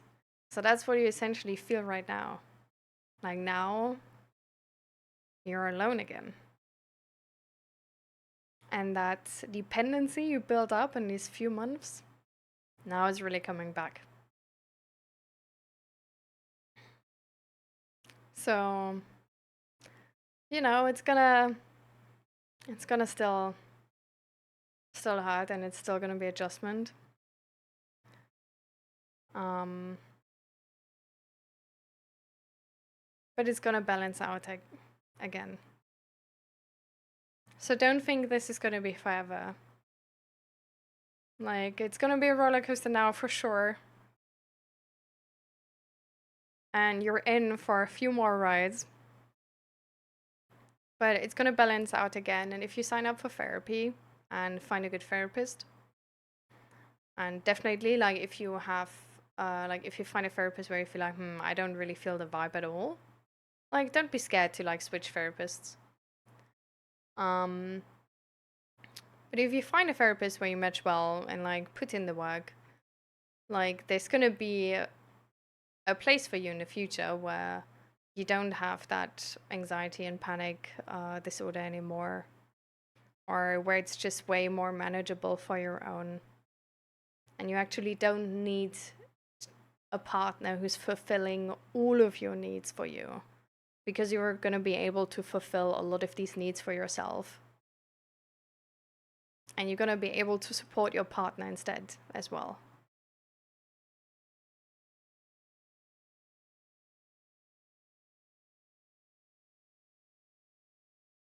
So it's going to be fine again. It's just going to suck now for sure.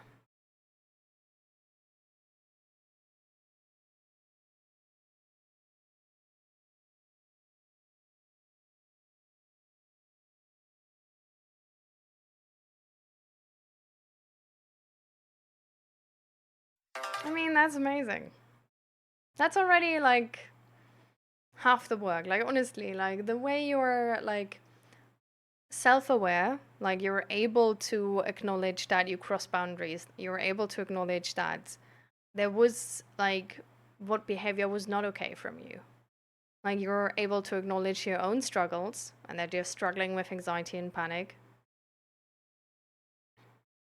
and on top of that you're able to say my goal is to be happy, like to be able to independently essentially find happiness and not be dependent on somebody else for that.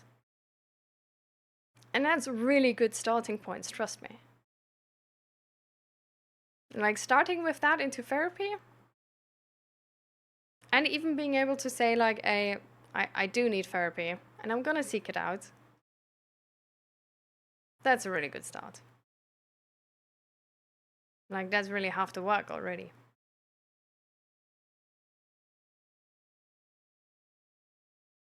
And I know it's like weird to say, but you can be proud of that. Because it's not easy to just sit with that. You know?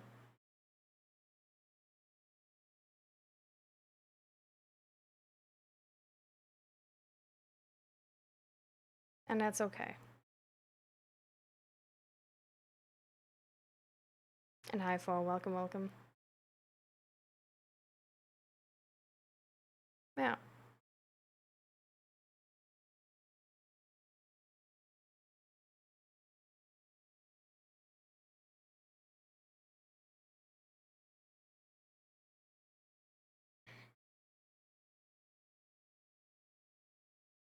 I think being able to see mistakes we made as, like, on one hand, of course, it like sucks, you know, because you feel like ass, but on the other hand, it's really important to ever learn.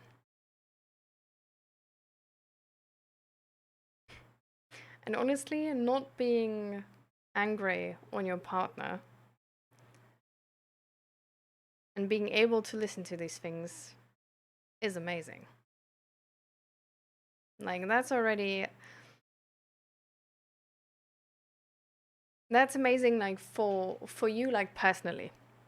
Because if we like break up and we hate our partner, that's still a lot of emotional attachment to them. But if we're able to go apart from each other, acknowledging why it didn't work, we're able to accept it, we're able to process it, we're able to, like, you know, like put it in our like mind, in our small boxes, on like how the world works, and like understand it, and, you know, really like settle it.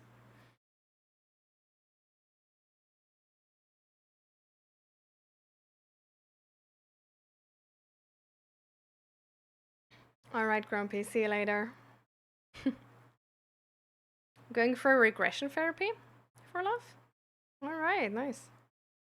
Hi, Xeno. Welcome, welcome. Daphod says the only thing which annoys him or them is that I can't. I can't like. Hmm, how do you properly like show them anymore like the progress I'm gonna make? And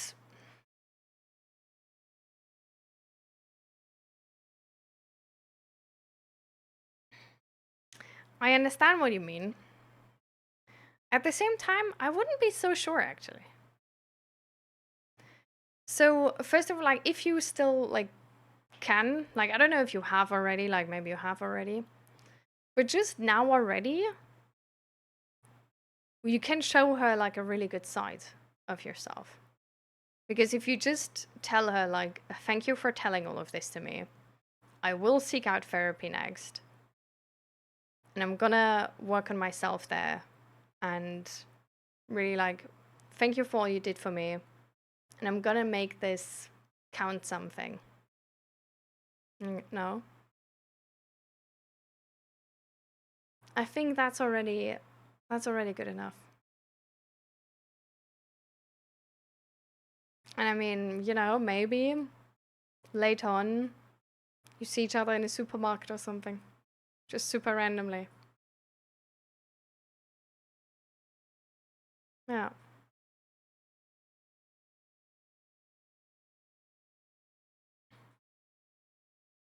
Yeah.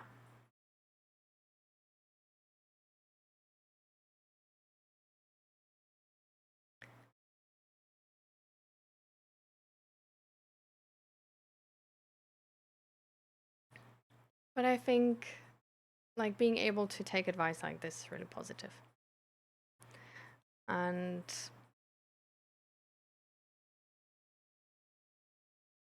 I mean, the best way to like show her that you like took her advice is gonna be like showing up at therapy, going through the work, and, you know, maybe someday she's gonna see you or see you Instagram or whatever.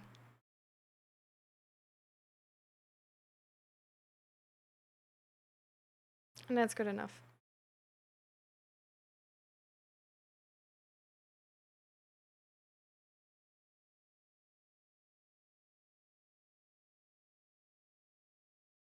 But I'm glad you see it that way.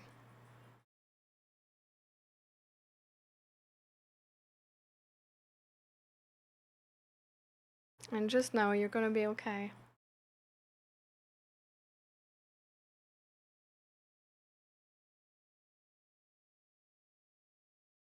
But do know, try and like sign up for therapy kind of soon. Because therapy waiting lists can be quite long. So even if you feel right now maybe like, oh, I don't know if I'm already ready for therapy, sign up already because you're probably going to be on the waiting list fast. And then, you got to be ready when you're off the waiting list.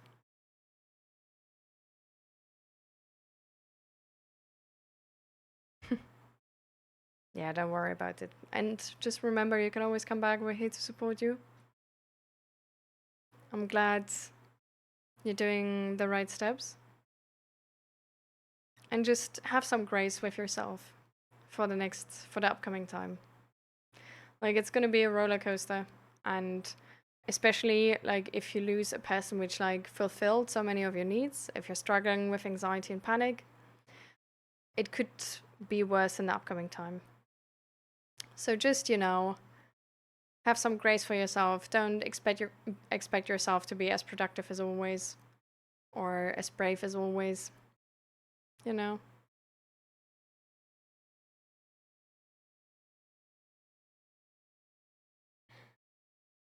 And know that it's gonna get better.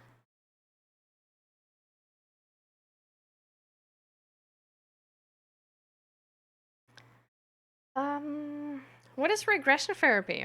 Again, for love. There's so many things today where I'm like, what is this specifically again?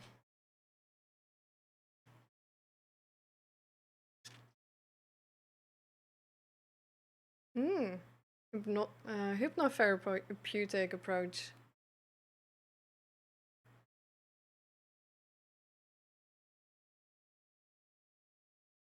I haven't done that before. I actually don't. I don't know much about it. I've heard of it from like some people, but like really nothing. No big picture.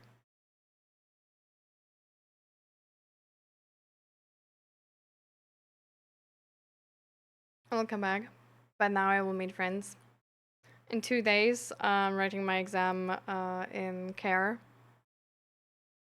and that's important. But I am not putting pressure on myself. That's amazing. Just know we have a Discord. You know, we also have like a resource channel, or channel is maybe the wrong thing, but a resource list with a lot of resources.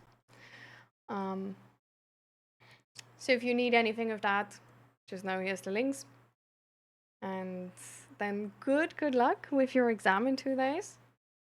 And I think it's amazing that you're meeting friends right now.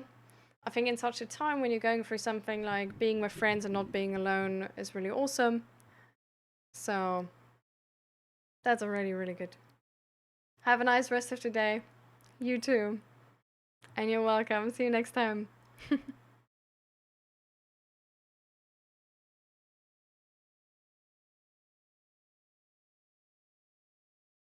Basically, I'm regressing to that of a toddler baby depending on the session. A lot of people use it for serious past abuse and PTSD. Alright. So, how does it feel, Orlov? How do you think about it now that you've done it? Like you say, it's interesting and intense, but like good or bad? Like, do you think was it like a good therapy session for you?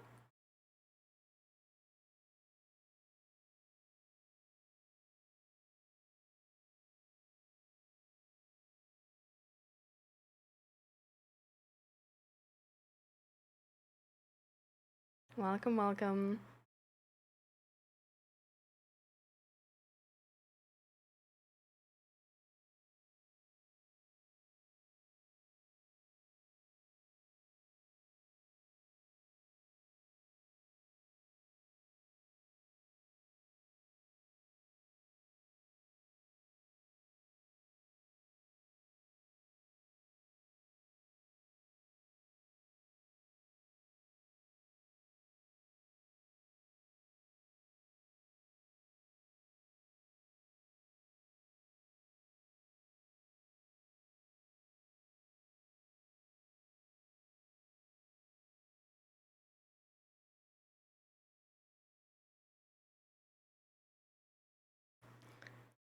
So how you doing?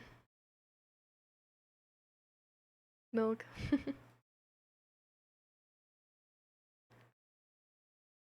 I think we're um wrapping up the stream though.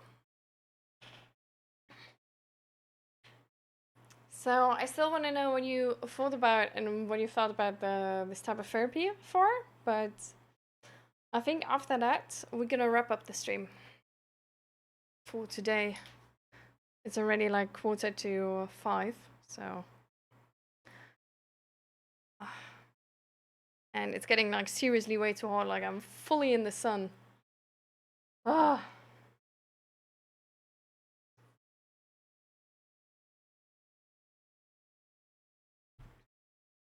Hmm. I mean, let me check.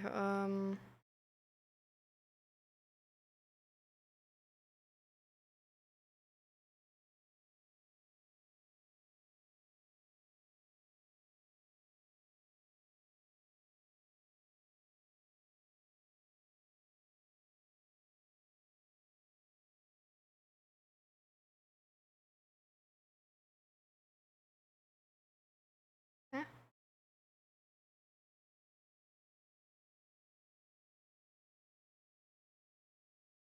Hmm. There's always like for a quick moment like showing the date, but then it like sort of like updates the chat, and then I don't know. But yeah, I think the last time we've been here was like in 2025. Yeah, last year. So how have you been doing?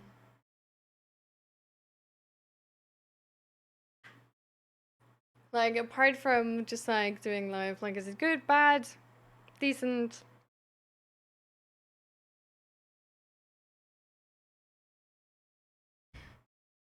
I'm glad I was able to do that for you, Adagio.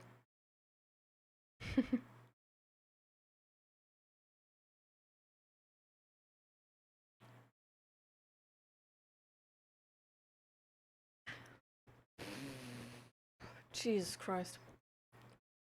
Is that warm? Huh.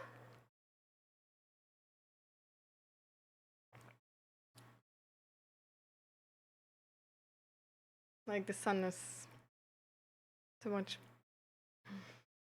But I'm doing like really fine. Like I'm doing good. Yeah. You're doing meh to fine. Alright. I mean, we're here if you ever want to talk about something.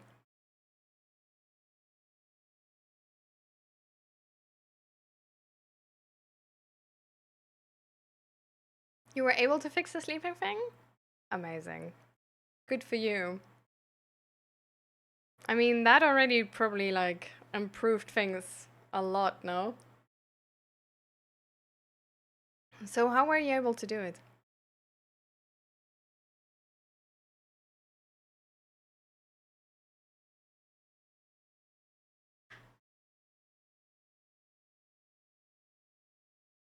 And for did you hear like I wanted to hear still it's like how you feel about the therapy session? And like what's the plan for the upcoming ones? Like is it gonna be like a multi-session thing or is it like a one-time thing? How's the treatment plan with regression therapy?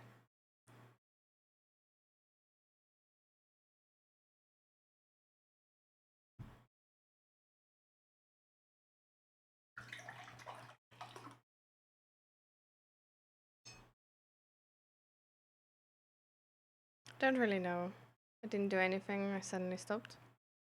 It's weird to say, but I mean, I just suddenly started sleeping longer and then longer until I sleep fine now. I mean, that's good. Maybe it was sort of like a thing where you had to just like had to process something and then you processed it and then it was fine again. Like sometimes like emotional like happenings can sort of like influence us and it just takes a bit of time until it's really, until our bodies are really like over it.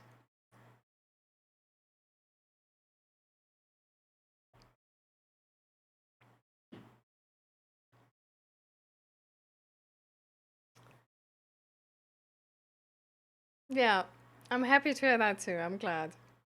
Because like sleeping problems, I mean, those are really hardcore. Like they influence so much of you. So good to hear that.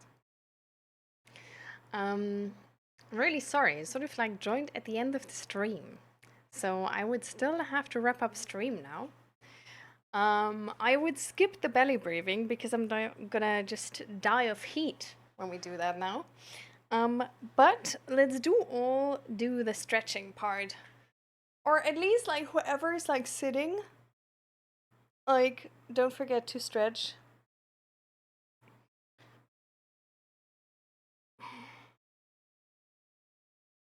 Because sitting is like really, really unhealthy.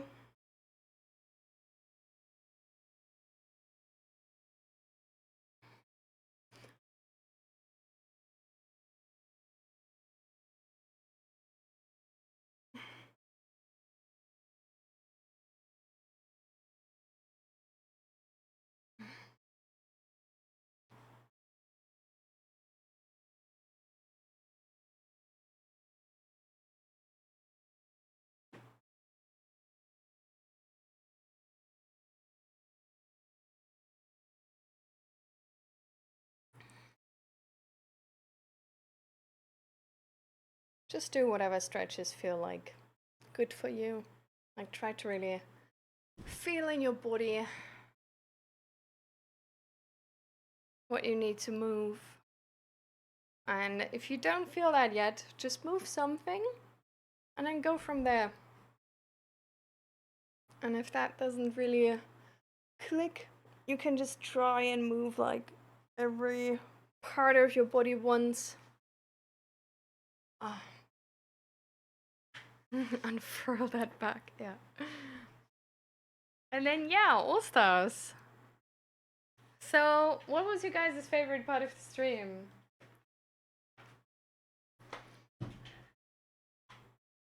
What could be the title of today's stream, by the way? Um. Hmm.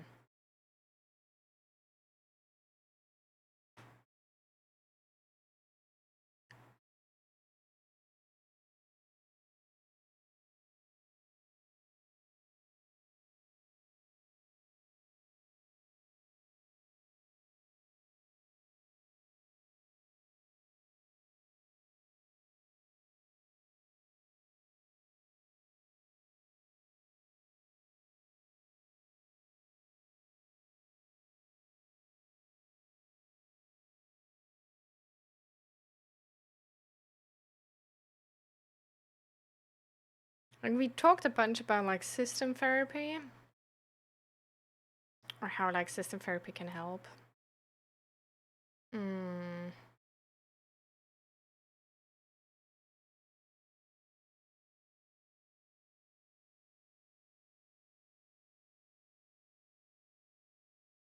And then we talked about so many questions. um.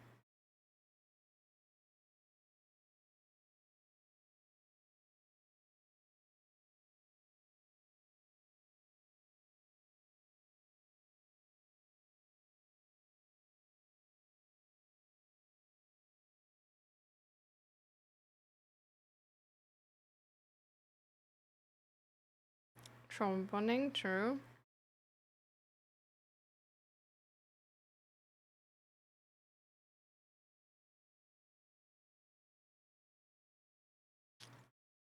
And hi Joe, welcome, welcome. We're sadly going offline, or we're like in the moment in stream where we just like stretch. And I just remembered that I forgot to stretch. And then share our all stars of the stream.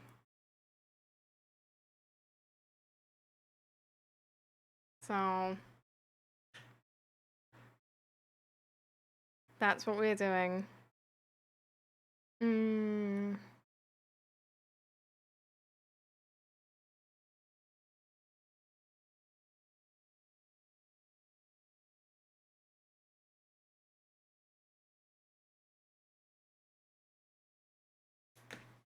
I think just assistant therapy. It's maybe a good one.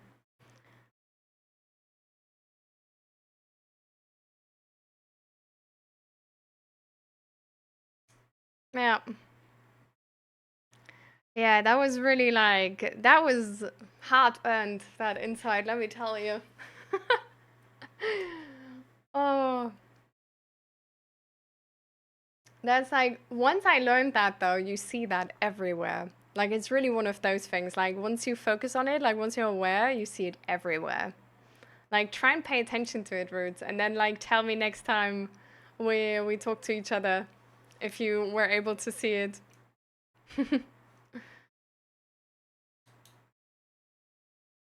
Yeah, overcompensation, I think you mean.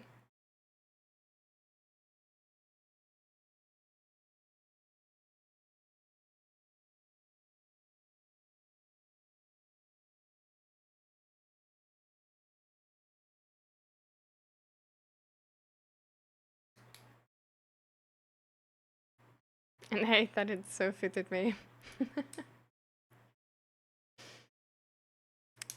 I know what you mean. I know what you mean. I mean, it definitely fitted me too. And Zach too. Like, overcompensation is very common. So don't worry about it.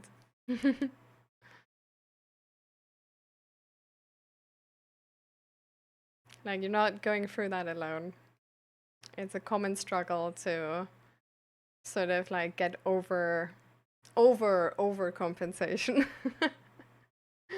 To be able to actually be vulnerable and share what we really want to share. And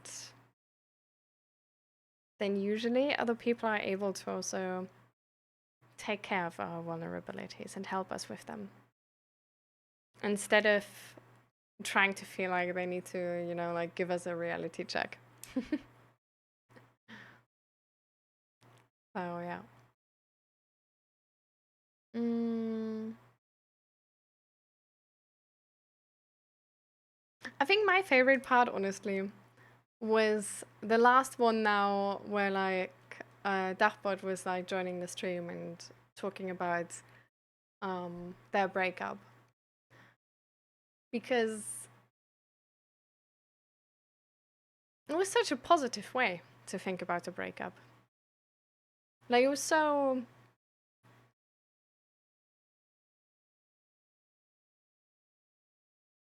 self-aware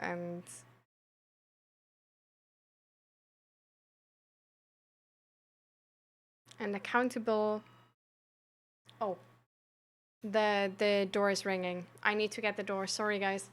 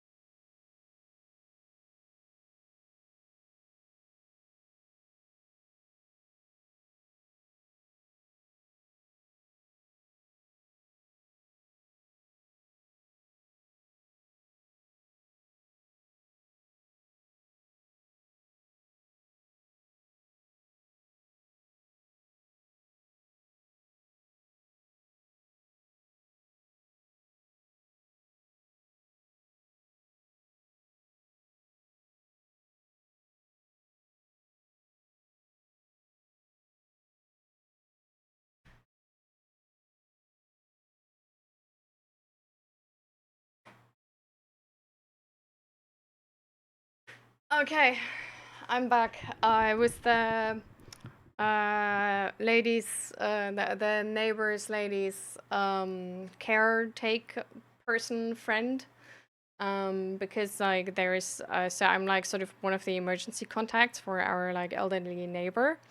And like for like when she falls or something, that they can call me and then we go over and like set her up and see if everything is okay and stuff like this.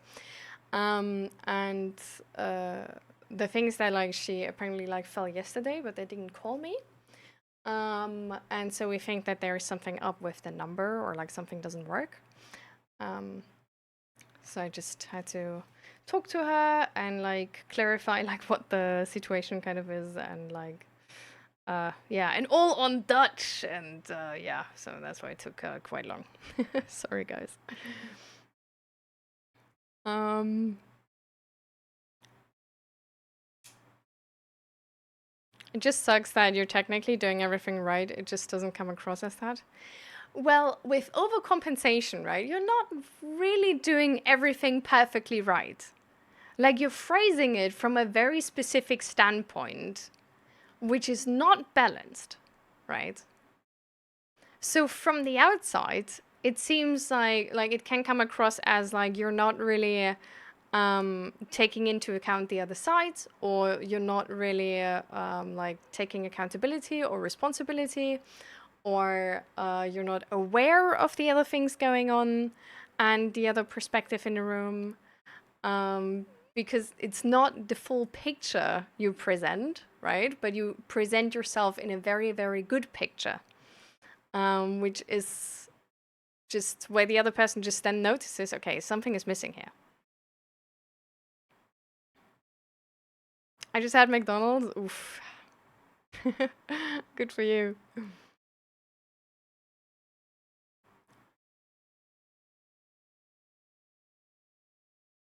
Mm,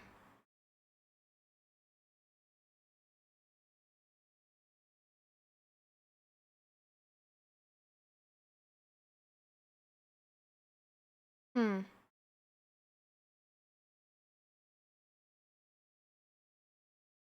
I think, Joe, you should maybe, like, I wouldn't say, like, go cold or cut the relationship right now. I would maybe just say that, like be really transparent to the girl and be like, hey, um, I want to date you. Like, I don't want you to flirt with other boys. I don't want you to date with anybody else. Ja, komm. Ja, komm doch hoch. Weißt du, wie springen geht? Genau. Good job, buddy. Are you already like, yeah, okay. So I would just be like really clear on it and really clear on like what you want. And be like, hey, I want to like go exclusive or I'm not interested.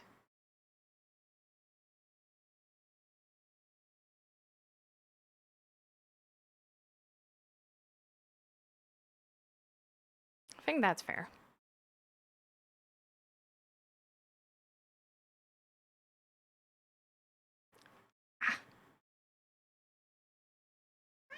Yeah, don't use your, like, I know you're slipping a bit, but you know, please don't use your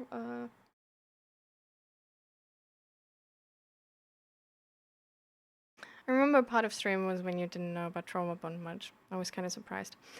I did know about trauma bond, but just in a very different context. Which is, buddy, you can't, you. Ow. He's like, he thinks like he's slipping, and then he's using his claws on his back feet because they're like slipping off. There was a door which was like, oh, buddy. But I actually thought that trauma bond is not the part with your family. Like, I thought trauma bond is something which is sort of like with, well, with your family can be, but like in a very specific context, not in the context of like just childhood trauma. Um, But well, the Google search was like also not really extensive search, right? But I do think, depending on like what it showed there, that it can also describe the relationship with your family.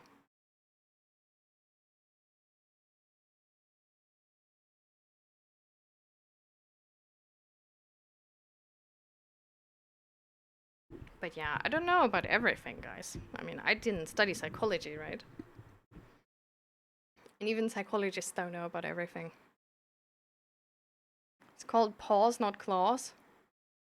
No, what I felt were the claws, not the pause. That's why I'm like, please, you know. Did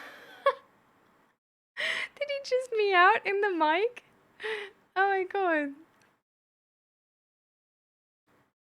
Yeah, exactly. Like, exactly same for me in the. Like, I just know this, like, classic trauma bonds thing where it's like, you go through trauma, like, external trauma, like you say, you both suffer through it, and that's, like, why it's, like, bonding you. But I wouldn't have expected that it's, like, actually also describing, like, trauma within the family. That, like, somebody's, like, just, like, your parent is abusing you, and that's, like, a trauma bond. Like, I would have just seen that as, like, childhood trauma.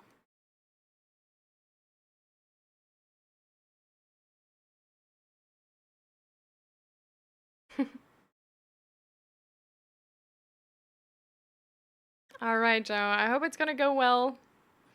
I mean, then you at least know, right?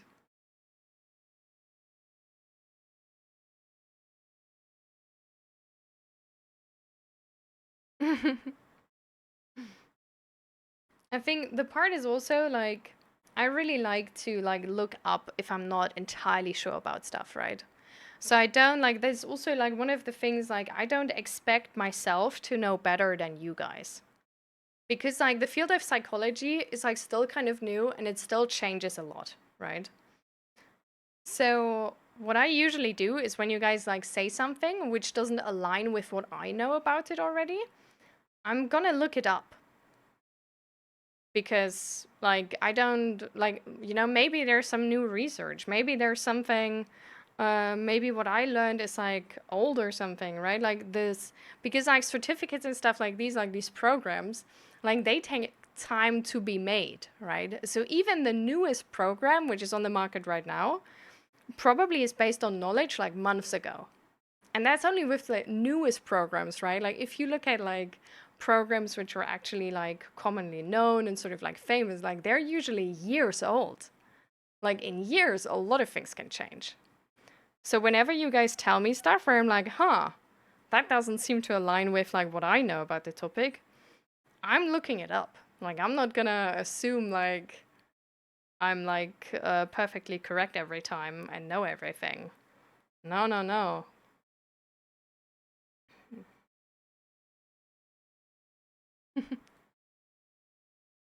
You also have a cat? Aw. You can always send pictures of your kitty in your in our Discord. We have an extra pet channel.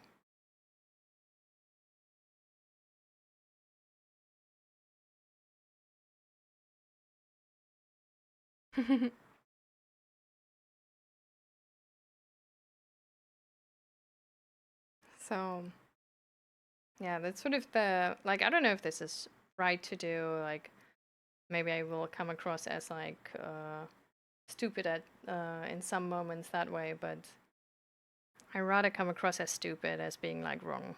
So and I think in the mental health sector, it's just there's so much research coming out every time, and not only that, right? A lot of the time, it's also like the communication really matters.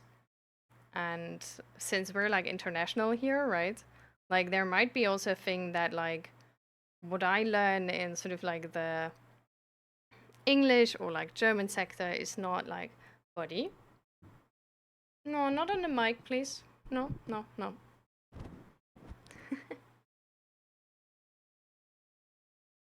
um might not align with like what you guys have learned in, I don't know, like, or like how is it how it's taught in like India or wherever, right?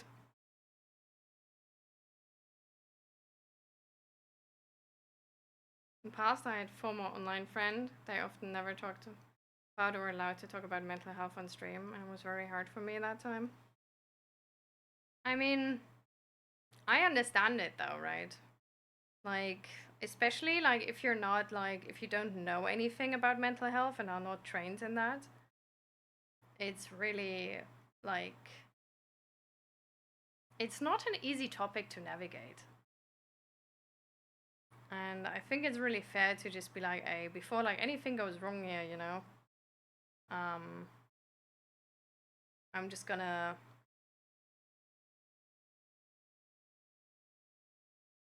not make this a topic of the stream.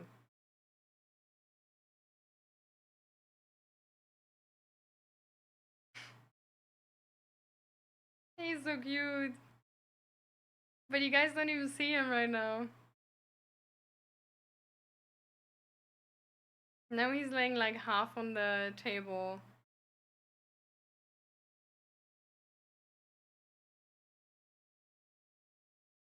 How can I like show you guys? Can I maybe like maybe he's gonna leave if I try to change the camera.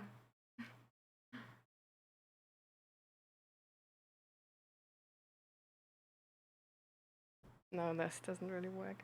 Hi buddy. You're so cute. I wanna show you to the people.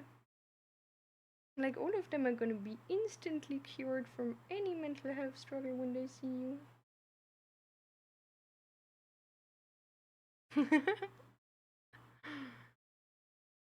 We can see an ear, yeah. Like I have him like halfway on my arm right now, and like he's like really like laying on my how do you say that? Like my legs, my lap, and then like on my arm. Mm.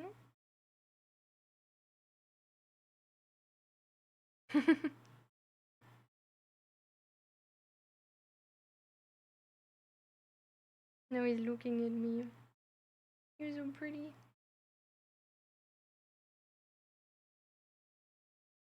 Oh, you're so cute. I don't know how to show you guys. I can't like I'm currently thinking about like how would I like put the camera lower, but it's more than one. Like I would need to hold it with one hand and then adjust it with my second hand.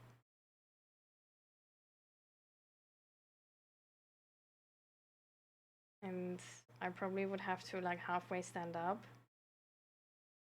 So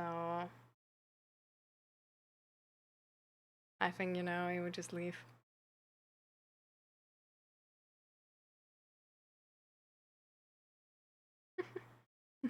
You guys see the paw? Hmm.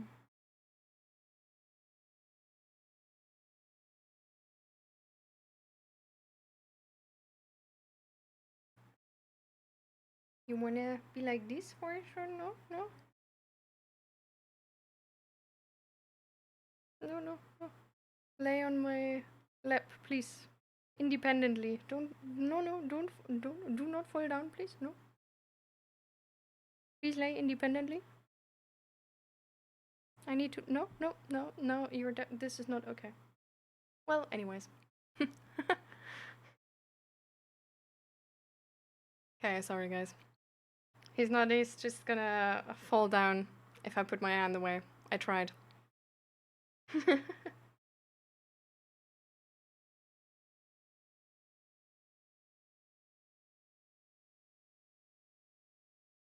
Has to pick her, so I talked to her in private. The worst part, accidentally met her. Fuck. You take care too, Joey.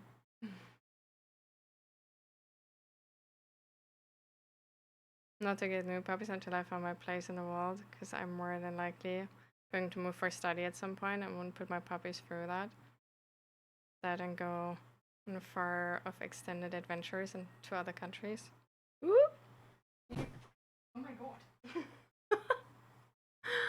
He just like pushed himself down. Okay, that's a way.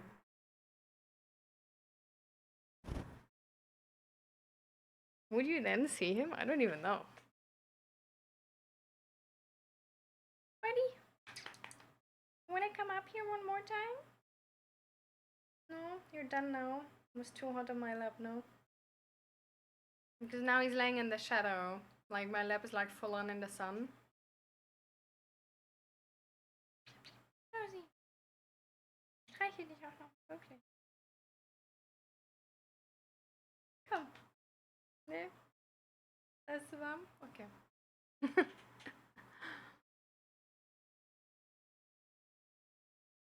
Good morning. Okay, guys. But with that, I'm gonna go offline. We had like cat time now, so I gotta go.